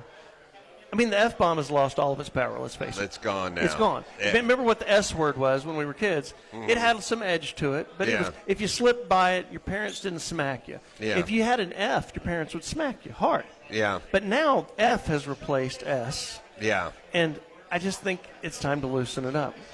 Yeah. And you're into politics. Could you start a bill could you do a movement? I need some help with this. 'Cause I listen, like doing radio. You're done I do with want it. to say this. We always have the C word if we need to go there. That's heavy. That's heavy. But I'll tell you, we use it in case of emergency. The Brits use it every third word, and they've screwed it up. It has no So meaning. they diluted it? It has no meaning over there. We keep it for that one argument where you really need to go for the haymaker. And then we bust it out right at the end with our old lady. And it works. It's effective. You guys use it so often. The Brits, it's lost its meaning. And I haven't talked to you since the divorce has been final. How's that? I pulled that C out. I used the last day of trial. I pulled that C out. Did you smack her in the head with it? I smacked it. I took the C out, and I used it like a club. It was awesome. But it's only because I didn't overuse it during the marriage. You see? How much time have we got? You got 3 minutes. 3 minutes, okay. So I'm on thin ice now, but I'm enjoying the conversation. Mm-hmm. Where do you use it? The C word? Yeah. Like, what is it? Give me a setup of where the C word is called for. Well, like I said, the English use it before pass the salt. Okay. You know what I mean? It's used up over there. We use it, I would say, every 3 to 7 years with a good argument with the old lady, or the missus or the girlfriend. Save it, sort of keep it. You know what? You like It's nuclear. It's nuclear. You like Fast and Furious, the franchise, Sure. right? Okay. In that movie, they had the NOS, right? They go with the nitrous tank, right? But they couldn't get greedy because you'd see the guy'd go for the NOS, he'd hit the nitrous button, and Vin Diesel be driving his Mazda going too early. He went for it too early. He got too happy with it. He blew it up. He tried to put too much PSI. He went too hard for the NOS. That's what the British do with the C word. Nitrous oxide, for those that don't know. We got to wait on it. Got to wait on it. At that right moment, pow, C word. Boom. Take the victory. And run. Just like Vin Diesel. Watch the movie. It's all there. Is it? You know what I like about Fast and Furious? What? Vin Diesel had 2 modes. He was like family and beating the snot out of every human being around him. He was very family oriented, or he was literally attacking somebody with a pipe wrench. That's all. Those were his 2 modes. No, nitrous or not. He was kind of like an alligator. Alligators, like, reptiles don't jog. They have ones. They have floating. Yep. Like, I think he's dead, and then they have on top of you. Eating. Dead. But it's not. What I mean is, it's not progressive. It's a toggle. Right. Vin Diesel's either sitting there drinking a Corona with his hand all the way at the top of the neck, even higher than the end of the Corona. He's literally drinking a beer through his thumb and forefinger. It's like he's drinking his own hand sweat, So he's either doing that, or he's physically on top of someone trying to kill them. Like an alligator. Alligators are like, I think he's dead. Is he sleeping? Boom, on top. We're here in Calabasas, California. As you hear, I've got Mr. Funny Man, Adam Carolla, with me. Check out his Thank podcast if you don't. We got a full house. We got a full parking lot full of cars. We want you guys to come down. We'll be on the air for another hour, and then we're going to walk out and check out the cars and, as you say, breathe on them. We're going to breathe on We're going this to breathe on them. My name's John Clay Wolfe. This show is brought to you by America's Best Car Buyer, GiveMeTheVin.com. This is our first day to do public facing in California. When I came to California on KLOS, this will never work. They'll hate you. They'll hate you. Texans, it won't work. Your accent, it's too Southern. Your jokes are too blue. But a couple of people like me, it seems like. So, or maybe they just came for you. I don't know. But thank y'all for coming here. And we will be back in just a moment with one more hour of the John Clay Wolfe Show. Guys online that I'm missing, that are missing us in other time zones, go to jcw.com. Click the stream, the YouTube stream, or you can click the audio stream only, and then the podcast will go up this afternoon. But we're going to keep rolling live for another hour, and you can get it at jcwshow.com. We're staying on the air, obviously, on the West Coast. Be right back.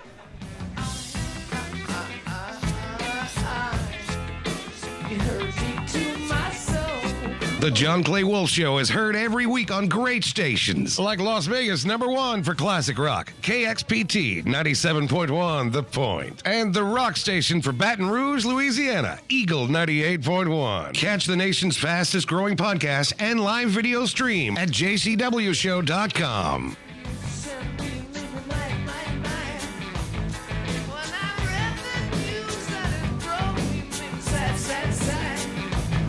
But I still love you so, and I can't let you go. I love you. Ooh, baby, I love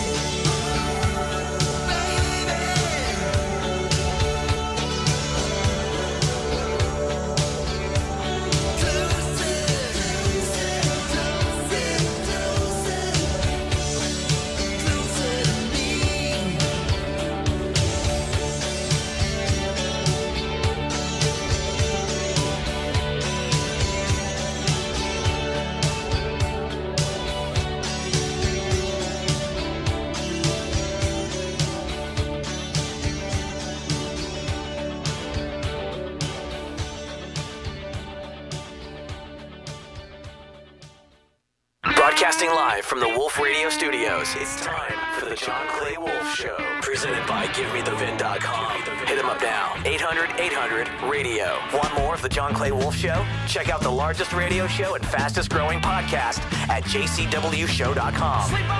And we're back. We've got a great crowd here at the Sagebrush Cantina. I've got Adam Carolla here with me. We've got a parking full of cool cars. We're going to go out and check out in about an hour. Come up and see us. Also tonight, there is an ABBA cover band playing at the Sagebrush Cantina. And Adam, you might not know this, but my wife's grandmother's, have you met my wife? Yeah, she's a delight. Danish. But Danish. it's right on the border of what? Danish delight. On the border of what? Sweden. Oh, I was going to say crazy and a bitch, but okay. So, Sweden, her grandmother's sister is the hot blonde in ABBA. Oh, really? Yes. Did you guys know that the ABBA cover band that's playing here tonight is actually called ABBA, but they just spell it backwards? The drummer told me. What are you yelling at me for? That's what he said. So, I wonder if that would hold up in court. She gets a check once a quarter. Uh-huh. Because Agnethia, or whatever her name is, yeah, she shares with her family. I mean, she shares with her family? Yeah, so my wife... My sister would never do that. She gets a ABBA check. Wow. And it's really, I mean, wow's right. Your wife gets free ABBA money? Yes. Oh. It's almost as good as being on the, I'm going to be careful, welfare system. Oh, yeah. Yeah. But they're socialists over there. Right, yeah. So it's like Smurfville. Everybody share. Well, I don't like get it. any of the ABBA money. But it takes some pressure off of me when the ABBA money shows up. Yeah, well, listen, it's like, let's face it. When you're married, it's essentially a drain where money just sieve, like a sieve just goes through it, right? And what the ABBA money is for you is it's like a sock stuffed into the drain that you can build up a little of your own money. You know what I mean? It's a 6-week plug. Yes, that's right. Mm-hmm. That's good. You're blessed. It's great. My friend, he's made a lot of money in the restaurant business, and he calls me. He's got a 36-year-old wife. Mm-hmm. Hey, give me a Rolls Royce for my old lady. Mm-hmm. First of all, she's not old. Mm-hmm. Second of all, I'm not going to participate in this. He's like, why? Mm-hmm. I was like, if you buy her a Rolls when she's 36 years old, where are we going from there? Yeah, Bugatti. No, but Duesenberg. you're just going to ruin her. Mm-hmm. Yeah. It's like my stepmom told my dad, she's like, when we were dating, you used to take me out dancing and drinking and dining and all that stuff. He's like, honey, when you get a fish on the bank, you don't take all your bait and shove it in its mouth. Yeah. No, listen, no, you don't want to ruin them. I feel the same way about the burqa. You know what I mean? You got to keep it on. I'm with you on that. We spoke about that off the air. Your new gal. I assume you're still dating her? Mm-hmm. How are you managing? What are you doing differently this time? Oh, I don't talk. In the past, the last one didn't work out well. You're very public because I about shared opinions about things, okay. you know, and then the new one, I don't share any opinions. That's the way. That's the way to keep going. I've realized a lot of grunting and nodding. That's really that's the key to a relationship. Now, I used to say the key to a relationship's a lot of square footage and 2 TiVos. But now I've dovetailed that into just a lot of nodding and a lot of, you can't, when she tells you about her bitchy friend for the 55th time, you can't say, you told me that story already. You just go, oh, man, yeah, Roberta. I never liked her. I never liked her. And that's it. That's it. And then you die. And she's a comedian. Mm-hmm. Mm-hmm. And does she open for you sometimes? Yeah, she does. As a matter of fact, she's going to be out at the Laugh Factory in Covina opening for me. Yeah. Is she going to Chicago with us? No. I'm. Working with your girlfriend, does that get complicated? It's weird. When it comes to cutting up the money, is really where I was wanting to know. There's no money cutting it up. I get the cash. She gets the sock. That's how this works. Okay. No, the thing about a girlfriend that opens for you don't really work with them. They go out and do 15 minutes. You go out and do an hour. That's it. It's not like you both run your own roofing business and you're sitting in a cubicle in the same office or something like that. It's just they Do you go think out when and do she it. gets off the stage, because I think this. Mm-hmm. No, I don't think this for myself. I think this for her. I think when she goes out and watches your set, I think she feels like she's funnier than you. And I wonder if she's like kind of planning the overtake. I don't know. I'm not sure if comedy works that way. Like, if I only killed Nate Bargatze, I would then assume the throne. It Right. doesn't really work that way. It doesn't really work that way, you know? It'd just be one less funny person around. So, You're no, I don't think stealing she's her plotting. beauty, and you're just thieving her beauty because she's so much more attractive than you are. Yeah, well, it's that's ridiculous. the way I like it. Well, it's yeah, unbelievable. That's my goal. And then, but she's stealing your mojo. And, Yeah. and she's going to do the flip on you. Yeah, you're right. You're right. I got to eliminate her, John. You're right, brother. I'm newly inspired. I need a beer, and I need a steno pad. I got some planning to do. John, you're right, brother. I wasn't even thinking about I this. just wanted to before I got point here. this thing out because it seems obvious to me. Now you make a super valid point. As a matter of fact, I got to cut out a little bit early if that's okay. She's great. Yeah. This lady, every time I'm around, she's offering this and that and makes you happy and very, Yeah. very, very welcoming. She told me she wanted to buy you a gift when she found out I was coming here. She's a good gal. Yeah, but then we got back from the Irvine. I'm sorry, the Covina. What did I say? It was the Laugh Factory, and we got back last night at 12:30 or something at night. Like it was 2 shows, late show, blah blah blah. Did she open for you? Yeah. Told you. Yeah. No, I told her you can open anything except for your mouth. Did And you? then I gave her the. Yeah. Mhm. Did you see Trump wants to change the Commanders back to the Redskins? Is this true or false? Well, okay, so what they did is, first off, the Native Americans never wanted the name changed in the first place. It was a bunch of white Karens that wanted it, just like everything, you know. It's like, you think Hispanics came up with Latinx or Latinx? You think that was their idea? No. No, that wasn't. There was some white chick's idea. And in terms of the Redskins, the Native Americans don't care. By the way, they got bigger fish to fry than what the name of a football team is. More white chicks getting involved in business they got no business in.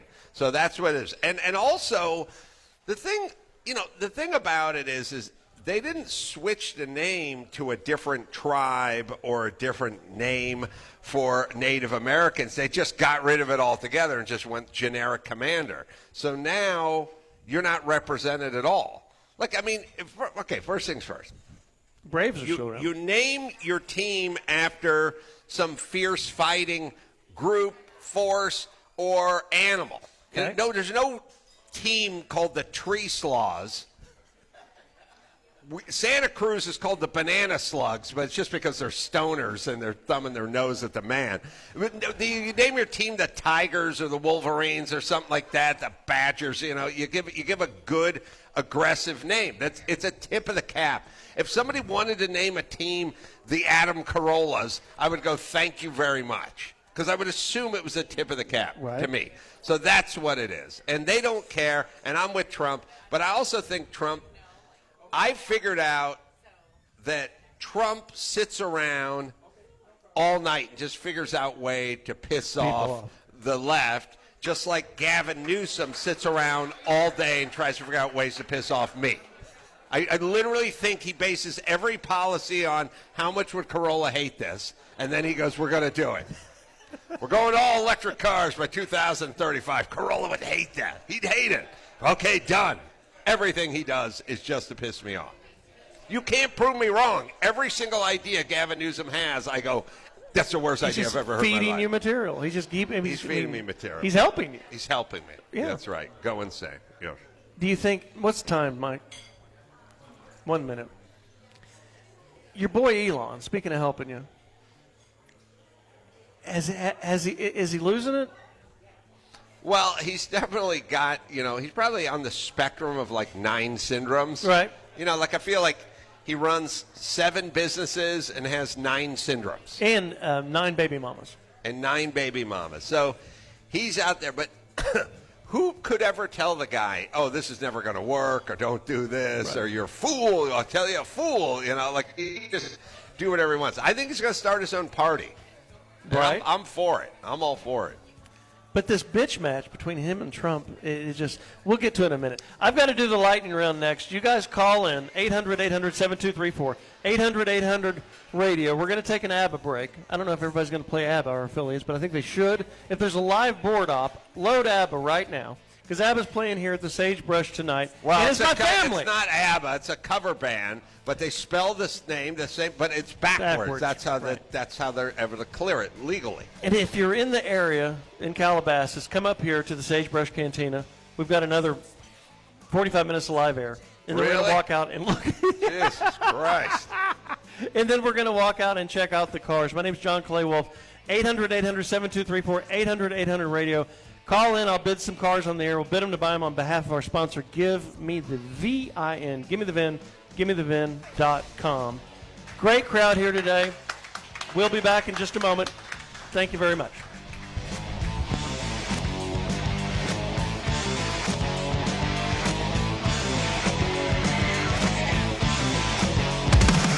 The John Clay Wolfe Show. No one knew where he came from. But everybody wanted what he was selling. Check out the podcast. He was just some hillbilly who got on a plane and then just landed somewhere. Please beware. The voice in your head is a threat. JCWShow.com or JohnClayWolfe.com.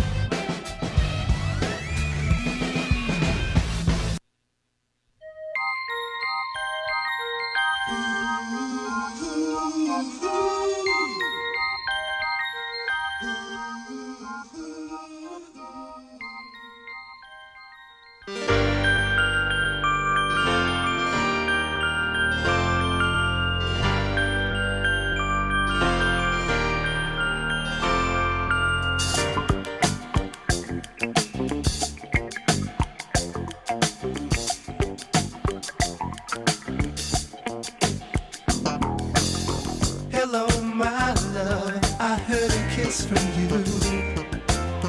Red magic satin playing near too. All through the morning rain I gave. The sun doesn't shine. Rainbows and waterfalls run through my mind. In the garden I see west purple shower bells and tea. Orange birds and river cousins dressed in green. Pretty music I hear, so happy and loud. Blue flowers echo from a cherry cloud. Feel sunshine sparkle pink and blue. The playgrounds will laugh if you try to ask, or is it cool? Is it cool? If you arrive and don't see me, I'm gonna be with my baby. I'm free, flying on over the sea. Stained window, yellow candy screen. See speakers of kites with velvet roses, big and freedom flies. A present from you, strawberry letter 22.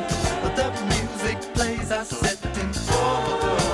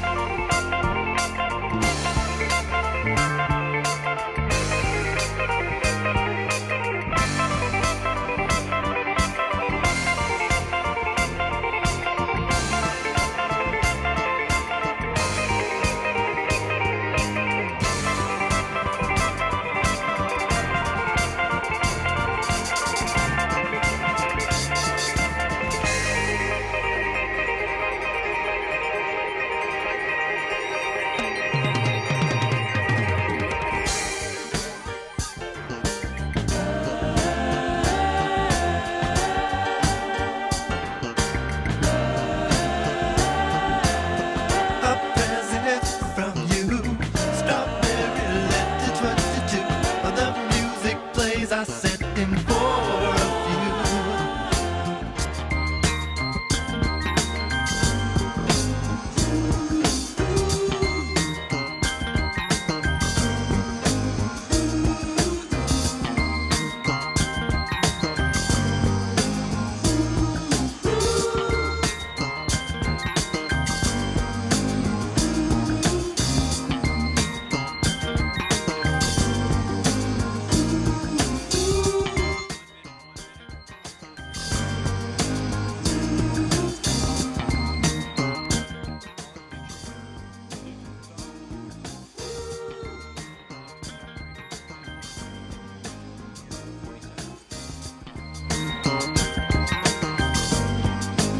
Oh, yeah.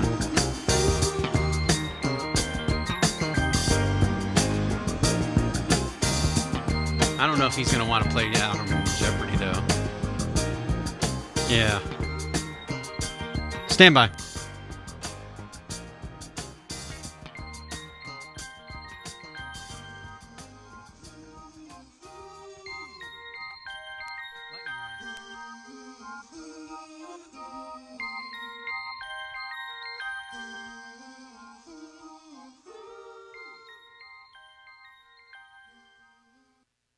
Now, back to the John Clay Wolfe Show, presented by GiveMeTheVid.com. Hit him up right now, 1-800-800-RADIO. 1-800-800-RADIO. This is the John Clay Wolfe Show. And we're back live at the Sagebrush in beautiful SoCal. My name's John Clay Wolfe. Thanks for tuning in. Lawrence, 12 Camaro ZL1. Oh, that's the guy that said he's here. Yeah, we'll bring him up in a minute. Can-Am Spider wants $8,000. Brett, Nevada. Yes, sir. Brett, you there? Is it a good one? I'm here. Is your Can-Am Spider a good one or is it a bad one? Got 2,300 miles on it, so yeah, $8,000. I'm You just said I'll buy it. too old for it. I'll buy it. $8,000. Yeah, we've got a. You can't afford a fourth wheel. We've got a office down there on Sahara. Run it over there and get a check. Tell them I sent you. Okay. Thank you. How? Hey, and listen. How long? It's good for now, guys.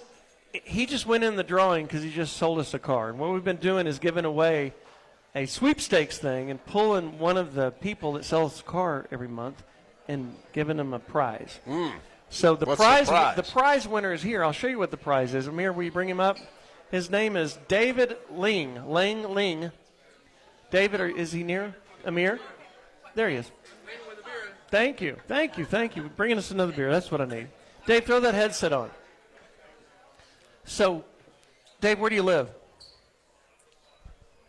Yes. Yeah, bring that mic right up to your face. Okay. Where do you live? I live in Claremont, California. Why do you listen to a jerk like me? you just have that gene, that degenerative gene in your soul? No. So what did you sell? You went to Give Me the Vin and sold your car last month. I sold a 2020 RX 350. Yeah. Yeah, so Dustin was very helpful on the phone. And when Amy contacted me in regards to I won the sweepstake, right? I didn't really have any reaction at first because I thought it was a scam call, right? So a used car dealer, right? I mean, a used car dealer running a racket. What's new? Yeah. Right. That's all they. Right. So after all the we confirmed everything, then I spoke to Dustin again, right? So he verified everything. Open that with me, check so. up and tell me what it says. Okay. And run to the bank. Dustin's not the fastest letter opener we've run into yet. I don't feel like you should have hot glued it shut. You know what I mean? It's a presentational thing. You know what I mean? You guys duct tape the thing shut. $25,000. $25,000. Give me that. $25,000. I'm not kidding you. $25,000. What am I getting for being here? Nothing. I get a Miller Lite and a That a Boy. $25,000. You know what? Coming right out of my ass. Yeah. I can tell you this. The sweepstakes really hasn't worked It really hasn't generated any more business. Did you even know there was a sweepstakes when you sold your car? See, you didn't even know. Didn't even know. Didn't even know. That's why I'm going to need to take that money, son. He didn't even know. So we get 2 months into this, and I'm like, hey, man, let's check the sweepstakes. you know? It's not really making a difference. It's just costing a ton. And they call me and say, if you do that, you sign this document, you're going to get sued. Right. Like for what? And he read me the Riot Act. Yeah. So I'm stuck to this deal for 250 G's. Oh, my God. Right. Oh, my God. Yeah. So my point is, you guys are crazy if we're close to the competitor to not sell us your car, because he's living proof. He didn't even know he was in the drawing. He's got 25 grand. What are you going to do with it? I'm going to put in my 3 kids' college fund. There you go. Yeah. He told me off the air he was going whoring, by the way. He doesn't have kids. But all right, whatever, for the radio. That's fine. All right, we're going to take a music break. We'll be right back. Congratulations, sir. Thanks for trading with us. Sure. Tell everybody you know, please. I won't tell you what I offered. All right, we'll be right back. Dancing days are here again. Summer evenings grow. This is the John Clay Wolfe Show.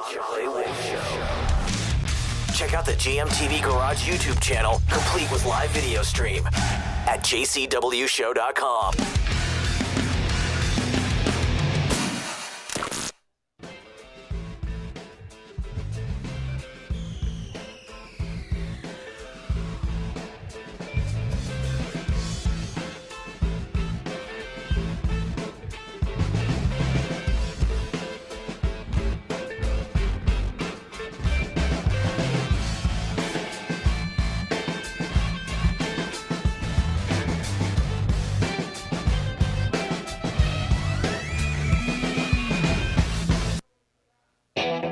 Josie's on a vacation far away. Come around and talk it over. So many things that I wanna say. You know I like my girls a little bit older. I just wanna use your love tonight. I don't wanna lose your love tonight.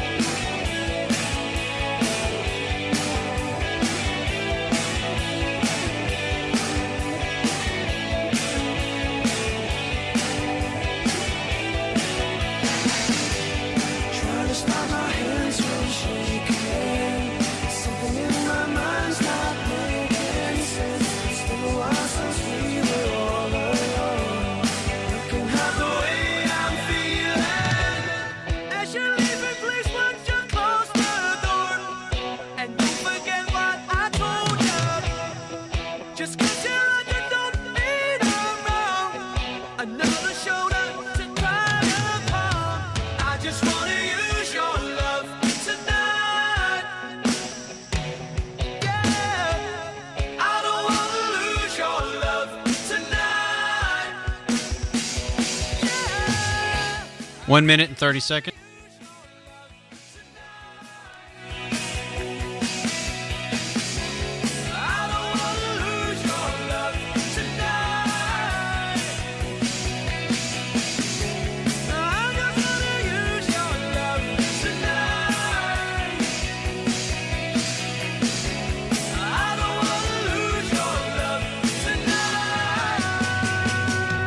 One minute.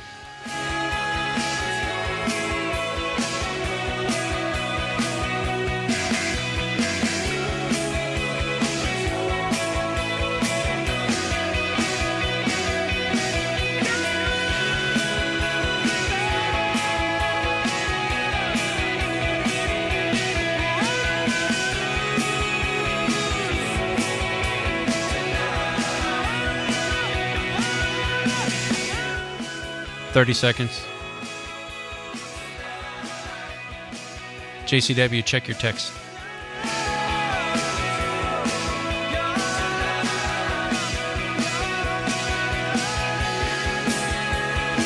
Stand by.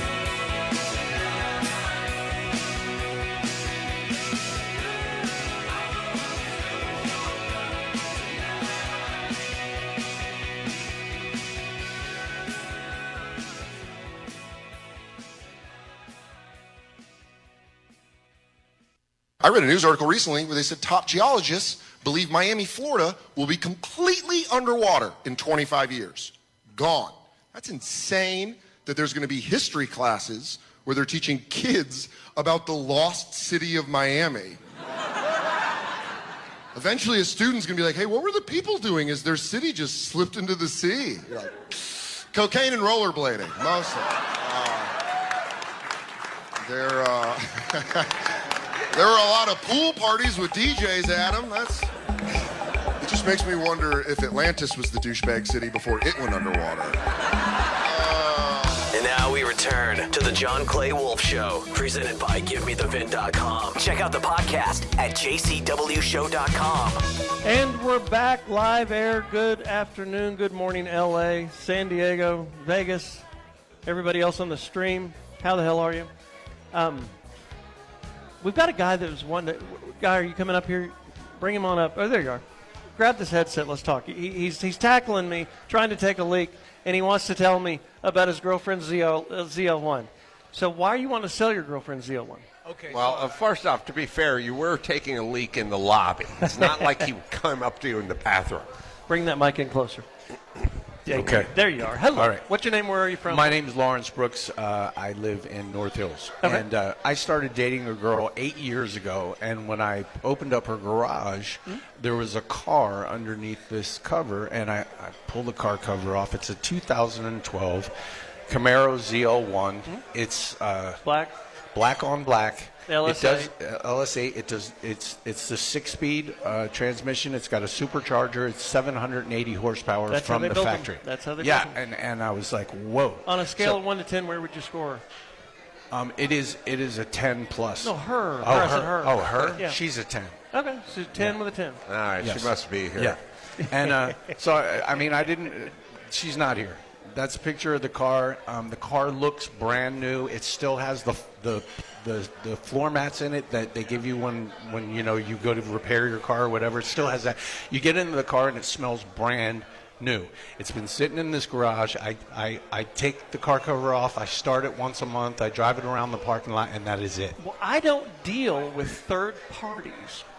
So, like, we don't bid cars for my buddy's girlfriend's uncle. No, I get it. Because we can't get anything done. Wait a minute. What is she doing? What was her plan? Where'd the car come from? She inherited a bunch of money, and now she's an 11, and she has a daughter, and her daughter was only 10 years old at the time, and she bought this car for her daughter, who was going to eventually drive. And this is hold on a second. She's going to kill her daughter. I couldn't get a moped out of my dad when I was 13. This is not a vehicle that you drive. No, that a female drives. Hold on. Excuse me, Danica Patrick. But I mean, it's a 6-speed. I mean, it's got Wait a 6 minute. gears. Your girlfriend bought this car Inherited. for her 12-year-old daughter. She Yes. didn't inherit the car. She inherited the money. Oh, Right. Used okay. the money to buy the used car. the money to buy cash this car for her 12-year-old daughter. Exactly. So the car's been sitting I love this woman. Okay, so the girl's going to die in the car. This car's too fast. Well, wait a minute. How old's the daughter now? the daughter's now 26. Hey, I mean, She's 26, if that but deal she- about what I was proposing earlier doesn't work out. But she drives a Tesla, and Right. she's not in the Camaro ZL1. Where is your cutoff on age, Adam? Am I cut off on age? I don't know. You got to cut me off on the beers before I give you that that number. There's two Okay, cutoffs. so who owns the car? You, the girl, or the daughter? Does the daughter own the car? No, the mother owns the car, and we've been together for 8 years. So she paid $89,000 for the car. That's a lot. It is a lot. I'm just telling you. This is a her problem, not a me problem. But go ahead. Right. So my thoughts were, I told her, you're never going to get that money back out of the car. You should just leave it in the garage until it's 20 years old. It'll now become a classic or what is it when it becomes Collector. 20? Collector's item, 20 years. And then maybe it'll be an investment car. Instead of losing the $90,000, maybe you'll get the 90 She'd back have and to make hang on some. to that car for another 20 years to get to 90. So here's some comps. I pulled this up for you because I was afraid we were going to have this conversation. Yeah. Here's a 17,000 mile one that sold for 35 grand. Here's a 24,000 mile one that sold for 34. 32 brings 32. 51 brings 31. You've got a 1,500 mile one, right? Or 19. It's got 1,400 miles Okay. on it. 1,400. So teen miles, mid 30s. What's her car worth for 14? What do you think I'm going to hit it at? 40. Right. And you rolled this 90 out, man. I mean, that's just like taking a dump in the middle of the floor. It was like, I mean, Totally understand. I just was basically coming to you honestly and telling you what the car was paid for. No, it's awesome. Yeah. Dude, I'm just. If you listen to me on the radio, you know I'm a ball buster. That's Always. my shtick. Always. So if you came up here not expecting to get your balls busted, you're in the wrong place. And it's not my car. Well, wait so a minute. It's all not- gravy for you Yes, because she inherited exactly. a bunch of money. You got 40, which is better than nothing. It's not Correct. as good as 90, but it's 40 more than I'm used to with a woman. Go get her RAV4. Correct. That's Yeah. what she needs. Yeah. Well, she's got a Tesla, but she still she still has the inheritance money around. Oh yeah. All right. Well, what she cares? She's made an impulse. Does she buy. want to Fine. take 40 grand for it? I'm not sure. Why don't you call her? She doesn't really know what she wants to do. Call her and come back up if she wants to take 40 grand, and I'll pay for it. Right. All right. Okay. Thank you. Thank you. Mm-hmm. Thanks. That's a great story. She bought her daughter was 12. You understand, when I was 12, if I heard the ice cream truck and I said to my dad, can I have a quarter for a snow cone? He would have went, whoa, wait a second now. Slow it down, bro. Like, she just went and spent $90K for her 12-year-old. I remember when those cars were selling. I have a problem with the story. You do? I remember when they were new. Well, I haven't done the math from 26 to 13 yet in the 2012. Is that right on? Pretty damn I think close. 2012. Yeah, I'm sorry, yeah. Oh, the math. Yeah, her age. Yeah, that's Was right. that 2012? Yeah, that's good. That yeah. car wasn't 90 grand in It wasn't. 2012. So, anyway. Well, he said 89 and change, to be fair. But I don't know Camaro prices at all. And I didn't know they did an LT1? ZL1. A ZL1. Yep. Yeah. It's past your threshold. Yeah. It is a special car. One of the most expensive Camaros there is the 60s. 780 horsepower? It's incredible. It's a great car. Nuts. It's a great collector car. Whoever buys that car from them should just sit on it because it will, if you're in the collector deal. Anyway, you don't get your kid a hot rod for their first car. You just don't do it. I've watched a guy give his son a Shelby GT500 in high school. In high school. And he died 72 hours later. Really? In front of the high school. Lighting it up. Really? Hit in front of the high school? Telephone pole. Dead. Oh. Hold on. Okay. I knew a guy in high school whose dad got him a 429 Boss Mustang, and he died 48 hours later. Not the son, the dad. He had a heart attack with his girlfriend. But it's sort of the same thing. Yeah. Mm-hmm. Did you get Junior? Did you get Sonny a Subaru? I have my son, can I tell you, you think you're disappointed by your children. All I wanted for my son, all I said is, look, you got to play football. I learned everything I learned from playing football, everything I know, everything. I am who I am because I played football for 10 years. I learned discipline, hard work. He's never played it down in his life, never played football. I said, all right, I build houses. You got to learn to build, boy. This is something, this is a gift that keeps giving. Once you learn a trade, you learn a skill, it's tangible. Doesn't know jack squat. Cars, 19-year-old son, every 6 months I say to him, do you want a car? Yeah, he goes, not really. He's one of those. He's one of those. He'd rather walk. He'd literally walk. If you can call him at any given time, he just goes, yeah, I'm walking. He's got an electric bike, and he walks. He does not want a car. My son doesn't want a car. Have you DNA tested him? Oh, you know what? I had a mailman who didn't want a car many years ago. You're right. He looks just like you. Oh, okay. But how do you not want a car? I don't know. I don't. My kid got his license, and we gave him a car 2 months ago. I haven't seen him since. He's doing donuts in He's front doing of the great. high school. He's doing great. We'll be right back. My name's John Clay Wolfe. This is the John Clay Wolfe Show. We got Adam Carolla in the house.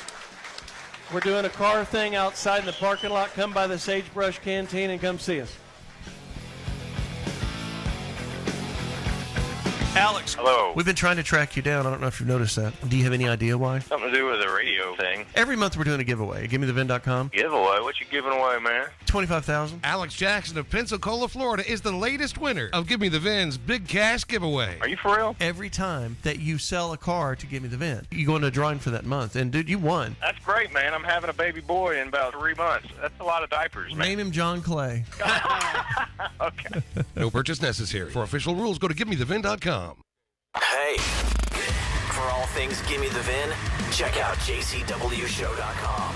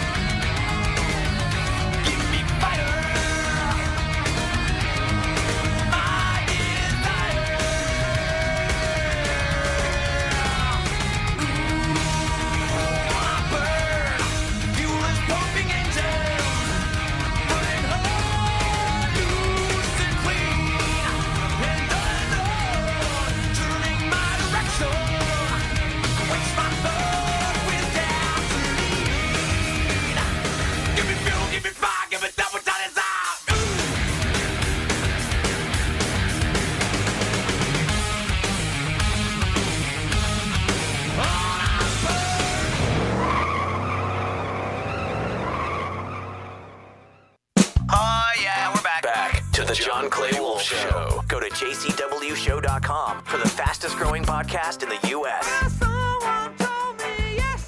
I picked the songs. I love So Lonely.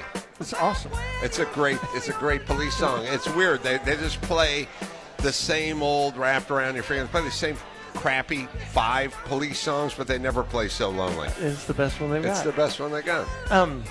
Turley, you said it's no good? No, Bobo. He He wrecked it. sabotaged. I mean, what are the He topics sabotaged again? me? All right, Yeah. you want to know the categories? For Jeopardy, Yeah, so we're talking I about. wanted to do Jeopardy. We do it at the end of every show. Yeah. And you're pretty good at it. I just told you what police song that was. I know.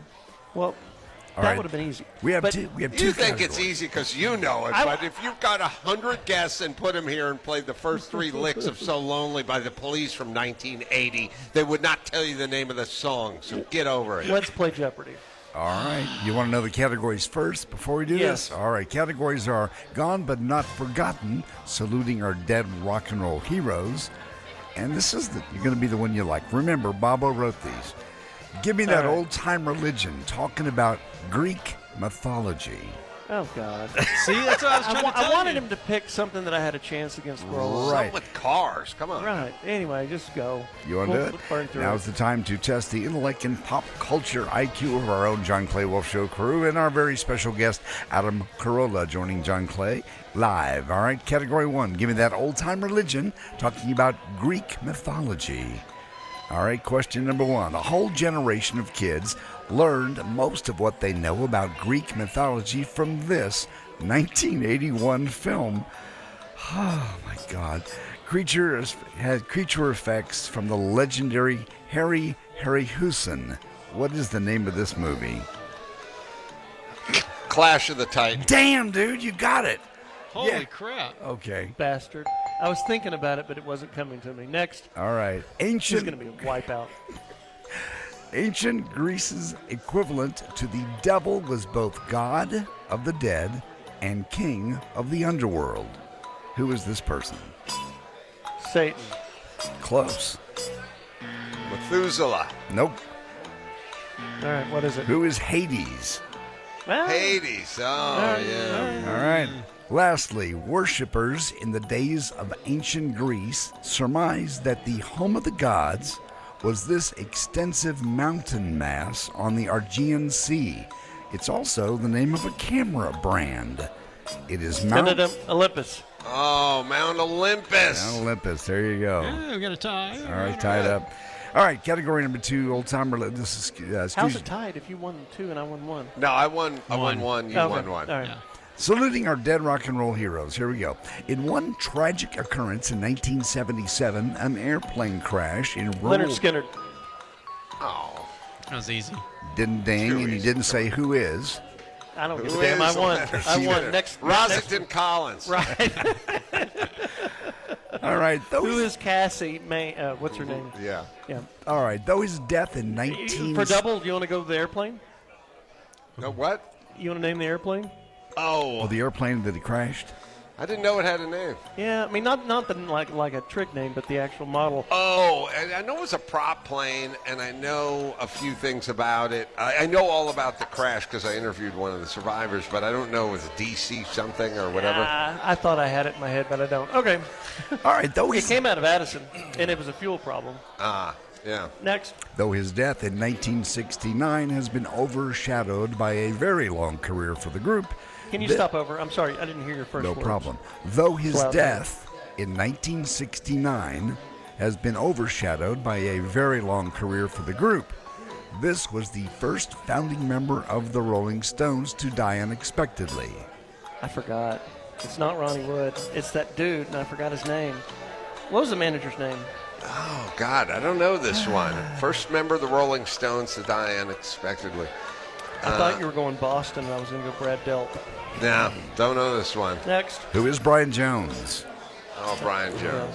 I thought he was a Beatle. And arguably one of the fastest rising electric guitarists, began his career with Quiet Riot before recording and touring with Ozzy Osbourne. Ding, ding, ding. Who is Randy Rhoads? Randy Correct. Rhoads. John got that one. Yeah, knew that one too. 3 to I know 1 double Howie Jeopardy died. It was time. crazy, You right? want to do the bonus An round? airplane crash into the bus. Yeah. Bunch of stoners. Crazy. That's what happens when you smoke dope, drink beer, and fly. Back to All right, category 1 for the bonus round. In Greek culture, this was one of the most revered titans, who believers say stole fire from the gods and gave it to humanity in the form of technology, knowledge, and civilization. His name is also the title of a very popular sequel to the movie Alien. No clue. Ding, ding, ding. Oh, Who is pre-K. Prometheus? Prometheus is correct. Oh, pre-K. Oh, Look I at didn't know that. that was the alien. Okay. One more here in category 1. One of the major gods in the Greek pantheon was actually the goddess of love, lust, beauty, pleasure, passion, and procreation. What was her name? Poseidon? No, No, that's Cleopatra. the sea. No, it's not Cleopatra. No, that was a lady in a movie with Carlton Heston. Isis. The goddess of love, lust, beauty, pleasure, passion, and procreation is? 10 He seconds. said ISIS. No. That is wrong. That's a theater in every little town around the U.S. Athena. Athena. That's it. Oh, yeah. All right. Should have known that one. One more from category 2. Many don't realize John Lennon was not the first Beatle founding member to die prematurely. That distinction goes to their original bass player, who passed away weeks after suffering a head injury during a street fight in Hamburg. Boy, never heard this one. Who is John Bonham? That's wrong, right? No. Yeah, that's He right. didn't drown in a pool and play the drums. Who is All right. Stuart Sutcliffe? Never heard of him in Stuart my life. Sutcliffe. That's it. Never heard of it. Who There won? we go. And John, you're the winner. 3 to 2 to 1. Yeah. Finally, John. that was worth it for me because he smoked me so Many bad times. in the KLOS studio a year ago that I was a little scarred. Oh, you're back. I was a little scarred. I was scarred. I was Little hurt. scarred. Man, there's some cool cars out there, John. We saw in the No, there's video. a lot going on. This is neat. What You're going to ask him about is Elon Gavin Musk. Newsom really going to run? Elon Musk. That's right. So why did he and Trump get? Did you see this coming? It got so squirrely. It was having a breakup.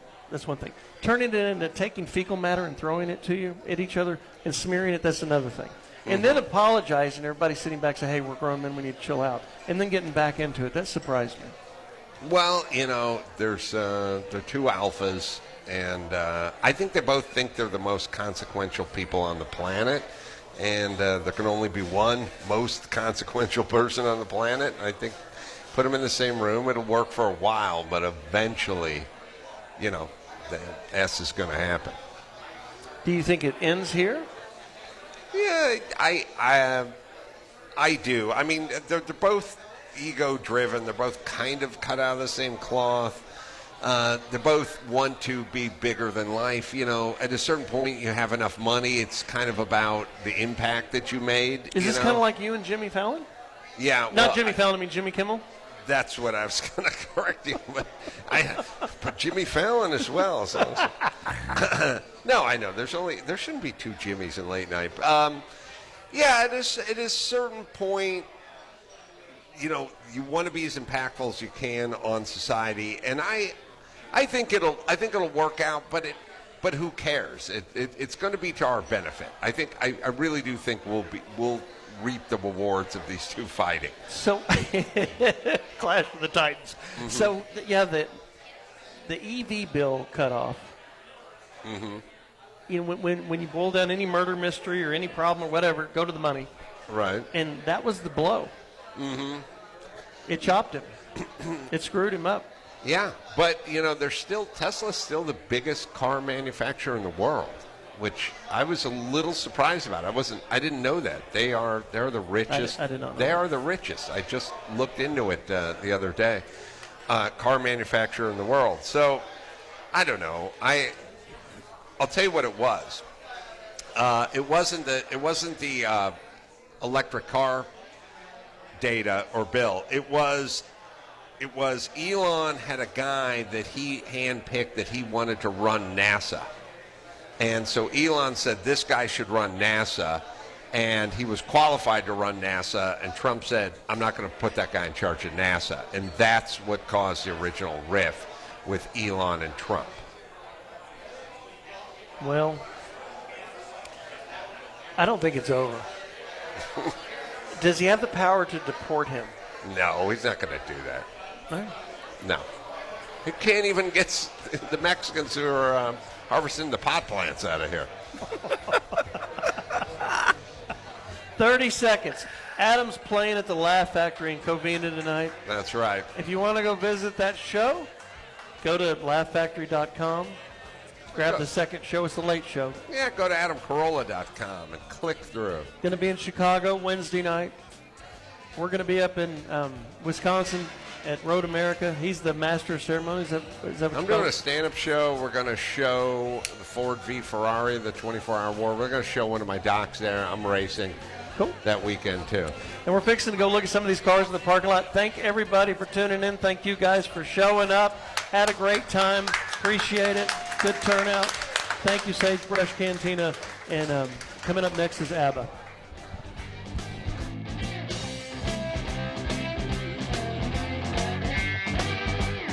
The John Clay Wolfe Show has been a presentation of GiveMeTheVin.com from the Westwood One Radio Network. Join us again each and every Saturday right here for the John Clay Wolfe Show.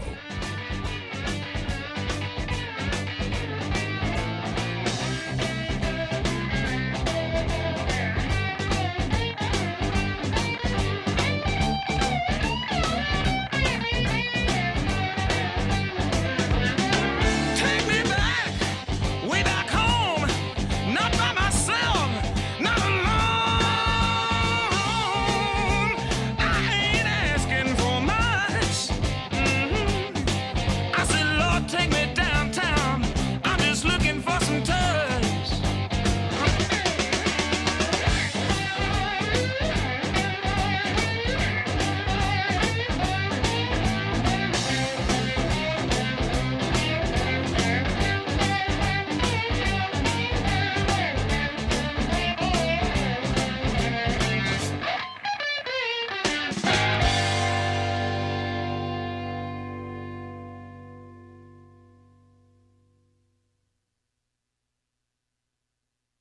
One, two. It was the easiest way to sell a car. At GiveMeTheVin.com, it's all digital. We have a 45-second offer online. It's fast, it's easy, and we have the best online reviews on the planet. Sell me your car. Sell us your car. GiveMeTheVin.com.